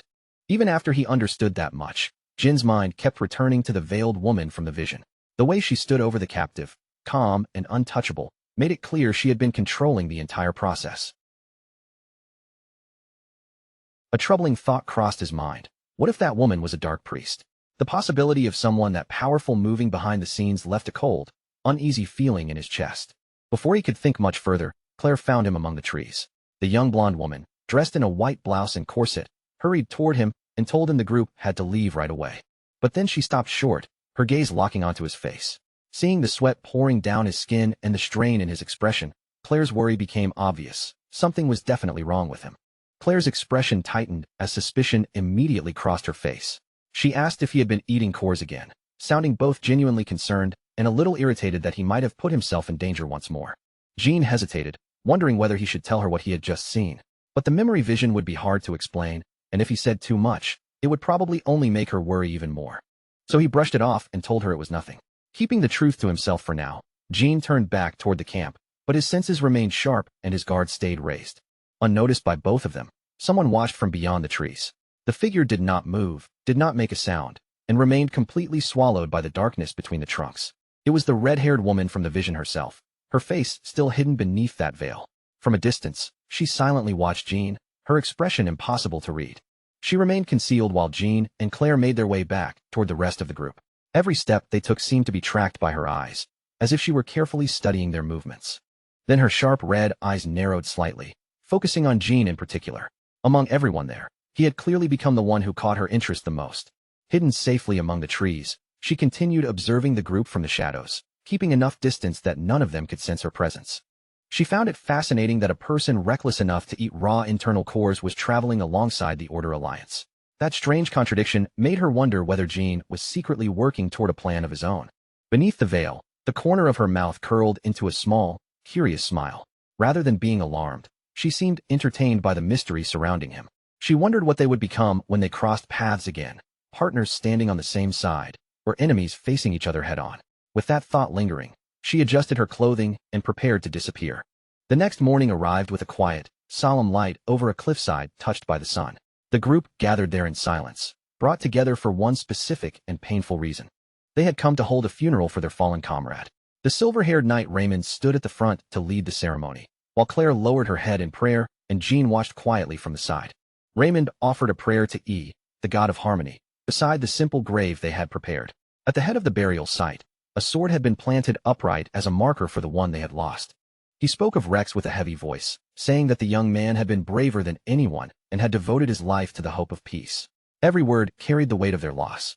Raymond asked their god to watch over Rex so that his death would not become meaningless. Around him, the others stood quietly near the cliff's edge, giving the fallen knight their silent respect. Jean observed the funeral from a short distance away, thinking about just how young Rex had been. He remembered the single duel they had shared, and a quiet sense of pity settled in his chest. Then Raymond's eyes suddenly shifted. In the middle of morning, he sensed something watching from above and lifted his gaze toward the rocks, his expression changing as a new presence interrupted the ceremony. Raymond stared up at the rocky outcrop, his eyes widening in shock. Behind him, Kim Woo-jin, Jean, and the rest of the group followed his gaze, confused by whatever had seized the knight's attention. High above them, perched against the bright sky, stood the silhouette of an enormous creature. Raymond recognized it at once, and with a startled gasp, he uttered the name of a red wolf. The red wolf, Mutt, stood proudly on the cliff with the sunlight behind it, its blue eyes glowing with a strange, supernatural light. Two long ribbon-like appendages trailed from its back, drifting slowly in the wind as a low growl rumbled from its throat. All at once, Raymond dropped to his knees and drove his massive sword into the ground before him. He shouted out his gratitude with such intense devotion that Jean and the others were startled by the sudden burst of religious fervor. Jean looked down at the kneeling knight, utterly confused by what he was seeing. Raymond explained that he was giving thanks for the divine comfort granted by the god of harmony. According to the Order's beliefs, the red wolf was regarded as the closest companion of their god. But while Raymond trembled in prayer below, the so-called sacred beast simply opened its mouth and let out a huge, lazy yawn from the cliff. With a peaceful expression, Raymond continued explaining the meaning of the wolf's arrival. To him, its presence was undeniable proof that their god was watching over them in their grief. Then Jean completely shattered the sacred atmosphere by casually calling the creature his pet mutt. Raymond nearly leapt out of his own skin, shouting that such a claim was blasphemy against a divine beast that was supposed to be impossible to tame. Raymond was certain Jean had to be joking, but the hunter's face remained completely serious. Ignoring the knight's protests, Jean decided to prove it by calling the creature down with a simple command. Jean raised his eyes toward the wolf on the cliff, his gaze turning sharp and commanding. Without any hesitation, he told the mutt to stop showing off and get down there immediately. The red wolf's ears instantly perked up as it looked down at Jean. Its proud, majestic expression shifted into something almost startled, as if it recognized the authority in his voice and knew it had to obey. Then, to the complete shock of the knights, the divine messenger launched itself from the high rock. With effortless strength, it bounded down the cliffside and headed straight toward the group waiting below. The wolf landed right in front of Jean and lowered itself obediently, panting with its tongue out like nothing more than an oversized house dog. Raymond froze where he stood, his mouth hanging open as he watched the supposedly untamable sacred beast behave like Jin's loyal pet. For a moment, Raymond looked as if his entire understanding of the world had been cracked in half. He simply could not process how one man had managed to tame a creature that his whole order revered as sacred and impossible to command. Jean only shrugged and explained it like it was no big deal. He had killed a werewolf some time ago, and ever since then, this creature had just started following him around, as if he were talking about a stray dog that had wandered after him from the roadside. Raymond stared at Jean with a strange mixture of reverence, disbelief, and complete confusion. Little by little, he was starting to understand that the man standing beside him was anything but ordinary. The knight slowly turned his eyes back toward the simple funeral site. After the wolf's sudden appearance, the quiet grief of the morning had shifted into something far stranger and heavier. The red wolf settled down calmly near the fallen knight's grave, its huge tail brushing through the grass with slow, lazy movements. For a creature Raymond had just treated like a holy sign, it looked almost shockingly relaxed. Raymond faced Jean again, but this time his voice had lost its earlier force and carried a much humbler tone. Sensing that the knight was about to ask for something, Jean raised an eyebrow and waited for him to speak. Raymond carefully suggested that if the wolf still had no proper name, then Jean should call it Rex. His expression was hopeful, as if naming the creature after his fallen friend might preserve a piece of him. He admitted that calling a beast his order regarded as sacred nothing more than a mutt felt rather inappropriate. To Raymond, giving the wolf a real name would at least return some dignity to the creature in the eyes of their faith. Raymond then spoke of Rex, saying he had been a man with unwavering resolve who fought with everything he had to purify the demonic realm. He wanted that same steadfast will to continue living on through the red wolf. In Raymond's mind, the final image of his friend surfaced again. He remembered Rex collapsing with his hands still gripping his sword tightly, and the pain of that memory was written plainly across the silver-haired knight's face. With his eyes closed and both hands clasped over the hilt of his sword, Raymond pleaded for the wolf to inherit Rex's legacy. In that moment, it felt less like a simple naming request and more like a prayer for a blessing. Jean fell quiet for a second and lowered his gaze toward the ground, thinking it over. Carrying the legacy of a dead knight through a wolf was a heavier request than he had expected. Then he looked over at the red wolf, which was staring right back at him with those glowing blue eyes. Jean asked the creature directly whether it was really fine with accepting the name Rex. The wolf answered with a firm nod, its expression turning oddly serious. It seemed to understand exactly what the name meant and accepted the weight of it without hesitation. Seeing that, Jean turned back toward Raymond and agreed to the name. If this was something that could give the knight even a little comfort, then he was willing to go along with it. A soft look of relief spread across Raymond's face, followed by genuine gratitude. He gave Jean a small, heartfelt smile and thanked him for respecting his request. The quiet moment did not last long. Footsteps began approaching the cliffside, and both Jean and Raymond turned their attention toward the sound as someone new arrived. An old man stepped into view, walking steadily with the help of a wooden staff. Jean and Raymond both faced the newcomer at once, their expressions sharpening with surprise and caution. Raymond was so shocked that he could barely get the word elder out of his mouth. The old man was not alone either, with another man in similar gray and orange robes accompanying him. Jean studied the elder carefully, immediately sensing the heavy aura of power and authority around him. This was clearly not some ordinary traveler who had wandered onto the cliffs by chance. The man was Elder Bo of the Third Pioneer City, blindfolded and dressed in orange monk-like robes, with large wooden prayer beads hanging around him. He carried himself like one of the highest authorities in the entire region. The blind old man continued toward the camp, leaning on his wooden cane with each measured step. The mercenaries recognized him almost instantly, and their voices dropped into hushed whispers as they realized who had come. Kim Woojin watched from beneath his hood, noticing how the entire atmosphere changed the moment Elder Bo appeared. He quietly wondered just how much influence this old man held over everyone gathered there. This was Elder Bo from the Third Pioneer City, one of the most powerful and influential figures in the region. Though he was old, every movement he made carried the weight of absolute authority. Behind him, a line of disciples followed in strict, disciplined silence. Their footsteps clicked against the dirt path in a steady rhythm, making their arrival feel even more imposing. The mercenaries hurried to make way for him, parting as if a path had been cut through the crowd. Some even lowered their heads respectfully as the distinguished elder passed by. Raymond stepped forward at once and bowed deeply, greeting the elder with formal respect. From the stiffness in his posture, it was obvious he had not expected someone of this rank to appear here. Elder Bo acknowledged Raymond with a small nod and offered a brief apology for coming during their time of mourning for the fallen knight, Rex. But he did not waste much time on courtesy. He quickly made his purpose clear. He had come to investigate the deaths of the Golden Bug sons, Derek and Cedric. Raymond's face tightened, and he looked visibly taken aback. In that instant, he understood that the incident was far from settled, and the investigation was still pressing forward. The elder asked whether Raymond truly believed the mercenaries' account of what happened to the clients, or whether there was something darker and more sinister hidden beneath the surface. Jean immediately understood the problem. They were all still major suspects, and it made sense. After all, the clients had died while the mercenaries were transporting a mountain of gold, which gave them an obvious motive for betrayal.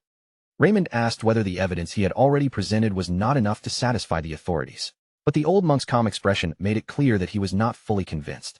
Bo turned his blindfolded face toward the group, his attention sweeping over them, as if his senses could catch things ordinary eyes would never notice. He pointed out that the most important question still remained unanswered. How had two healthy men suddenly transformed into abominations without warning? Then the elder's attention shifted sharply to Jean. In a chilling tone, he claimed he could smell the unmistakable stench of a dark priest clinging all over him. He stepped closer, looming over the boy as he asked for Jin's thoughts on the matter. His voice was calm, but it carried the pressure of someone who seemed to have already reached his own conclusion. Jean felt a jolt of unease. This old man not only knew his name, but his intuition was cutting far too close to the truth for comfort. Still, Jean did not back down. He met the elder's blindfolded gaze head-on and asked whether he was openly accusing him of being one of those heretical priests. The elder remained perfectly still, his face calm and unreadable. Without even flinching, he simply waited, as if expecting Jean to give him an answer that would finally satisfy him. Before long, the scene moved to the Vritra Arena in the third Pioneer City, a massive stone combat ground built for testing strength and settling disputes through force. The arena stretched out wide and intimidating, surrounded by tall stone walls. Its battle-worn floor looked strong enough to endure the impact of warriors far above the level of ordinary fighters. Bo led Jean into the center of the ring, speaking as they walked. He told him that true talent usually reveals itself early, often from the time someone is still very young. To Elder Bo, that was exactly what made Jean suspicious. Someone with this much power had suddenly appeared one day with no known history, no background, and no traceable past. And as if that were not strange enough, Jean had also happened to be present during an extremely rare and catastrophic abomination outbreak. The elder asked whether Jean himself did not find his own story a little too convenient for any sensible person to believe. His words were calm, but they pressed down like a blade at Jin's throat. Jean realized that he was being watched far more closely than he had assumed. In this world, having overwhelming strength without a proper background was basically the same as painting a target on his back. Of course, he could not simply explain that he was an outsider from another world. Since revealing his true origins was impossible, Jean kept that part of the truth locked behind his teeth.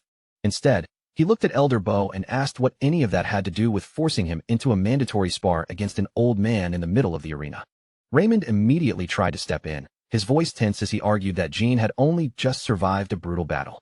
In his eyes, forcing him into a duel right now was unreasonable, because Jin's body could not possibly be in proper condition. The elder only let out a low chuckle, as if Raymond's objection barely even reached his ears. His attention stayed fixed on Jean, and he continued staring him down with that calm, unshakable pressure. Then his tone sharpened, cutting through the air with far more authority. He asked if they were truly intending to refuse an official investigation carried out by a high-ranking elder. Raymond fell silent, stunned by just how stubborn the old man was being.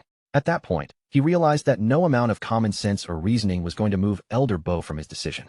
Jean found himself trapped in an ugly situation. If he won this fight, he would only look even more suspicious, like some villainous dark priest hiding his power. But if he lost, there was a real chance he might not walk away alive. And on top of all that, there was just something deeply troublesome about fighting an old man in the middle of an arena. No matter how he looked at it, the whole thing felt like a massive headache waiting to explode. Bo seemed to sense Jin's hesitation at once. With a faint, playful smirk tugging at his lips, he released his grip on his cane and let it drop, preparing his body for battle. He warned Jean not to look down on him simply because he was old. His rank had not been handed to him out of respect for age. It had been carved out through pure, unfiltered strength, and in the next instant, a brilliant golden aura burst from his body. Bo stomped his foot hard against the arena floor, and the stone beneath him cracked apart from the force. A violent shockwave rippled through the ground as he lowered his stance and prepared to attack. The frail old man vanished from sight in a blur. Before Jean could even process the movement, Bo reappeared right inside his personal space with a speed that seemed to ignore normal physical limits. Jean barely had time to blink. His eyes widened sharply as the truth hit him all at once. This old man was not just strong, he was an unbelievably dangerous opponent. A palm strike wrapped in blazing golden energy shot straight toward Jin's chest. The attack hummed with a fierce vibration, making the very air around it tremble. The elder unleashed his great bell strike, a palm technique that landed with the force of a battering ram. The impact detonated in a massive golden blast that surged across the arena. Jean groaned as the terrifying force drove into him. His body was blasted backward, and even with his strength, he could barely absorb the overwhelming power behind that single palm strike. He crashed into the stone wall with such force that a huge crater burst open behind him. Dust, broken rock, and debris exploded outward from the impact of the monk's attack. Raymond shouted Jin's name, his face turning pale with worry. He quickly explained that the Vritra monks were elite martial artists, feared across the region for their frightening combat ability. Jean slumped against the broken wall, looking as though the hit had crushed the strength out of him. Raymond added that even among those terrifying monks, Elder Bo stood on a completely different level. Bo only laughed at Raymond's warning, lightly suggesting that the knight might be showing a little too much favoritism toward his companion. But he did not give Jean even a second to recover before launching into his next move. The old man shot forward again, his body turning into a golden blur. While moving at a speed that made him seem like he was appearing everywhere at once, he taunted Raymond for always taking the newcomer's side. Jean lifted his head, blood slipping from the corner of his mouth. He could barely follow Bo's movement, and by the time his eyes caught up, the elder had already reappeared directly above him. Another storm of strikes came crashing down on Jean, each blow carrying the weight of a sledgehammer. The arena floor cracked and shattered beneath them as the brutal assault continued without pause. Then, all of a sudden, Bo pulled back. A curious look crossed his face, because something about the way Jean had endured those attacks felt strangely unnatural. Jean pushed himself back to his feet and wiped the blood from his face. Only then did he realize that the elder's strike had landed in the exact spot where the abomination had torn into him earlier. But something felt wrong, or maybe, something felt far too right. Jean lowered his gaze to his own body, confusion spreading across his face as he tried to understand what had happened. His torso was completely smooth. The deep, jagged wounds left from the abomination fight had disappeared without a trace, even though injuries like that should have kept him lying in a hospital bed for weeks at the very least. Jean remembered the sensation of that monster's core dissolving as it slid down his throat. That meal had done far more than quiet his hunger. It had changed something inside his body. Even the fresh bruises and cuts from Bo's attacks were closing before his eyes. It was as if his body was refusing to accept the damage, sealing itself back together in real time. Jean reached a terrifying conclusion. By eating that monster's core, he had gained the abomination's supernatural regeneration, a power as useful as it was disturbing. A sharp, dangerous grin slowly spread across his face as the realization sank in. He was no longer just a hunter anymore. Piece by piece, he was starting to become something closer to a monster. Jean lunged forward, driving his sword into Bo's palm with a burst of sparks. Now that he knew he could not be brought down easily, the thrill of the fight began to burn through him. Bo looked genuinely impressed and nodded with satisfaction. For someone who was supposed to be exhausted from a previous battle, Jean was fighting with incredible vigor, and the old man could feel his own excitement rising. He stared at the boy with a wide, toothy grin and admitted that if he had the choice, he would happily keep this spar going for several more hours. But then Bo caught himself before his battle hunger could take over completely. He struck Jean one more time with enough force to push him back, using the blow to create a clean distance between them. With that, he announced that he had already confirmed the rumors about Jin's physical strength. Now that the first part was settled, it was time to move on to the real test. Bo lifted his hand toward his forehead and activated his mind's eye. A golden symbol flared to life across his orange blindfold, releasing a heavy spiritual pressure into the arena. Jean froze where he stood as a massive, glowing eye appeared in the air before him. The moment it opened, he felt an invisible force trying to peel back the layers of his consciousness. The elder explained that he had sacrificed his physical sight in exchange for opening this third eye. It was a spiritual vision that looked beyond the body and peered directly into the soul. The golden light grew brighter and sharper, narrowing its focus entirely onto Jean. Bo was preparing to look straight into the boy's inner world and uncover whatever truth was hidden there. He wanted to confirm the answer once and for all. Was Jean truly a dark priest hiding in plain sight, or was there something else buried beneath that suspicious exterior? Bo's consciousness plunged into Jin's mind, But what awaited him was nothing like a normal inner landscape. Instead, he found himself facing a pitch-black abyss, thick with darkness that dripped like ink. From within that darkness, a gigantic mantis-like beast slowly emerged. Its monstrous body towered over the void, and its eyes glowed with a cold, predatory light. Then, all at once, a massive cluster of red, lidless eyes opened in the shadows. Every single one stared back at the intruder with pure, unrestrained malice. Bo's spiritual voice rang out, commanding the beasts to stay back. But even his voice carried a faint tremor, shaken by the overwhelming amount of darkness surrounding him. As he moved deeper, Bo found himself standing in a literal river of blood. His sandals splashed through the crimson liquid with every step as he pushed further into Jin's psyche. He looked around in disbelief at the horrifying world stretching before him. This was not merely a painful memory. It was a living hell, carved deeply into Jin's very soul. Back in the arena, sweat began pouring down Elder Bo's face. Even though his body had not moved, it was reacting violently to the trauma his mind was witnessing inside Jin. The deeper truth of that mental world soon revealed itself. It was a graveyard of monsters, where thousands of demonic silhouettes lingered through a dark forest formed from Jin's past. Bo suddenly flinched, one hand flying to his shoulder, as if something inside that nightmare had struck him. The intensity of Jin's inner world had physically repelled him. Jin stepped toward him with concern in his eyes, and asked if the old man was all right. He noticed immediately that Bo's overwhelming mana, which had filled the arena moments earlier, had completely flickered out. The elder gasped for breath, his face drained of color. Looking shaken to his core, he told Jin that his mental world was far beyond merely unpleasant, it was terrifying. However, despite how terrifying Jin's inner world had been, Bo had finally found the answer he needed. Since that mental world had not completely collapsed into corruption, it proved one thing clearly. Jin was not a dark priest. Then, in a move no one expected, the high-ranking elder lowered his head.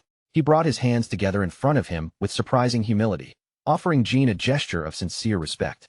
Bo apologized to Jin with genuine seriousness, asking the young man to forgive an old man for his harsh suspicion and extreme rudeness. He explained that confirming Jin's true nature had been a necessary evil, especially because the mission he needed help with was far too important to risk mistakes. Raymond watched from the side as the arena's enormous stone doors began to creak open, and beyond them, Cindy appeared in the light. Only then did Bo reveal that he had a quest for Jin. Jin stared at the elder in complete confusion, struggling to keep up with the sudden change. Just moments ago, Bo had been attacking him like he wanted to crush him, and now the same old man was politely asking for his help. A small, polished shoe stepped onto the stone floor of the arena. The quiet tap echoed through the sudden silence, drawing everyone's attention toward the open doors. A young girl with a short lavender bob and a neat official uniform stood before them with calm composure. She introduced herself as Cindy, the youngest daughter of the Golden Bug. As the massive doors finished creaking open, Elder Bo made the real reason behind his earlier test clear. He needed someone strong and trustworthy enough to take on a quest connected to the Dark Priests. Jin watched the girl carefully, his expression guarded. His body had recovered, but the strain from Bo forcing his way into his mind still lingered like pressure behind his eyes. Cindy walked forward with slow, measured steps, her movements graceful and controlled. Her back remained perfectly straight as she approached the group, carrying herself like someone raised under strict discipline. She repeated her introduction clearly, her lavender eyes fixed directly on Jin. In that moment, she was not just a young girl standing before him. She was speaking as a representative of the Golden Bug family. The scene then moved to the dense forests surrounding the pioneer settlements, where gray clouds pressed low over the trees. The air felt heavy and damp, as if the woods themselves were holding their breath. Jin, Elder Bo, and Cindy formed an unlikely trio as they made their way through the forest. While they walked beneath the thick canopy, the elder explained that the appearance of abominations was no longer a single isolated disaster, but a nightmare that kept repeating. Cindy added more detail to the situation, stating that the area around the third pioneer city had become the center of the problem. More and more people were transforming into monsters there, turning the surrounding region into a place of growing fear. Jin stayed quiet as he listened, taking in every word. The more he heard, the more he wondered what could be causing this corruption to spread so quickly. Then they reached the top of a hill, and Jin's eyes widened in shock.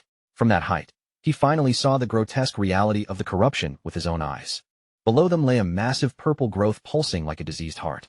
Thick, vein-like roots wrapped around it and spread across the ground, looking as though they were slowly strangling the life out of the earth itself.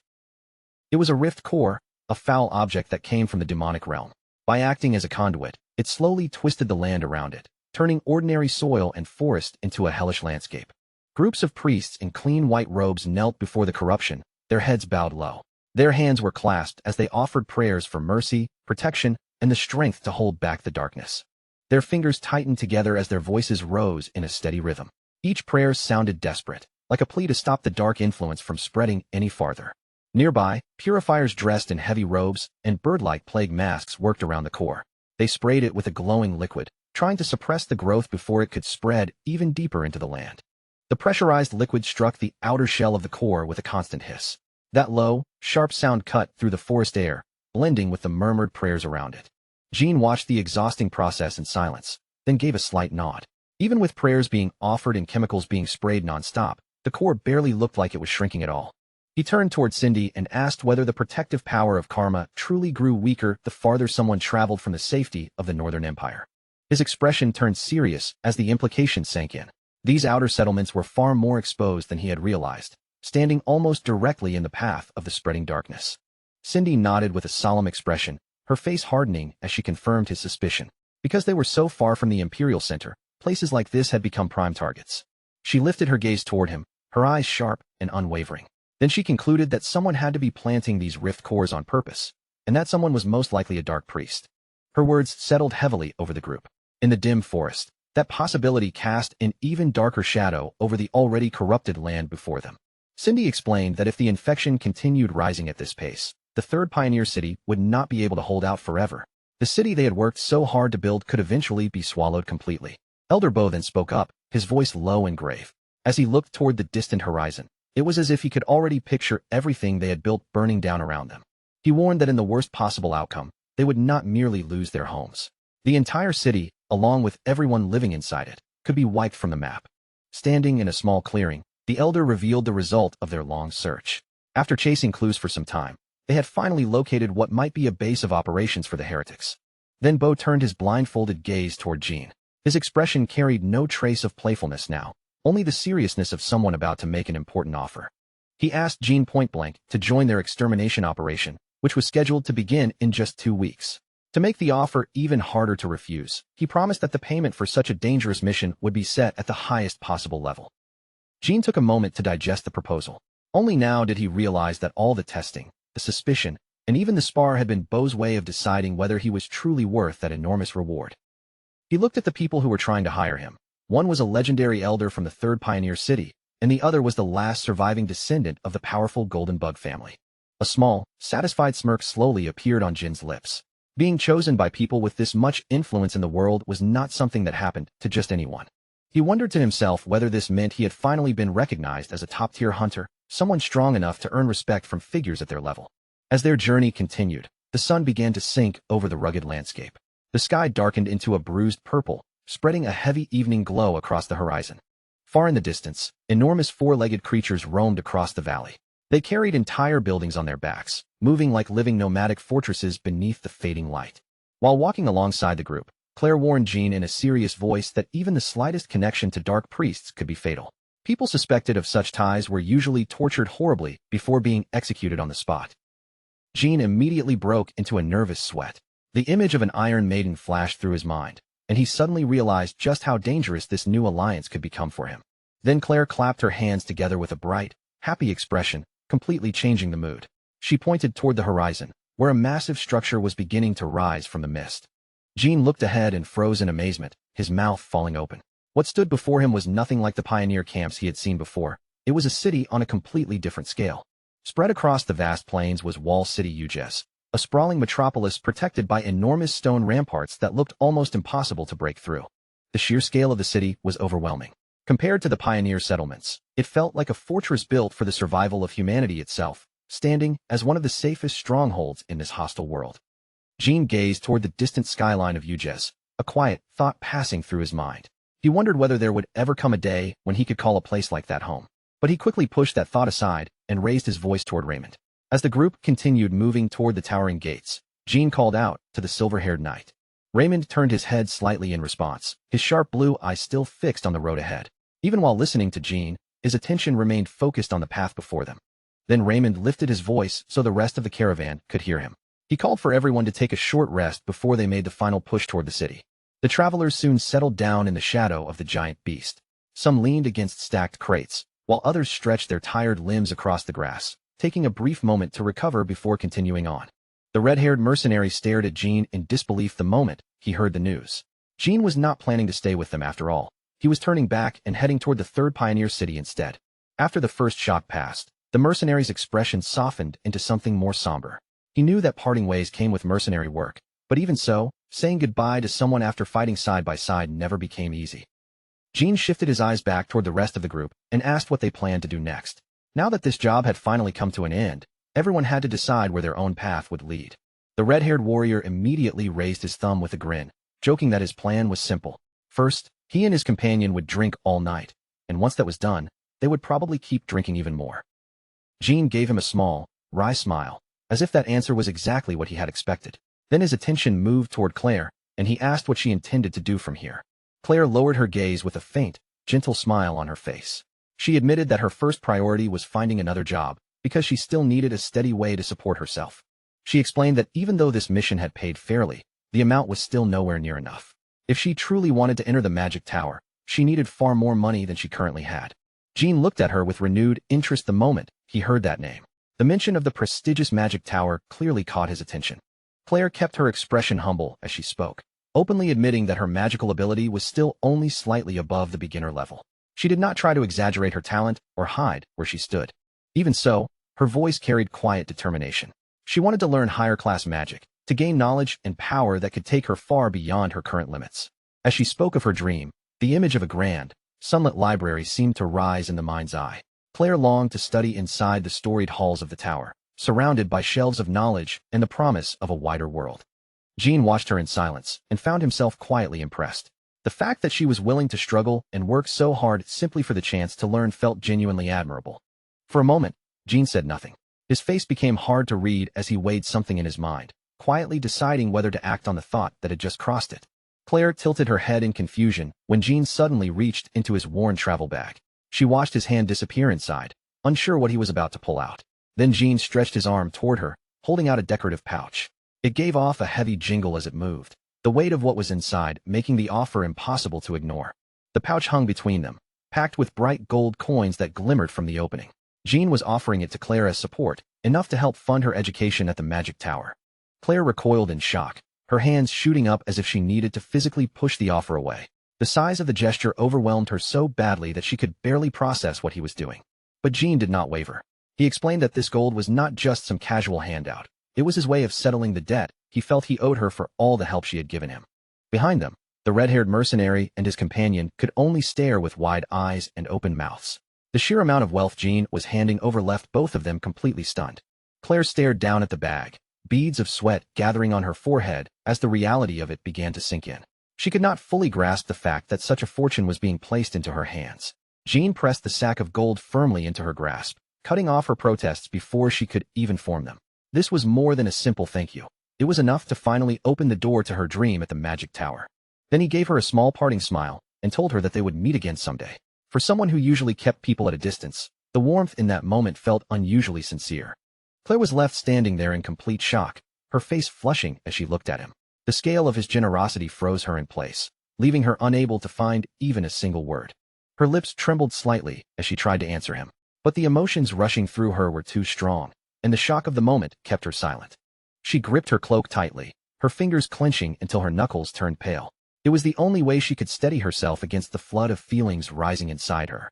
Under the soft light filtering through the trees, Jean turned away and began walking forward.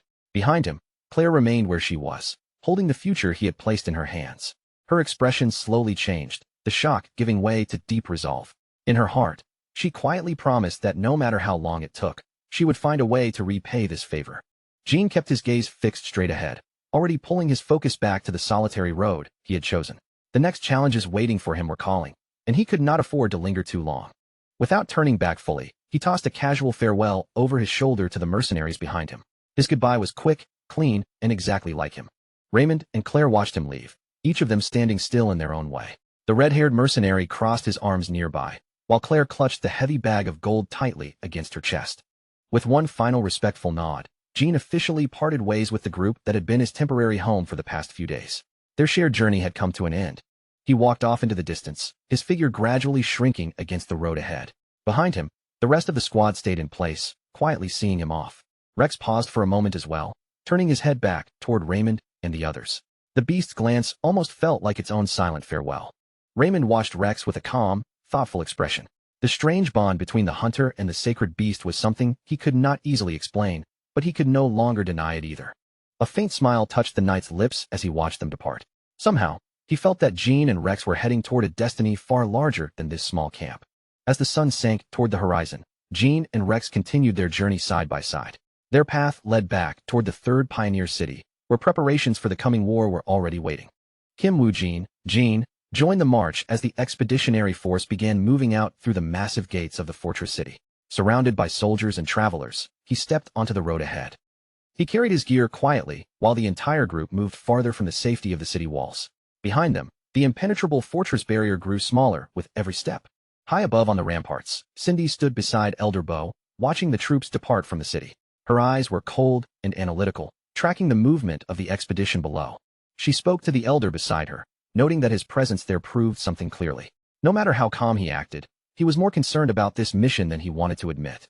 Then Cindy shifted the topic toward the mercenary they had been discussing. Her expression sharpened as her focus settled on Jean. She stated bluntly that Kim Woo-jin, Jean, appeared to have consumed a monster core. There was no hesitation in her voice, only a cold assessment of what she had observed. Elder Bo listened without reacting, his face unreadable beneath the red blindfold wrapped around his head. He remained calm, as if he had already considered the same possibility. After a moment, he countered her suspicion. Eating a monster core by itself, he argued, was not enough to brand someone as a dark priest.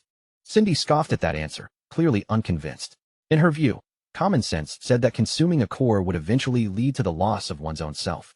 She looked toward the elder and asked him to be completely honest with her. What she wanted now was not a polite answer, but his true intention.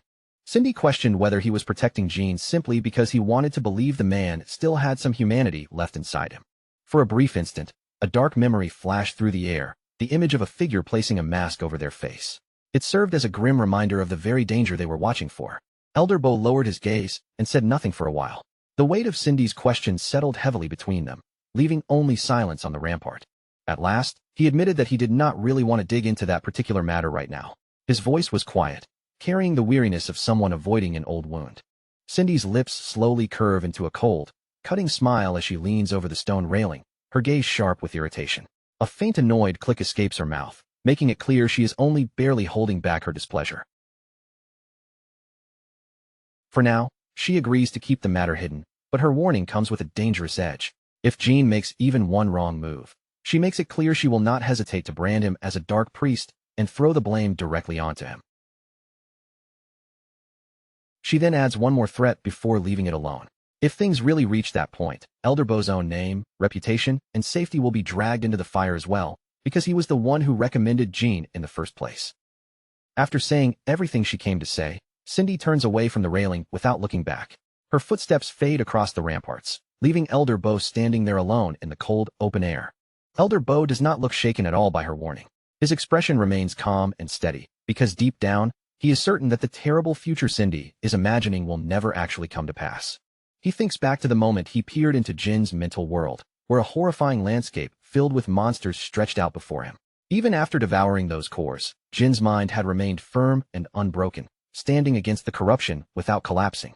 To Elder Bo, that alone makes Jin something extraordinary. In his eyes, Jin is living proof that a human can touch demonic corruption, endure it, and still remain human instead of becoming a monster. As the troops continue marching farther into the distance, Elder Bo watches them in silence from the ramparts. For now, he decides that this truth must stay buried, hidden away until the world is finally ready to accept what Jin represents. The elder stands there without wavering, his faith in Jin's potential only growing stronger. What he sensed inside that young man was not something he could dismiss as coincidence or luck. In his heart, Elder Bo believes the power Jin carries will one day become more than just a dangerous ability. Someday, that same power may turn into a light of hope for humanity itself. Meanwhile, far from the ramparts, the first expeditionary force continues its steady advance into the wild lands ahead. Their long line cuts through the open road with the heavy momentum of an army marching toward battle. Rows of soldiers move forward in tight, disciplined formation, and the rhythmic clatter of armor rings across the road with every step. Above them, banners snap in the wind while spearheads catch the pale light, showing an army marching with clear purpose and no intention of turning back. Among the soldiers, One man quietly reflects on the creed they were taught to follow. Just as there is a time to protect peace, there is also a time when they must lift their weapons and fight. The march does not slow for even a moment, and the troops' discipline is obvious in the way their feet strike the ground together. They press forward in silence, each formation holding firm as the wilderness draws closer. Every soldier carries the weight of that duty on their shoulders, remembering the command given to them before they set out. They were told to hold their swords with conviction, and now that order echoes with every step they take. With each passing moment, the army moves deeper toward the unknown waiting beyond the road. Their mission pushes them forward, and that purpose keeps their eyes fixed on the dangerous land ahead. The command to wipe out evil through faith seems to ripple through the ranks like a silent battle cry. Even without anyone shouting it aloud, that belief burns behind the soldiers' steady advance. Then, out of nowhere, Jean picks up a jagged rock and drives it straight into his own forehead with a violent crack. The sudden impact is so brutal that it instantly shatters the solemn rhythm of the march. Blood bursts across his face from the wound, shocking the nearby soldiers into complete silence. They stare at him in disbelief and horror, unable to understand why anyone would smash their own skull in the middle of an expedition. Jean simply releases the blood-soaked stone and lets it drop to the ground at his feet. Then, as if nothing strange has happened at all, he keeps walking forward with the rest of the force. Around him, the soldiers begin whispering in alarm, wondering if the man has completely lost his mind. But Jean is not paying attention to their reactions, because he is quietly counting the seconds under his breath. He watches the wound carefully, his eyes narrowing as a grotesque cluster of worm-like tendrils starts wriggling inside the bloody opening. The sight is revolting, but Jean studies it with calm interest instead of fear. Then the torn flesh begins to knit itself together at an unnatural pace, sealing the deep fracture right before his eyes. What should have been a serious injury starts closing as if his body is refusing to stay damaged. Jean quietly evaluates his regeneration ability as the wound continues to repair itself. He notes that even something as minor as a simple bruise normally takes around 10 minutes before it fully disappears. But the fracture he just created in his own head is already healing far faster than any ordinary injury should. The speed of recovery is enough to prove that his body has changed in a way no normal human body could. A dark, satisfied smirk slowly spreads across Jin's blood-stained face as he studies the results of his little experiment. The pain does not seem to bother him nearly as much as the answer he has just gained. He starts wondering how far this regeneration can really go, even considering whether he could regrow an entire arm within a month. That thought only strengthens his resolve to keep consuming monster cores and push his body even further. Kim Woo-jin, now moving under the name Jean, is already eager to test this new regeneration ability properly. A self-inflicted wound is one thing, but he wants to see how it performs in the chaos of a real fight. One nearby soldier, still baffled by what he just witnessed, blurts out a question in disbelief. He asks whether Jin's nickname, Head Crusher, actually came from him crushing his own skull like that. Jean merely touches the bloody mess on his forehead with a strangely casual attitude. Then he offers a light apology, as if all he did was startle them a little instead of horrifying the entire group. That bizarre display does not go unnoticed. It immediately draws the attention of Roland, the flamboyant supreme commander leading the first expeditionary force. Roland does not look disgusted or disturbed by Jin's behavior. Instead, he laughs with open amusement, saying that he actually likes geniuses who are a little messed up in the head. He then points out that since Elder Bo personally recommended Jean, there must be something truly remarkable about him. In Roland's eyes, that recommendation alone is proof that Jean is no ordinary recruit. Jean is not exactly pleased by the commander's enthusiasm, and inwardly, he decides this is the kind of person he would rather avoid getting too close to. Instead of playing along, he cuts straight through the chatter and asks for the details of the mission. Roland chuckles at Jin's blunt impatience, finding it more entertaining than rude. To him, that directness is just another sign of what he calls a true genius.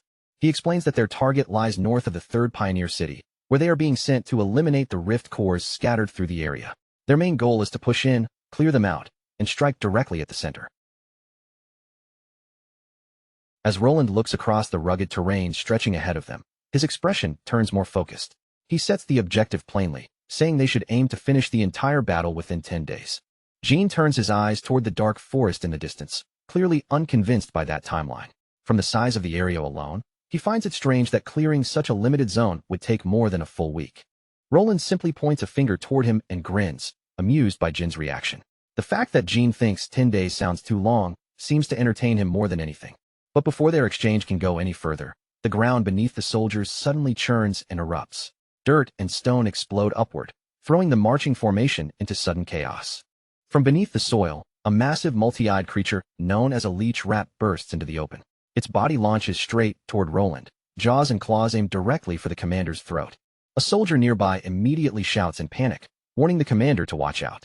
His voice cuts through the noise of the ambush, but the monster is already flying toward Roland at terrifying speed. Roland does not even flinch as the beast closes in on him. In one smooth motion, his hand moves to his sword, and the blade flashes free like a streak of light. With a single clean vertical strike, Roland cuts the monster in half while it is still airborne. The creature's body splits apart in front of him before it ever gets close enough to touch his throat. Roland then explains that monsters like these normally remain deep inside the demonic realm. But now, they are beginning to crawl up to the surface and even appear under the light of day. All along the road, the ground starts bursting open one after another. Dozens of leech rats shoot out from beneath the soil, pouncing on the soldiers before many of them can even raise their weapons. Roland's voice thunders over the chaos as he orders everyone to prepare for battle. In an instant, the sudden ambush turns the once orderly march into a bloody fight for survival. The leech rats screech wildly as they swarm the expeditionary force from every direction. Their shrill cries tear through the air while their bodies surge through the ranks like a living wave of claws and teeth. Caught off guard by the attack, soldiers stagger and fall as blood sprays across the road. The monster's sharp claws rip into their formation, tearing through armor and flesh before the troops can fully recover. Jean watches the burrowing creatures with narrowed eyes, surprised by what he is seeing. Roland immediately orders his men to protect each other's backs, his voice cutting sharply through the chaos of the ambush. He warns them that the moment they leave even the smallest opening, these monsters will tear straight through it and kill them. At the front line, the soldiers grit their teeth and struggle to hold their ground against the surging mass of fur, claws, and snapping teeth. Every spear thrust barely seems enough to keep the leech rats from crashing deeper into the formation. Roland glances back over his shoulder in the middle of the fight and notices something strange. While the swarm rushes straight toward him, Jean is simply standing there without moving, as if he has no intention of retreating. Seeing that, Roland shouts toward him at once, calling for the genius to watch his back before the monsters reach him. His warning rings out urgently over the sound of blades, screams, and charging beasts. But Roland's eyes widen the next second when he realizes Jean is not even trying to dodge. He is just letting the swarm close in, standing there as if being attacked is exactly what he wants. In a blink, an entire pack of leech rats crashes into Jean from every direction. Their bodies pile over him one after another, burying him beneath a writhing mound of monsters. The swarm claws into his cloak and drags him down hard into the dirt, tearing at the fabric as they scramble over him. From the outside, it looks like Jean has been completely swallowed by the horde. Yet Jean does not look frightened in the slightest. Even with blood sliding down his chin, his expression carries a strange, almost hungry intensity, as if the monsters surrounding him are not predators at all. Roland yells out in shock, convinced that the mercenary has finally lost his mind. To him, letting a swarm of leech rats catch you on purpose looks less like courage and more like pure insanity. But under that tangled pile of bodies, Jean moves with terrifying precision. He drives a dagger deep into one of the leech rats' heads, cutting straight to the thing he is truly after. Then he tears out a glowing blue monster core from the beast, his eyes locking onto it like he has just found treasure. The shine from the core reflects against his bloodied face as the battle rages around him. The leech rats shriek in pain and fury, but in reality, they are the ones trapped with something far more dangerous. They may have swarmed Jean first, but now the situation is starting to turn against them. To Jean, these creatures are not simply enemies trying to rip him apart. In his eyes, they are a walking feast, a pile of useful cores just waiting to be taken and consumed. He begins wondering whether devouring the whole swarm might allow him to inherit the leech rat's burrowing ability. If that power can be stolen, then every single monster here is a chance worth gambling on. For a moment, the battlefield itself seems to fade from Jin's mind, along with the shouting soldiers and flashing blades. All he sees are the monsters in front of him and the fuel hidden inside their bodies. He reaches out and grabs another glowing core, gripping it tightly as blue light spills between his fingers. That eerie shine reflects in his eyes, making his expression look even more intense. Then, with a sickening crunch, Jean begins forcing the cores into his mouth right there in the middle of the battlefield. While everyone else is fighting to survive, he is swallowing monster cores as if chaos is the perfect cover. He knows the chances are never guaranteed, and the odds of success are painfully low. Still, consuming a core is the only method he has ever found that can trigger the inheritance of a monster's power. For Kim Woo-jin, now called Jean, this secret is the reason he survived 12 years in the demonic realm. By eating monster cores, he could sometimes steal the unique skills of the creatures he killed, turning their abilities into his own weapons. He wipes fresh blood from his face with the back of his hand, but his attention never leaves the pulsating blue core in his palm. The glow throbs faintly like a living thing, tempting him to take another bite. After devouring around 40 leech rats, Jean feels physically stuffed, his body heavy from everything he has consumed. Even so, frustration tightens in him because he still has not inherited the digging ability he wanted. Before he can keep going, the mound of monster corpses suddenly explodes outward in a flash of blue light. Someone has stepped in from the outside, believing they are saving him from being buried alive. A holy knight reaches a hand toward the blood-covered mercenary, visibly alarmed as he checks whether Jean is still in one piece. From the knight's perspective, anyone trapped under that swarm should have been moments away from death. Jean instantly slips back into a more professional attitude and tells the knight to maintain the formation. But inside, he can only mourn the meal he just lost, realizing that secretly eating monster cores will be almost impossible with this many people watching his every move. The knight pulls him back towards safety, completely unaware of the truth behind Jin's calm expression. He has no idea that Jean was not suffering under the swarm at all. He was actually enjoying the chance to devour them. Then the rhythm of the entire battle changes as the holy choir moves into position right in the middle of the fighting. Their arrival shifts the air itself, as if the battlefield is about to become a stage for something far more powerful. Soldiers wearing ceremonial hats lift massive cellos and violins, drawing their instruments into place with practiced movements. The deep sound that follows vibrates through the air, carrying a magical weight that spreads across the battlefield. At the center of the ensemble stands Roland, his eyes closed as he draws the bow across his violin with elegant precision. A golden aura radiates from him, wrapping his ornate armor in a brilliant glow. The music surges through the soldiers like a powerful blessing, strengthening their bodies and sharpening their resolve. Their spears begin to shine with white light, and soon they move together in a controlled, systematic slaughter of the remaining rats. Jean watches the front lines carefully and gives a small nod as he notices the change. The stamina and defensive strength of the ordinary troops have risen dramatically, enough to completely alter the flow of the battle. Then his attention shifts back to the Supreme Commander, and Jean struggles to make sense of what he is seeing. The man leading an army and the man playing music at the center of the battlefield somehow seem like the same person, and that only makes Roland harder to understand. Roland appears completely absorbed in the music, moving with a grace that feels almost effortless. Golden notes swirl around his decorated armor, following each precise motion of his bow like sparks of divine light. A commanding officer roars at the troops to hold the line and push forward while the music is still strengthening them. His voice drives through the ranks, urging everyone to seize the advantage before the moment passes. The counterattack comes fast, organized, and brutal. Empowered by the music, the knights begin crushing the leech rats with ease, cutting down the same beasts that had thrown the entire expedition into chaos moments earlier. By the time the sun finally sinks beyond the horizon, the forest grows still beneath the pale light of a full moon. The screams and clashing steel fade away, leaving only the quiet aftermath of the battle. A soldier carrying a megaphone calls out to the survivors across the camp, ordering everyone who took part in the skirmish to gather. Now that the fighting is over, they need to count the kills and record the results. With a ledger in one hand and a pen ready in the other, he explains that the mission rewards will be calculated strictly according to the official tally. Every kill has to be written down, because those numbers will decide what each fighter earns. Near one of the campfires, two mercenaries sit close together and gossip about Jean in low voices. They call him a complete lunatic, still unable to forget the way he charged straight into the heart of the monster horde. They also mention seeing him later, digging around in the dirt like he was searching for something important. Neither of them can figure out what kind of strategy could possibly explain that bizarre behavior.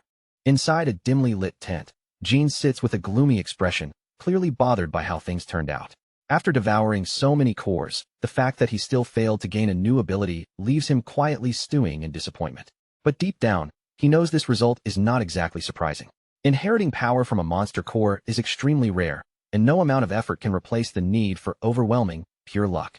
Roland steps into the tent and looks Jean over with interest, asking how his body is holding up after that reckless display of courage. His tone is light, but there is clear curiosity in the way he studies the bloodied mercenary. Jean remains seated, then lifts his eyes toward Roland with a composed expression. He politely apologizes in case his head-crushing tactics caused any unnecessary alarm among the troops. Roland answers with a warm, knowing smile, not bothering to hide how amused he is. He admits that when Jean disappeared under that swarm of leech rats, he honestly thought the mercenary was finished. Then Roland reveals the official result from the tally. Jean, all by himself, managed to hunt down 267 leech rats during the battle. Outside the tent, exhausted soldiers slump beside their weapons and gear, still recovering from the brutal skirmish. Most of them only manage to kill a small handful of beasts each, making Jin's number stand out even more sharply. Roland leans in slightly, his face showing genuine curiosity rather than simple praise. He remarks that prodigies like Jin really do exist on an entirely different level from ordinary fighters. Jin turns his gaze aside, thinking that the number could have been much higher if he had not spent so much time focusing on eating the cores. Instead of admitting that, he shifts the topic back toward the commander and addresses Roland by name. He asks Roland directly whether he was originally trained as a supporter, considering the incredible musical talent he displayed on the battlefield. The question comes out bluntly, but Jin is clearly trying to understand the commander's role. Roland looks a little wounded by the way Jin phrases it, as if the question has lightly pricked his pride. He asks whether Jin looks down on those who take on a supporting role within the Order Alliance. Jin quickly clarifies that he did not mean it that way. He simply assumed that someone with Roland's rank and presence would be the type of commander who relied on overwhelming physical strength, a sharp blade, and raw battlefield pressure. Roland lets out a quiet sigh, and for just a moment, that bright charismatic mask of his slips away. With a slightly helpless look, he admits that Jin has somehow seen straight through the image he usually puts on for everyone else. He confesses that, deep down, his true desire is far simpler than people might think. If he could follow only his own heart, he would rather grip a sword in both hands, charge into the front lines, and fight enemies head-on. But Roland explains that the Order Alliance exists to fight for peace, not for personal pride or private dreams. And because of that, the mission they carry must always come before whatever he personally wants to do. Under the moonlight, the image of a graveyard seems to rise in the mind, quiet and cold, filled with the weight of countless lives already lost.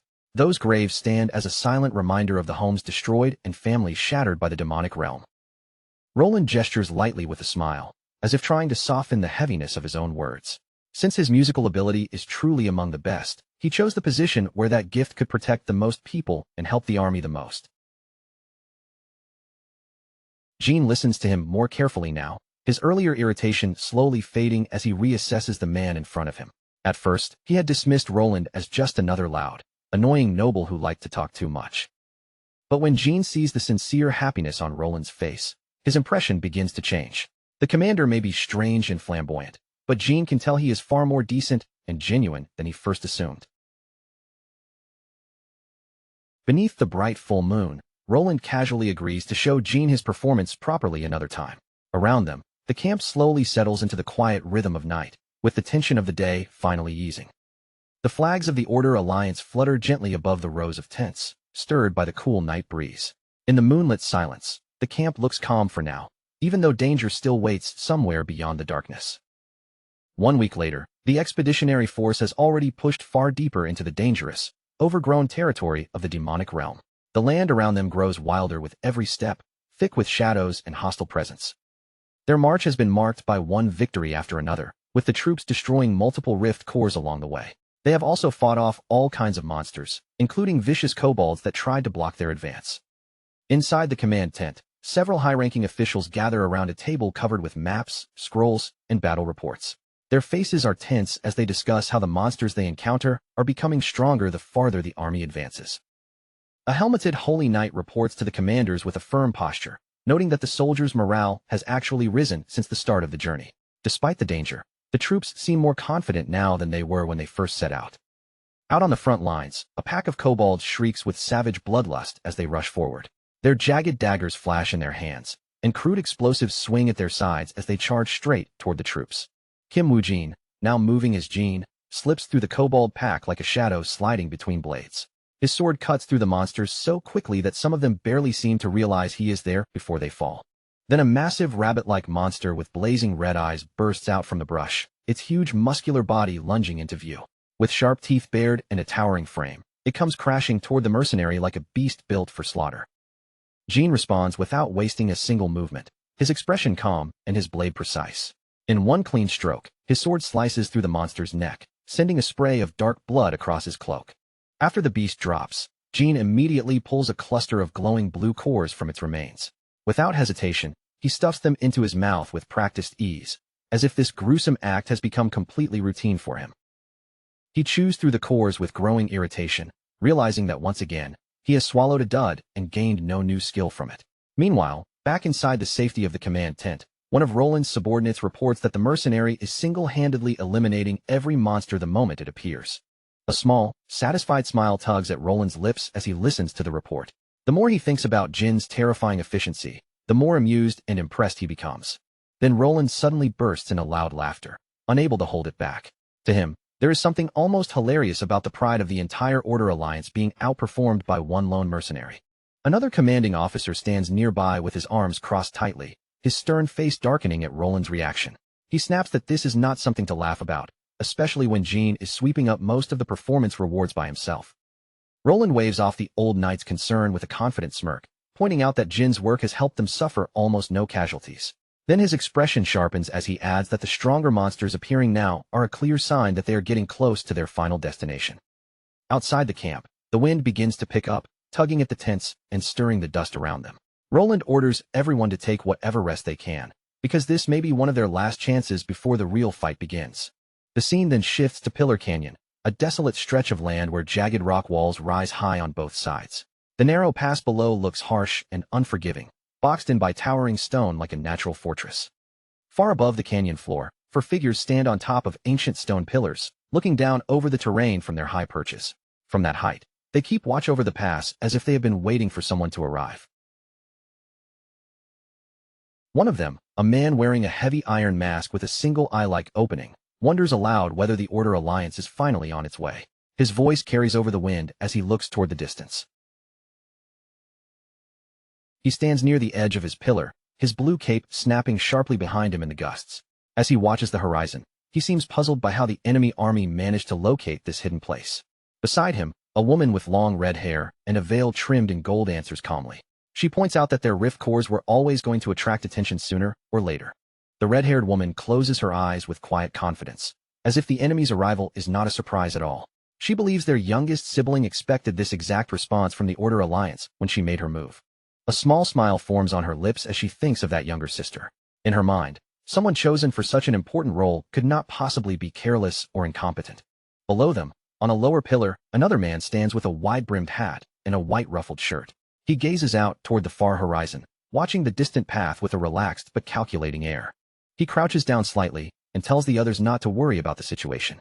From his experience, the side defending a place like this always has the advantage, especially when the enemy has to come to them. A sharp, smug grin spreads across his face as he looks down into the canyon.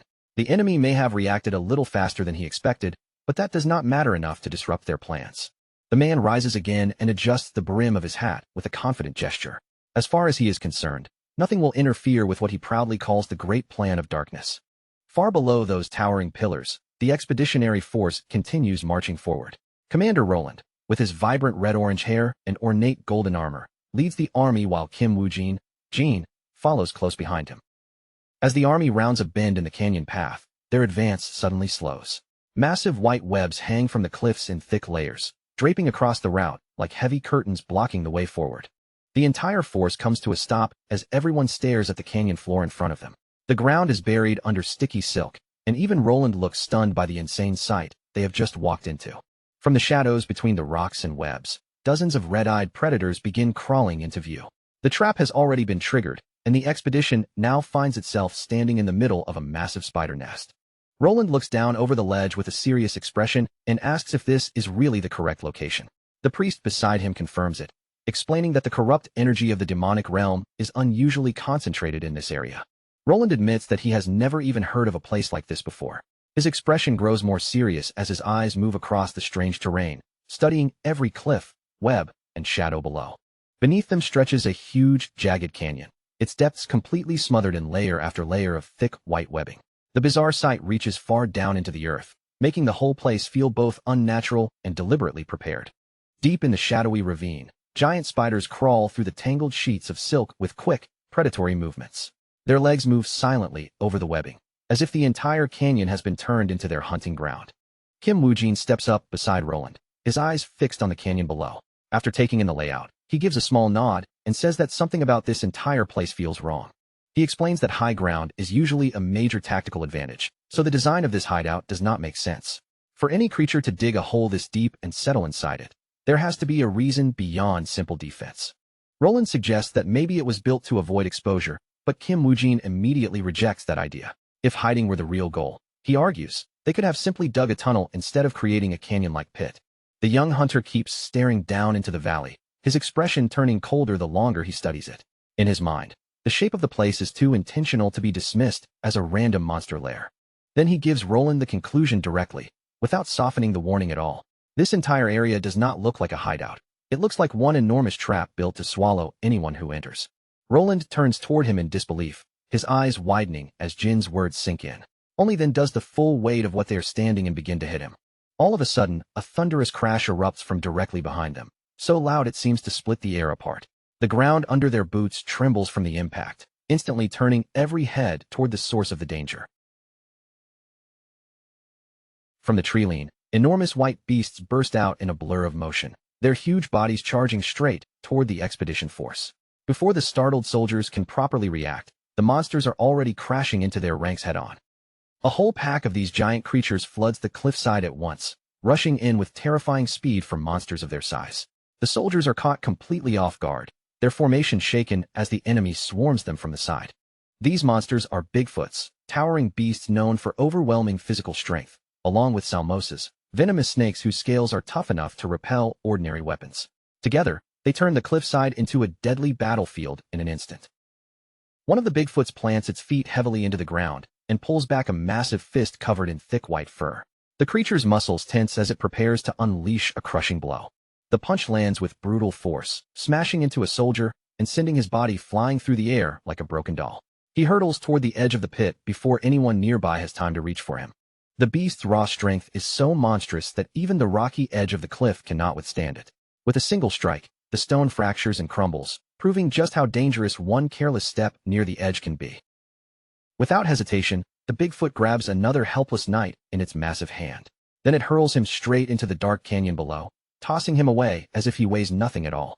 Terrified screams echo through the ravine as the men fall into the abyss.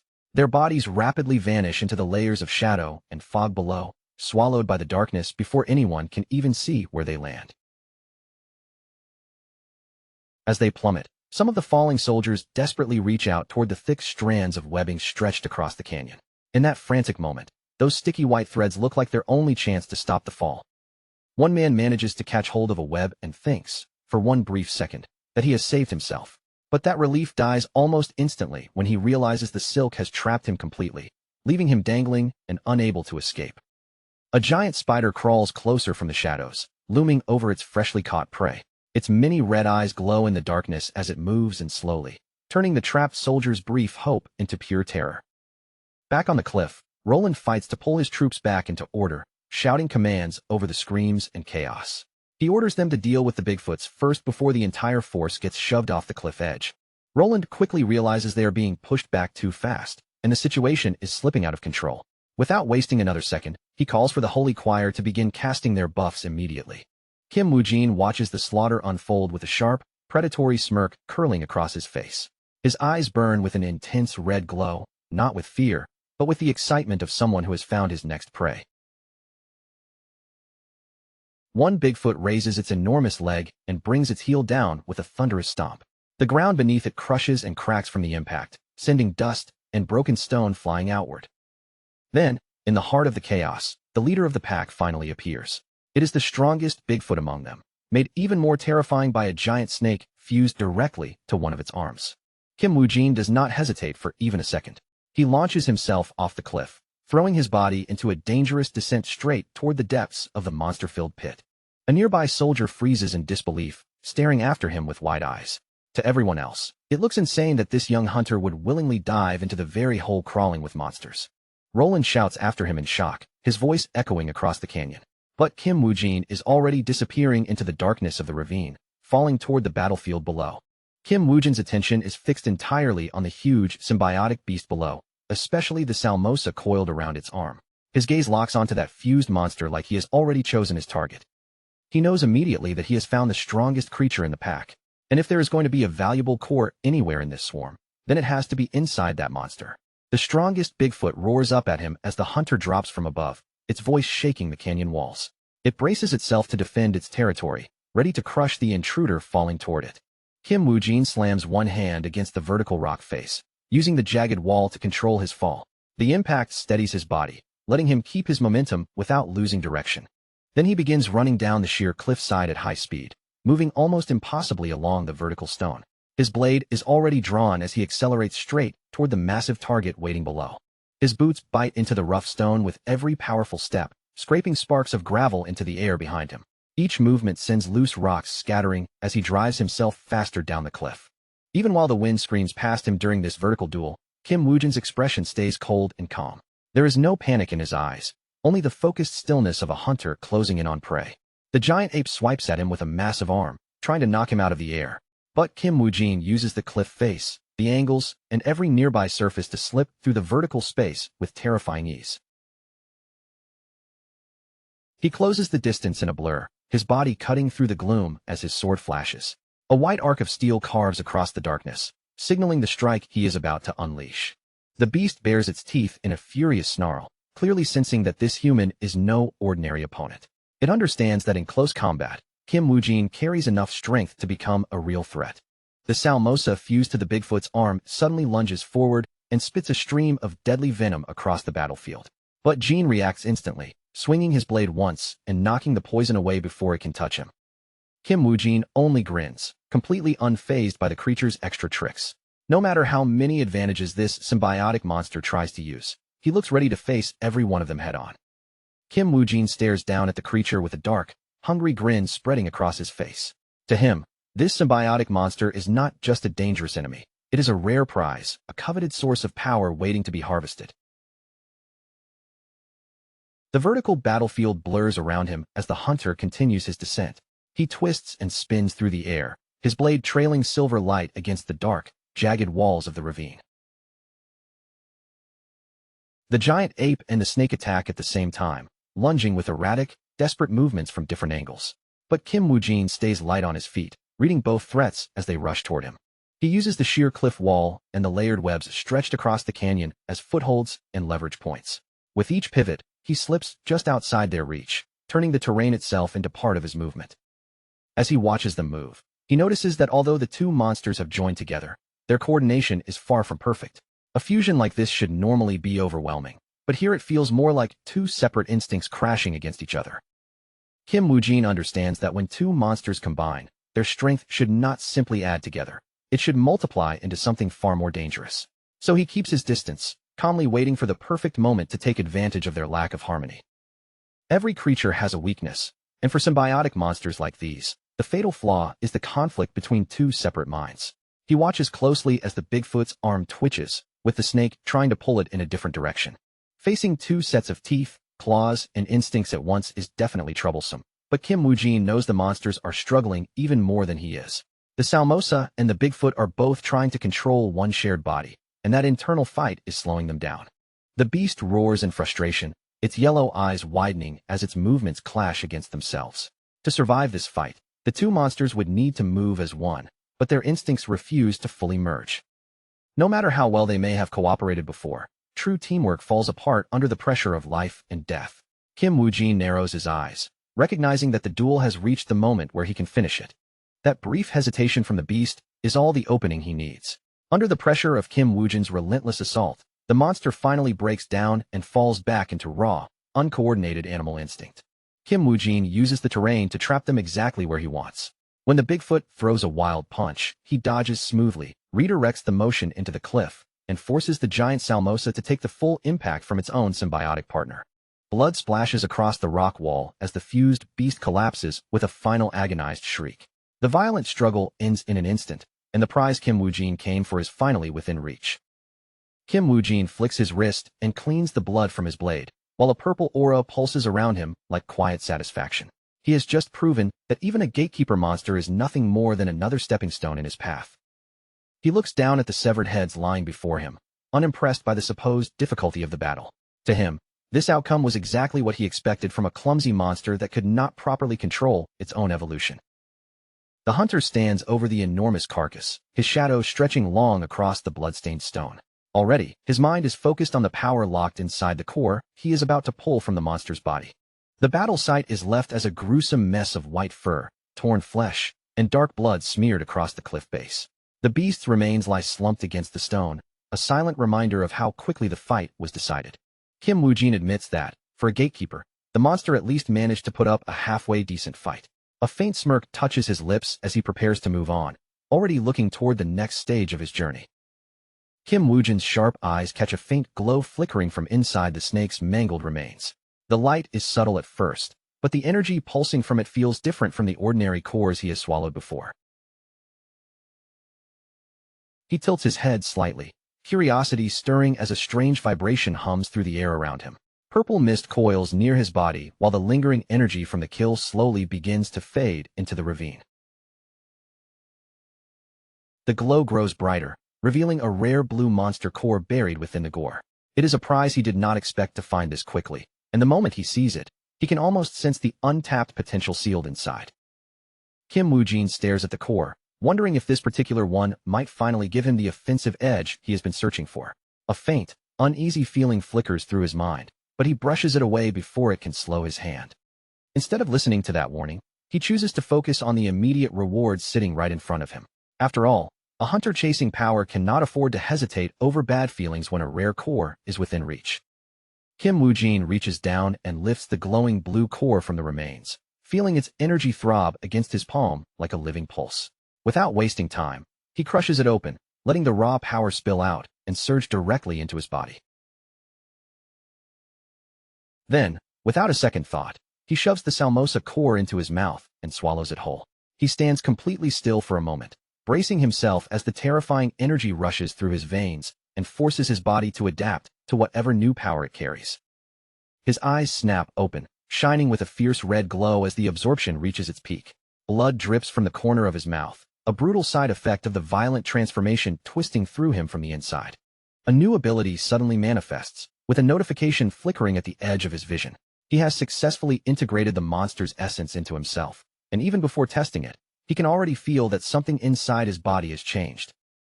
Kim Woo-jin looks down at his own hands, wondering if he has finally reached the point where he can sense which cores contain a true inheritance. After devouring so many monsters, his collection of abilities is starting to look truly dangerous. He cannot help feeling impressed by the sheer amount of power he has managed to gather in such a short period of time. Even by his own ambitious standards, this is a massive haul that would shock most hunters. He wipes the blood from his chin, already eager to test the power he just gained. His mind races through the possibilities, wondering whether this new ability might be an offensive strike, a poison attribute, or something even stranger. But before he can take even one step, a blinding light erupts right in front of him. His eyes widen in surprise as a massive explosion tears through the quiet ravine and swallows the area in an instant. The ground violently shakes as the blast engulfs the canyon floor, sending rocks and debris flying in every direction. It is an ambush he never sensed coming, and the force of it is strong enough to make the entire ravine feel like it is being ripped apart. From within the smoke and flames, a manic, high-pitched laugh rings out, filled with twisted delight at the destruction. Someone has been watching him from the shadows, waiting for the perfect moment to strike. At the edge of the inferno, a man in a wide-brimmed hat steps forward through the heat and smoke. He walks toward the center of the blast as if the fire does not bother him at all, his attention fixed on the place where Kim Woo-jin had been standing. The hat hunter sneers at him from the flames, mocking how careless and relaxed he was in enemy territory. His tone drips with amusement, as if he has been waiting for this chance to humiliate him. He calls Kim Woo-jin a pathetic human, his eyes stretched wide with crazed excitement. The way he smiles makes it clear that to him, this ambush is not just a fight, it is entertainment. Kim Woo-jin grimaces as the heat presses in from every side, flames roaring close enough to scorch the air around him. His body is battered and singed, but he is nowhere near finished, and this is definitely not the kind of meeting he planned to have.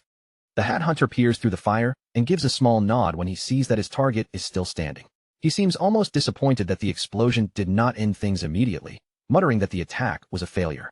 Inside the wall of fire, Kim Woo-jin's skin begins to shift, taking on a strange cracked texture across his body. He had hoped the blue core would give him some kind of poison ability, but it looks like he inherited something far more defensive instead.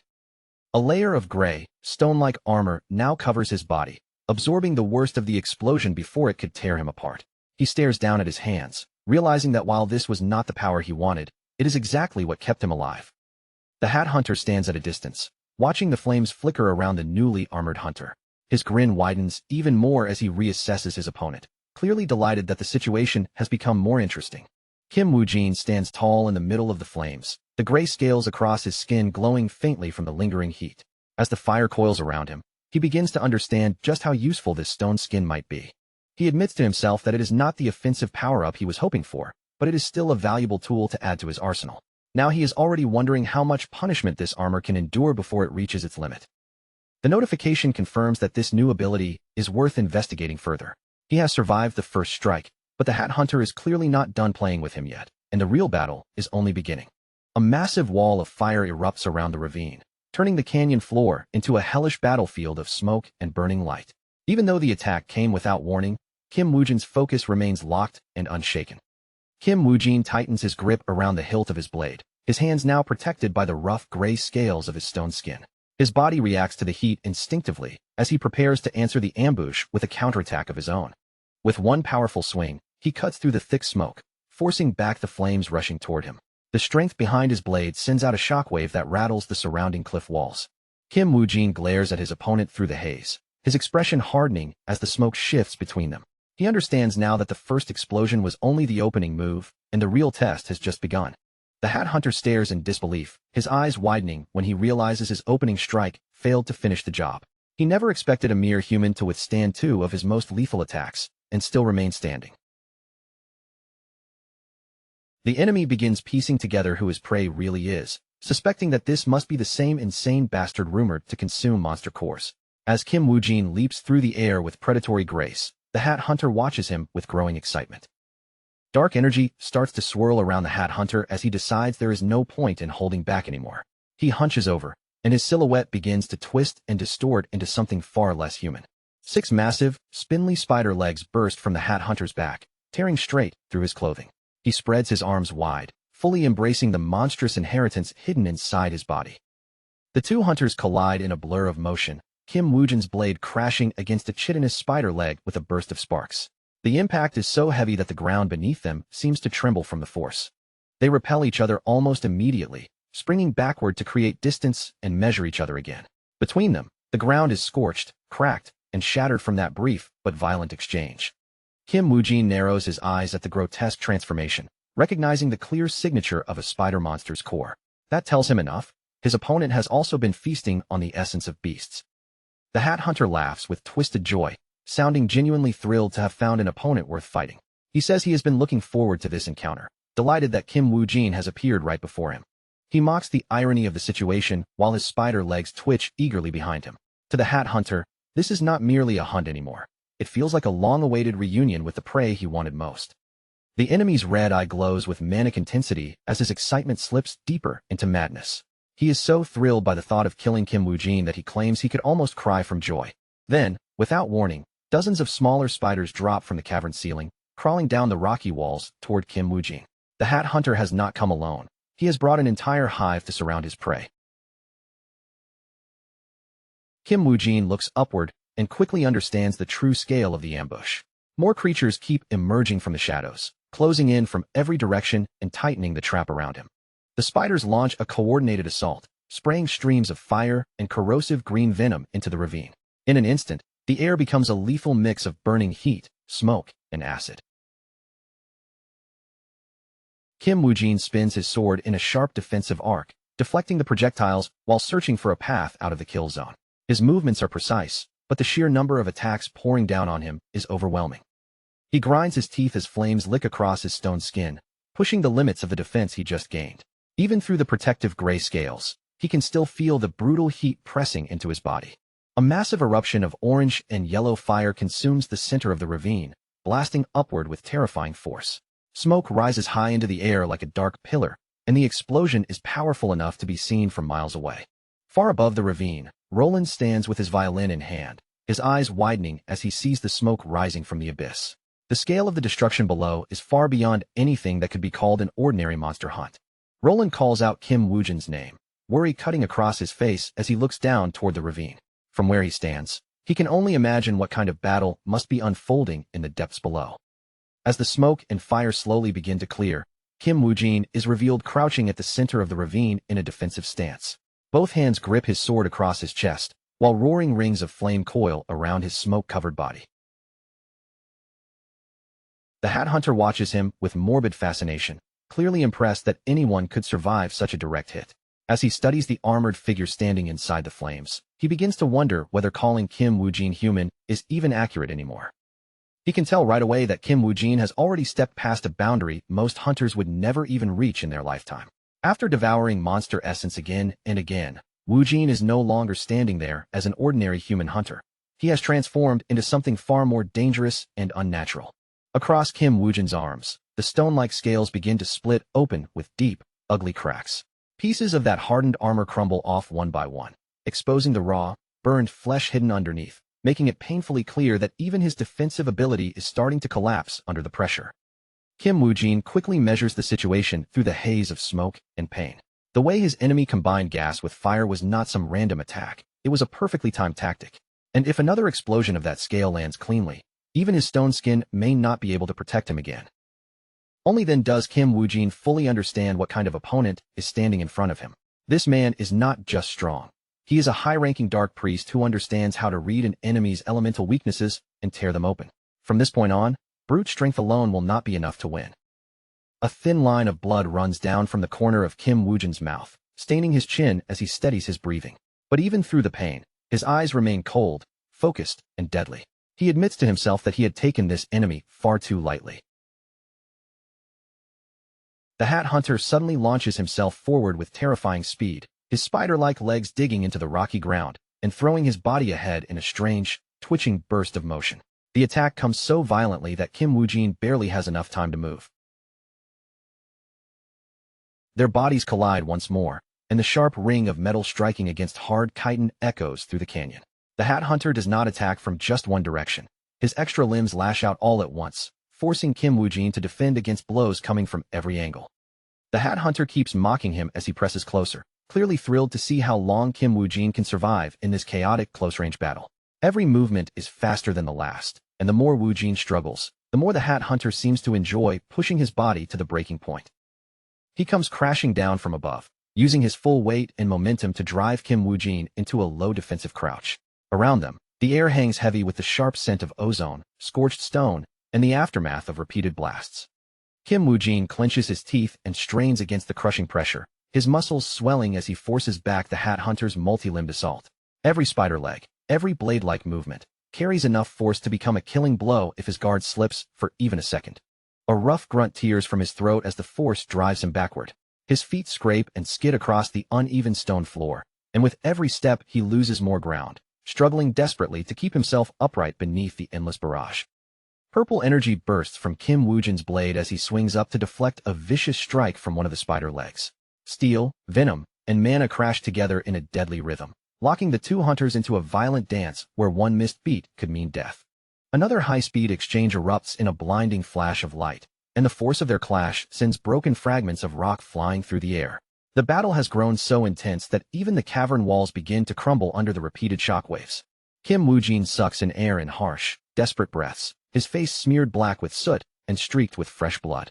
As he looks around, he realizes the truth. He is being slowly and deliberately driven into a corner by someone whose tactics are far sharper than his own. Then the smaller spiders unleash another volley, spewing flame and acid at the same time. The two attacks merge into a massive blast that crashes straight toward Kim Woojin's position, and this time, the space around him leaves almost no room to escape. Kim Woojin drops his stance and folds his stone-covered arms across his body, guarding his vital points as the explosion swallows him whole. Heat, pressure, and impact crash over him like a storm, burying him beneath a wave of destruction. Even while enduring the blast, Kim Woojin forces his mind to move. Should he kill the small spiders first and cut off the support attacks, or pour everything he has into taking down the Dark Priest himself? One thing is certain, his body cannot keep absorbing this much damage for long. Pain rips through his internal organs, sharp and overwhelming, as if his body is being crushed from the inside. He can feel his stone skin reaching its absolute limit, and he knows that if he fails to change the flow of this fight right now, this abyss will become his grave.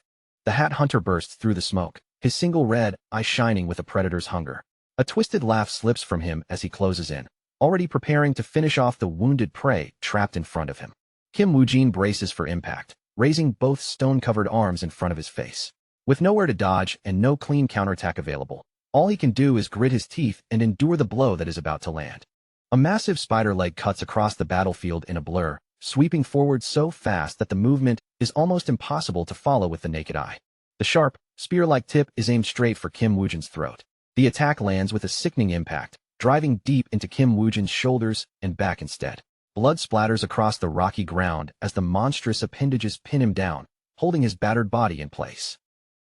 His heavy sword slips from his grasp and crashes onto the ground with a dull clang, just out of reach of his trembling hands.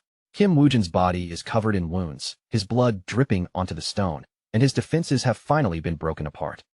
Standing over him, the Hat Hunter lets out a sharp cry of mocking victory. He savors the sight of Kim Woojin fallen beneath him, his expression twisting into a grotesque grin filled with satisfaction. His laughter grows louder and more unrestrained, bouncing through the ravine while his spider legs keep Kim Woojin trapped against the ground. To him, this reversal is not just a victory, it is a moment to enjoy. The Hat Hunter lowers his gaze toward his captive, and the amusement on his face slowly shifts into genuine curiosity. Looking at Kim Woojin up close, he finally understands why the others had allowed this dangerous hunter to roam freely for so long. He admits that Kim Woojin's skill and talent are impressive, almost too valuable to simply throw away. Killing someone with that much potential would be wasteful, and in the fallen hunter's strange strength, the Hat Hunter seems to recognize a shadow of his own power. Kim Woojin coughs violently, blood spilling from his mouth as his head dips low. His consciousness wavers under the pain, and for the moment, he is completely at the mercy of the man in the wide-brimmed hat. The Hat Hunter suddenly decides to offer him something different.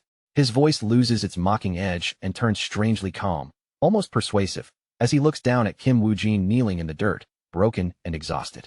He invites Kim Woojin to join the Dark Priests, promising to spare his life if he agrees to use his special power for their side. With fire burning behind him, the Hat Hunter towers over Woojin like a dark silhouette offering salvation through corruption. Kim Woojin slowly lifts his head, his eyes heavy with pain and exhaustion, yet still aware enough to listen. His body may be nearly spent, but his mind continues to move, carefully recognizing the trap hidden inside that smooth offer. The Hat Hunter leans closer, his glowing eyes carrying an unsettling warmth. He tells Kim Woojin that he understands the feeling of being special because Woojin has gained unique abilities through the monster cores he has absorbed. Spreading his spider legs wide, the Hat Hunter argues that ordinary humans could never truly understand someone like Kim Woojin. To them, that kind of power is not a blessing. It is something frightening, something they would try to control, reject, or forbid. He warns that the same people Kim Woojin risks his life to protect will one day turn their weapons against him. Once fear takes hold, they will brand him a dark priest and try to kill him, leaving him with no real place among humans. For a brief moment, Kim Woojin remembers his time with the Order Alliance, standing beside hunters like Roland and feeling as if he had a place among them. But the Hat Hunter twists that memory, suggesting that such acceptance was nothing more than a lucky accident that would never last. The Hat Hunter presses deeper, reminding him that once those people discover the true nature of his power, they will stop seeing him as one of their own. He uses Kim Woojin's own past and doubts like weapons, trying to drag him toward despair. Then the Hat Hunter reaches out a hand toward him, offering not mercy, but a partnership built on their shared rejection. He urges Kim Woojin to take that hand and stand together with him instead of clinging to the world that will eventually cast him aside. He promises that if they join forces, they can rise to a level of strength ordinary men could only dream about. The Hat Hunter smiles with absolute confidence, convinced that a temptation like this should be impossible for someone like Kim Woojin to refuse. Kim Woojin sinks onto the scorched ground, dragging in ragged breaths while the flames from the ambush continue to burn around him. His stone skin has been hammered again and again, and the damage spreading across his body is becoming impossible to hide. He turns his head and spits out a mouthful of blood, cursing his own miserable condition through clenched teeth. But even in that battered state, a dangerous spark still flickers deep inside his eyes. Even with his back pressed against the wall, Kim Woojin refuses to let the Hat Hunter enjoy the moment in peace. He raises his eyes and mocks him coldly, asking why a clown like him feels the need to keep talking so much. The insult hits its mark. The Hat Hunter's face contorts with rage, his earlier amusement vanishing in an instant. Now, he decides this arrogant brat needs one final lesson, one painful enough to silence him for good. Woojin closes his eyes, his expression carrying the faintest trace of disappointment, as if he truly had hoped not to go this far. He never wanted to rely on this final measure unless there was no other choice. But the Hat Hunter has pushed him too hard. When Woojin's eyes snap open again, they have changed into sharp, glowing slits, cold, inhuman, and terrifying. The crackling flames around him suddenly shrink and fade, as though the heat itself is being swallowed. The temperature in the abyss drops sharply, and a heavy silence settles over the battlefield, pressing down on everything like a warning.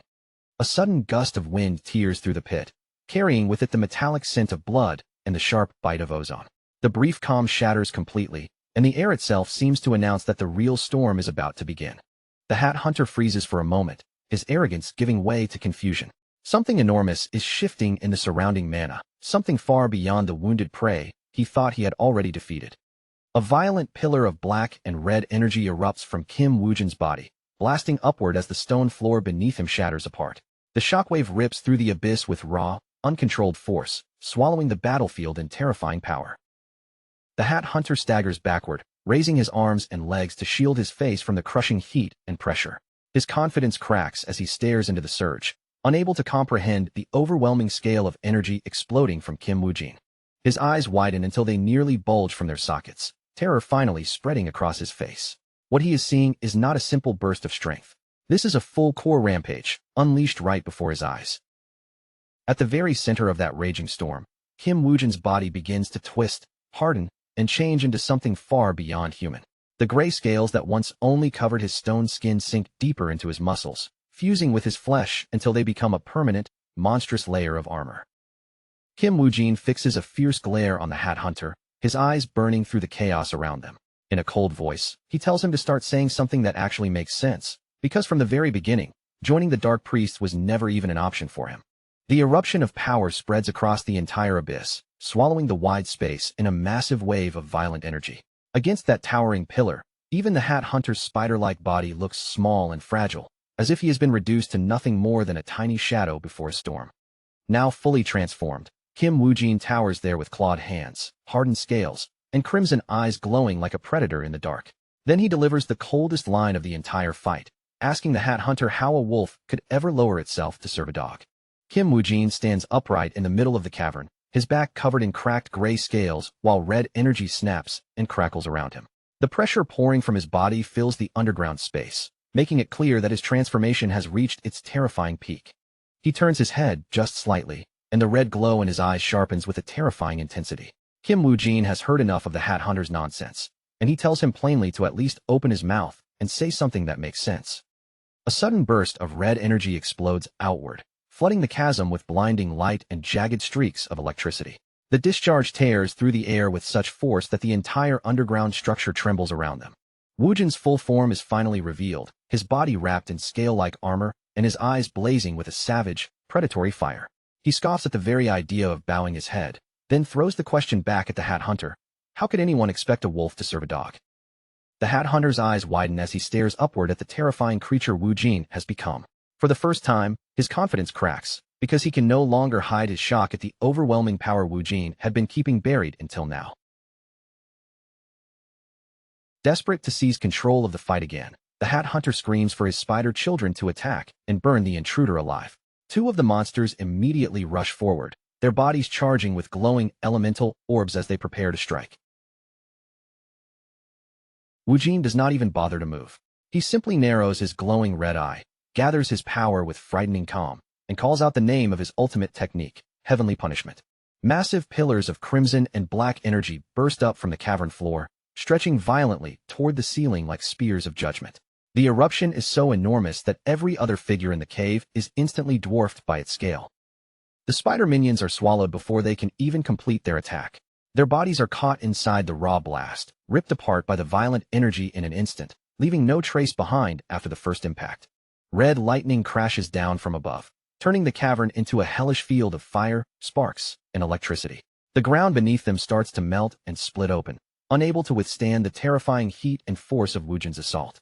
The Hat Hunter is dragged into the shockwave as well, his spider legs flailing wildly, while the red energy surges toward him like a devouring tide. The destructive force Woojin has unleashed completely overwhelms him, leaving no room for his earlier arrogance. Now bloodied and battered, the Hat Hunter finally understands the enormous gap between them. As he struggles to stay conscious, all he can do is wonder what kind of monster core Woojin could possibly have consumed to possess power on this level. Through the thinning red haze, Woojin's dark silhouette rises like a force of nature that cannot be stopped. The attack is not over yet, and with steady, terrifying steps, he begins closing the distance once again. Another shockwave slams into the Hat Hunter and hurls him backward across the jagged stone floor. His spider limbs claw and scramble for traction, but the force is too great, sending his body tumbling helplessly through the cavern. At that moment, survival becomes the Hat Hunter's only thought. Panic takes over his face as he realizes he has to escape this cavern immediately, or Wu Jin will finish him off right here. He spins around to flee, but Wu Jin has already vanished from sight, moving faster than his eyes can follow.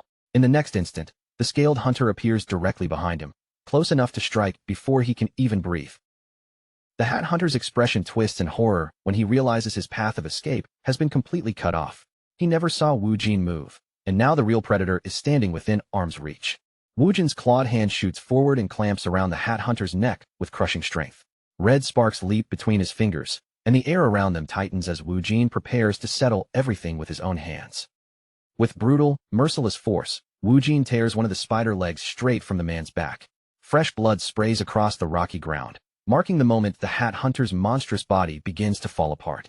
Wu Jin keeps his grip locked firmly around him, forcing the Hat Hunter harder into the dirt. There is no pity in his gaze, only cold domination, as he shows the broken man that the fight is now completely under his control. Then Wu Jin begins tearing the legs away one after another, each brutal motion forcing blood from the Hat Hunter's mouth as a strangled roar bursts from his throat. The attack is ruthless and deliberate, meant not just to wound him, but to crush every last bit of what he has left. Another powerful blow lands, sending a fresh splash of blood across the cavern walls. The Hat Hunter is barely conscious now, and his remaining spider legs twitch uselessly in the air, no longer able to protect him or carry him away. One final slam sends the Hat Hunter skidding across the floor, leaving a dark, bloody trail behind him. His scream echoes through the cavern, his pride shattered just as badly as his ruined body. Bleeding and desperate, the Hat Hunter lifts a trembling hand toward Wu Jin and begs for a chance to speak. His voice is no longer arrogant or playful. Now he is pleading for just 1 second to negotiate before the next blow comes down. He tries to appeal to the one thing he thinks they share, reminding Wu Jin that both of them gain power by consuming monster cores. Instead of fighting to the end, he argues that talking things through would benefit them both far more. Wu Jin stands over him in silence, unmoved by the desperate attempt at cooperation. When he finally speaks, his voice is cold and direct, telling the Hat Hunter that the only useful thing he can offer now is information. He demands to know everything about the other dark priests, his glowing eyes locked on the wounded man at his feet. At this point, that knowledge is the only thing the Hat Hunter has left that might keep him alive. The Hat Hunter shouts in disbelief, unable to understand why Wu Jin would stand with humans while wielding the same dark power as the priests. To him, it makes no sense for a monster to protect the sheep, and he warns Wu Jin that once humans see his true form, they will abandon him without hesitation. He simply cannot accept why someone with such overwhelming strength would choose to side with the weak. Wu Jin gives no reaction to the warning. His cold, reptilian eye remains fixed on the Hat Hunter with absolute focus, as if every word of fear and doubt means nothing compared to the information he came to extract. With no other option left, the Hat Hunter finally breaks and agrees to tell Wu Jin everything he wants to know.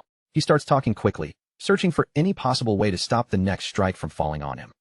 But by then, words can no longer save him. Wu Jin lands another punishing blow that sends the Hat Hunter flying backward, making it clear that he is finished listening to the man's desperate excuses. Wu Jin's profile looks cold and unyielding, almost like carved stone, as he stares down at his defeated enemy. He reminds the Hat Hunter that he gave him exactly one chance to talk, and that chance has already passed. Then Wu Jin releases a final, devastating blast of red energy straight at the Hat Hunter. The cavern flares with light as the power of heavenly punishment gathers into one lethal point and drives toward its target. The Hat Hunter manages to spit out one last curse before the energy swallows him completely. In the next instant, his body is vaporized, leaving behind only drifting ash and smoke in the scorched air. As the light slowly fades, Wu Jin remains standing alone in the center of the crater, his chest rising and falling with heavy breaths. The battle is finally over, but the price his body paid is beginning to catch up with him. The cost of the transformation hits all at once. Wu Jin's scales begin to split, crack, and peel away from his body, falling from his skin like broken shards of stone and exposing the raw flesh beneath. A thick stream of blood runs from his mouth as the strain inside his body takes its toll. After pushing himself far beyond his limits, Wu Jin can feel his body starting to fail beneath the weight of that power. Now returned to his human form, Wu Jin looks completely wrecked, with blood flowing from his eyes and mouth. As the last of his adrenaline drains away, Even standing upright becomes almost impossible. He turns his blurred gaze toward the light, breathing in rough, uneven gasps. In the silence after the fight, the scale of the destruction he created finally becomes clear all around him. With every bit of strength drained from his body, Wujin collapses into the center of the massive crater he carved into the ground. He hits the stone with a dull thud, his body finally giving out after the brutal ordeal.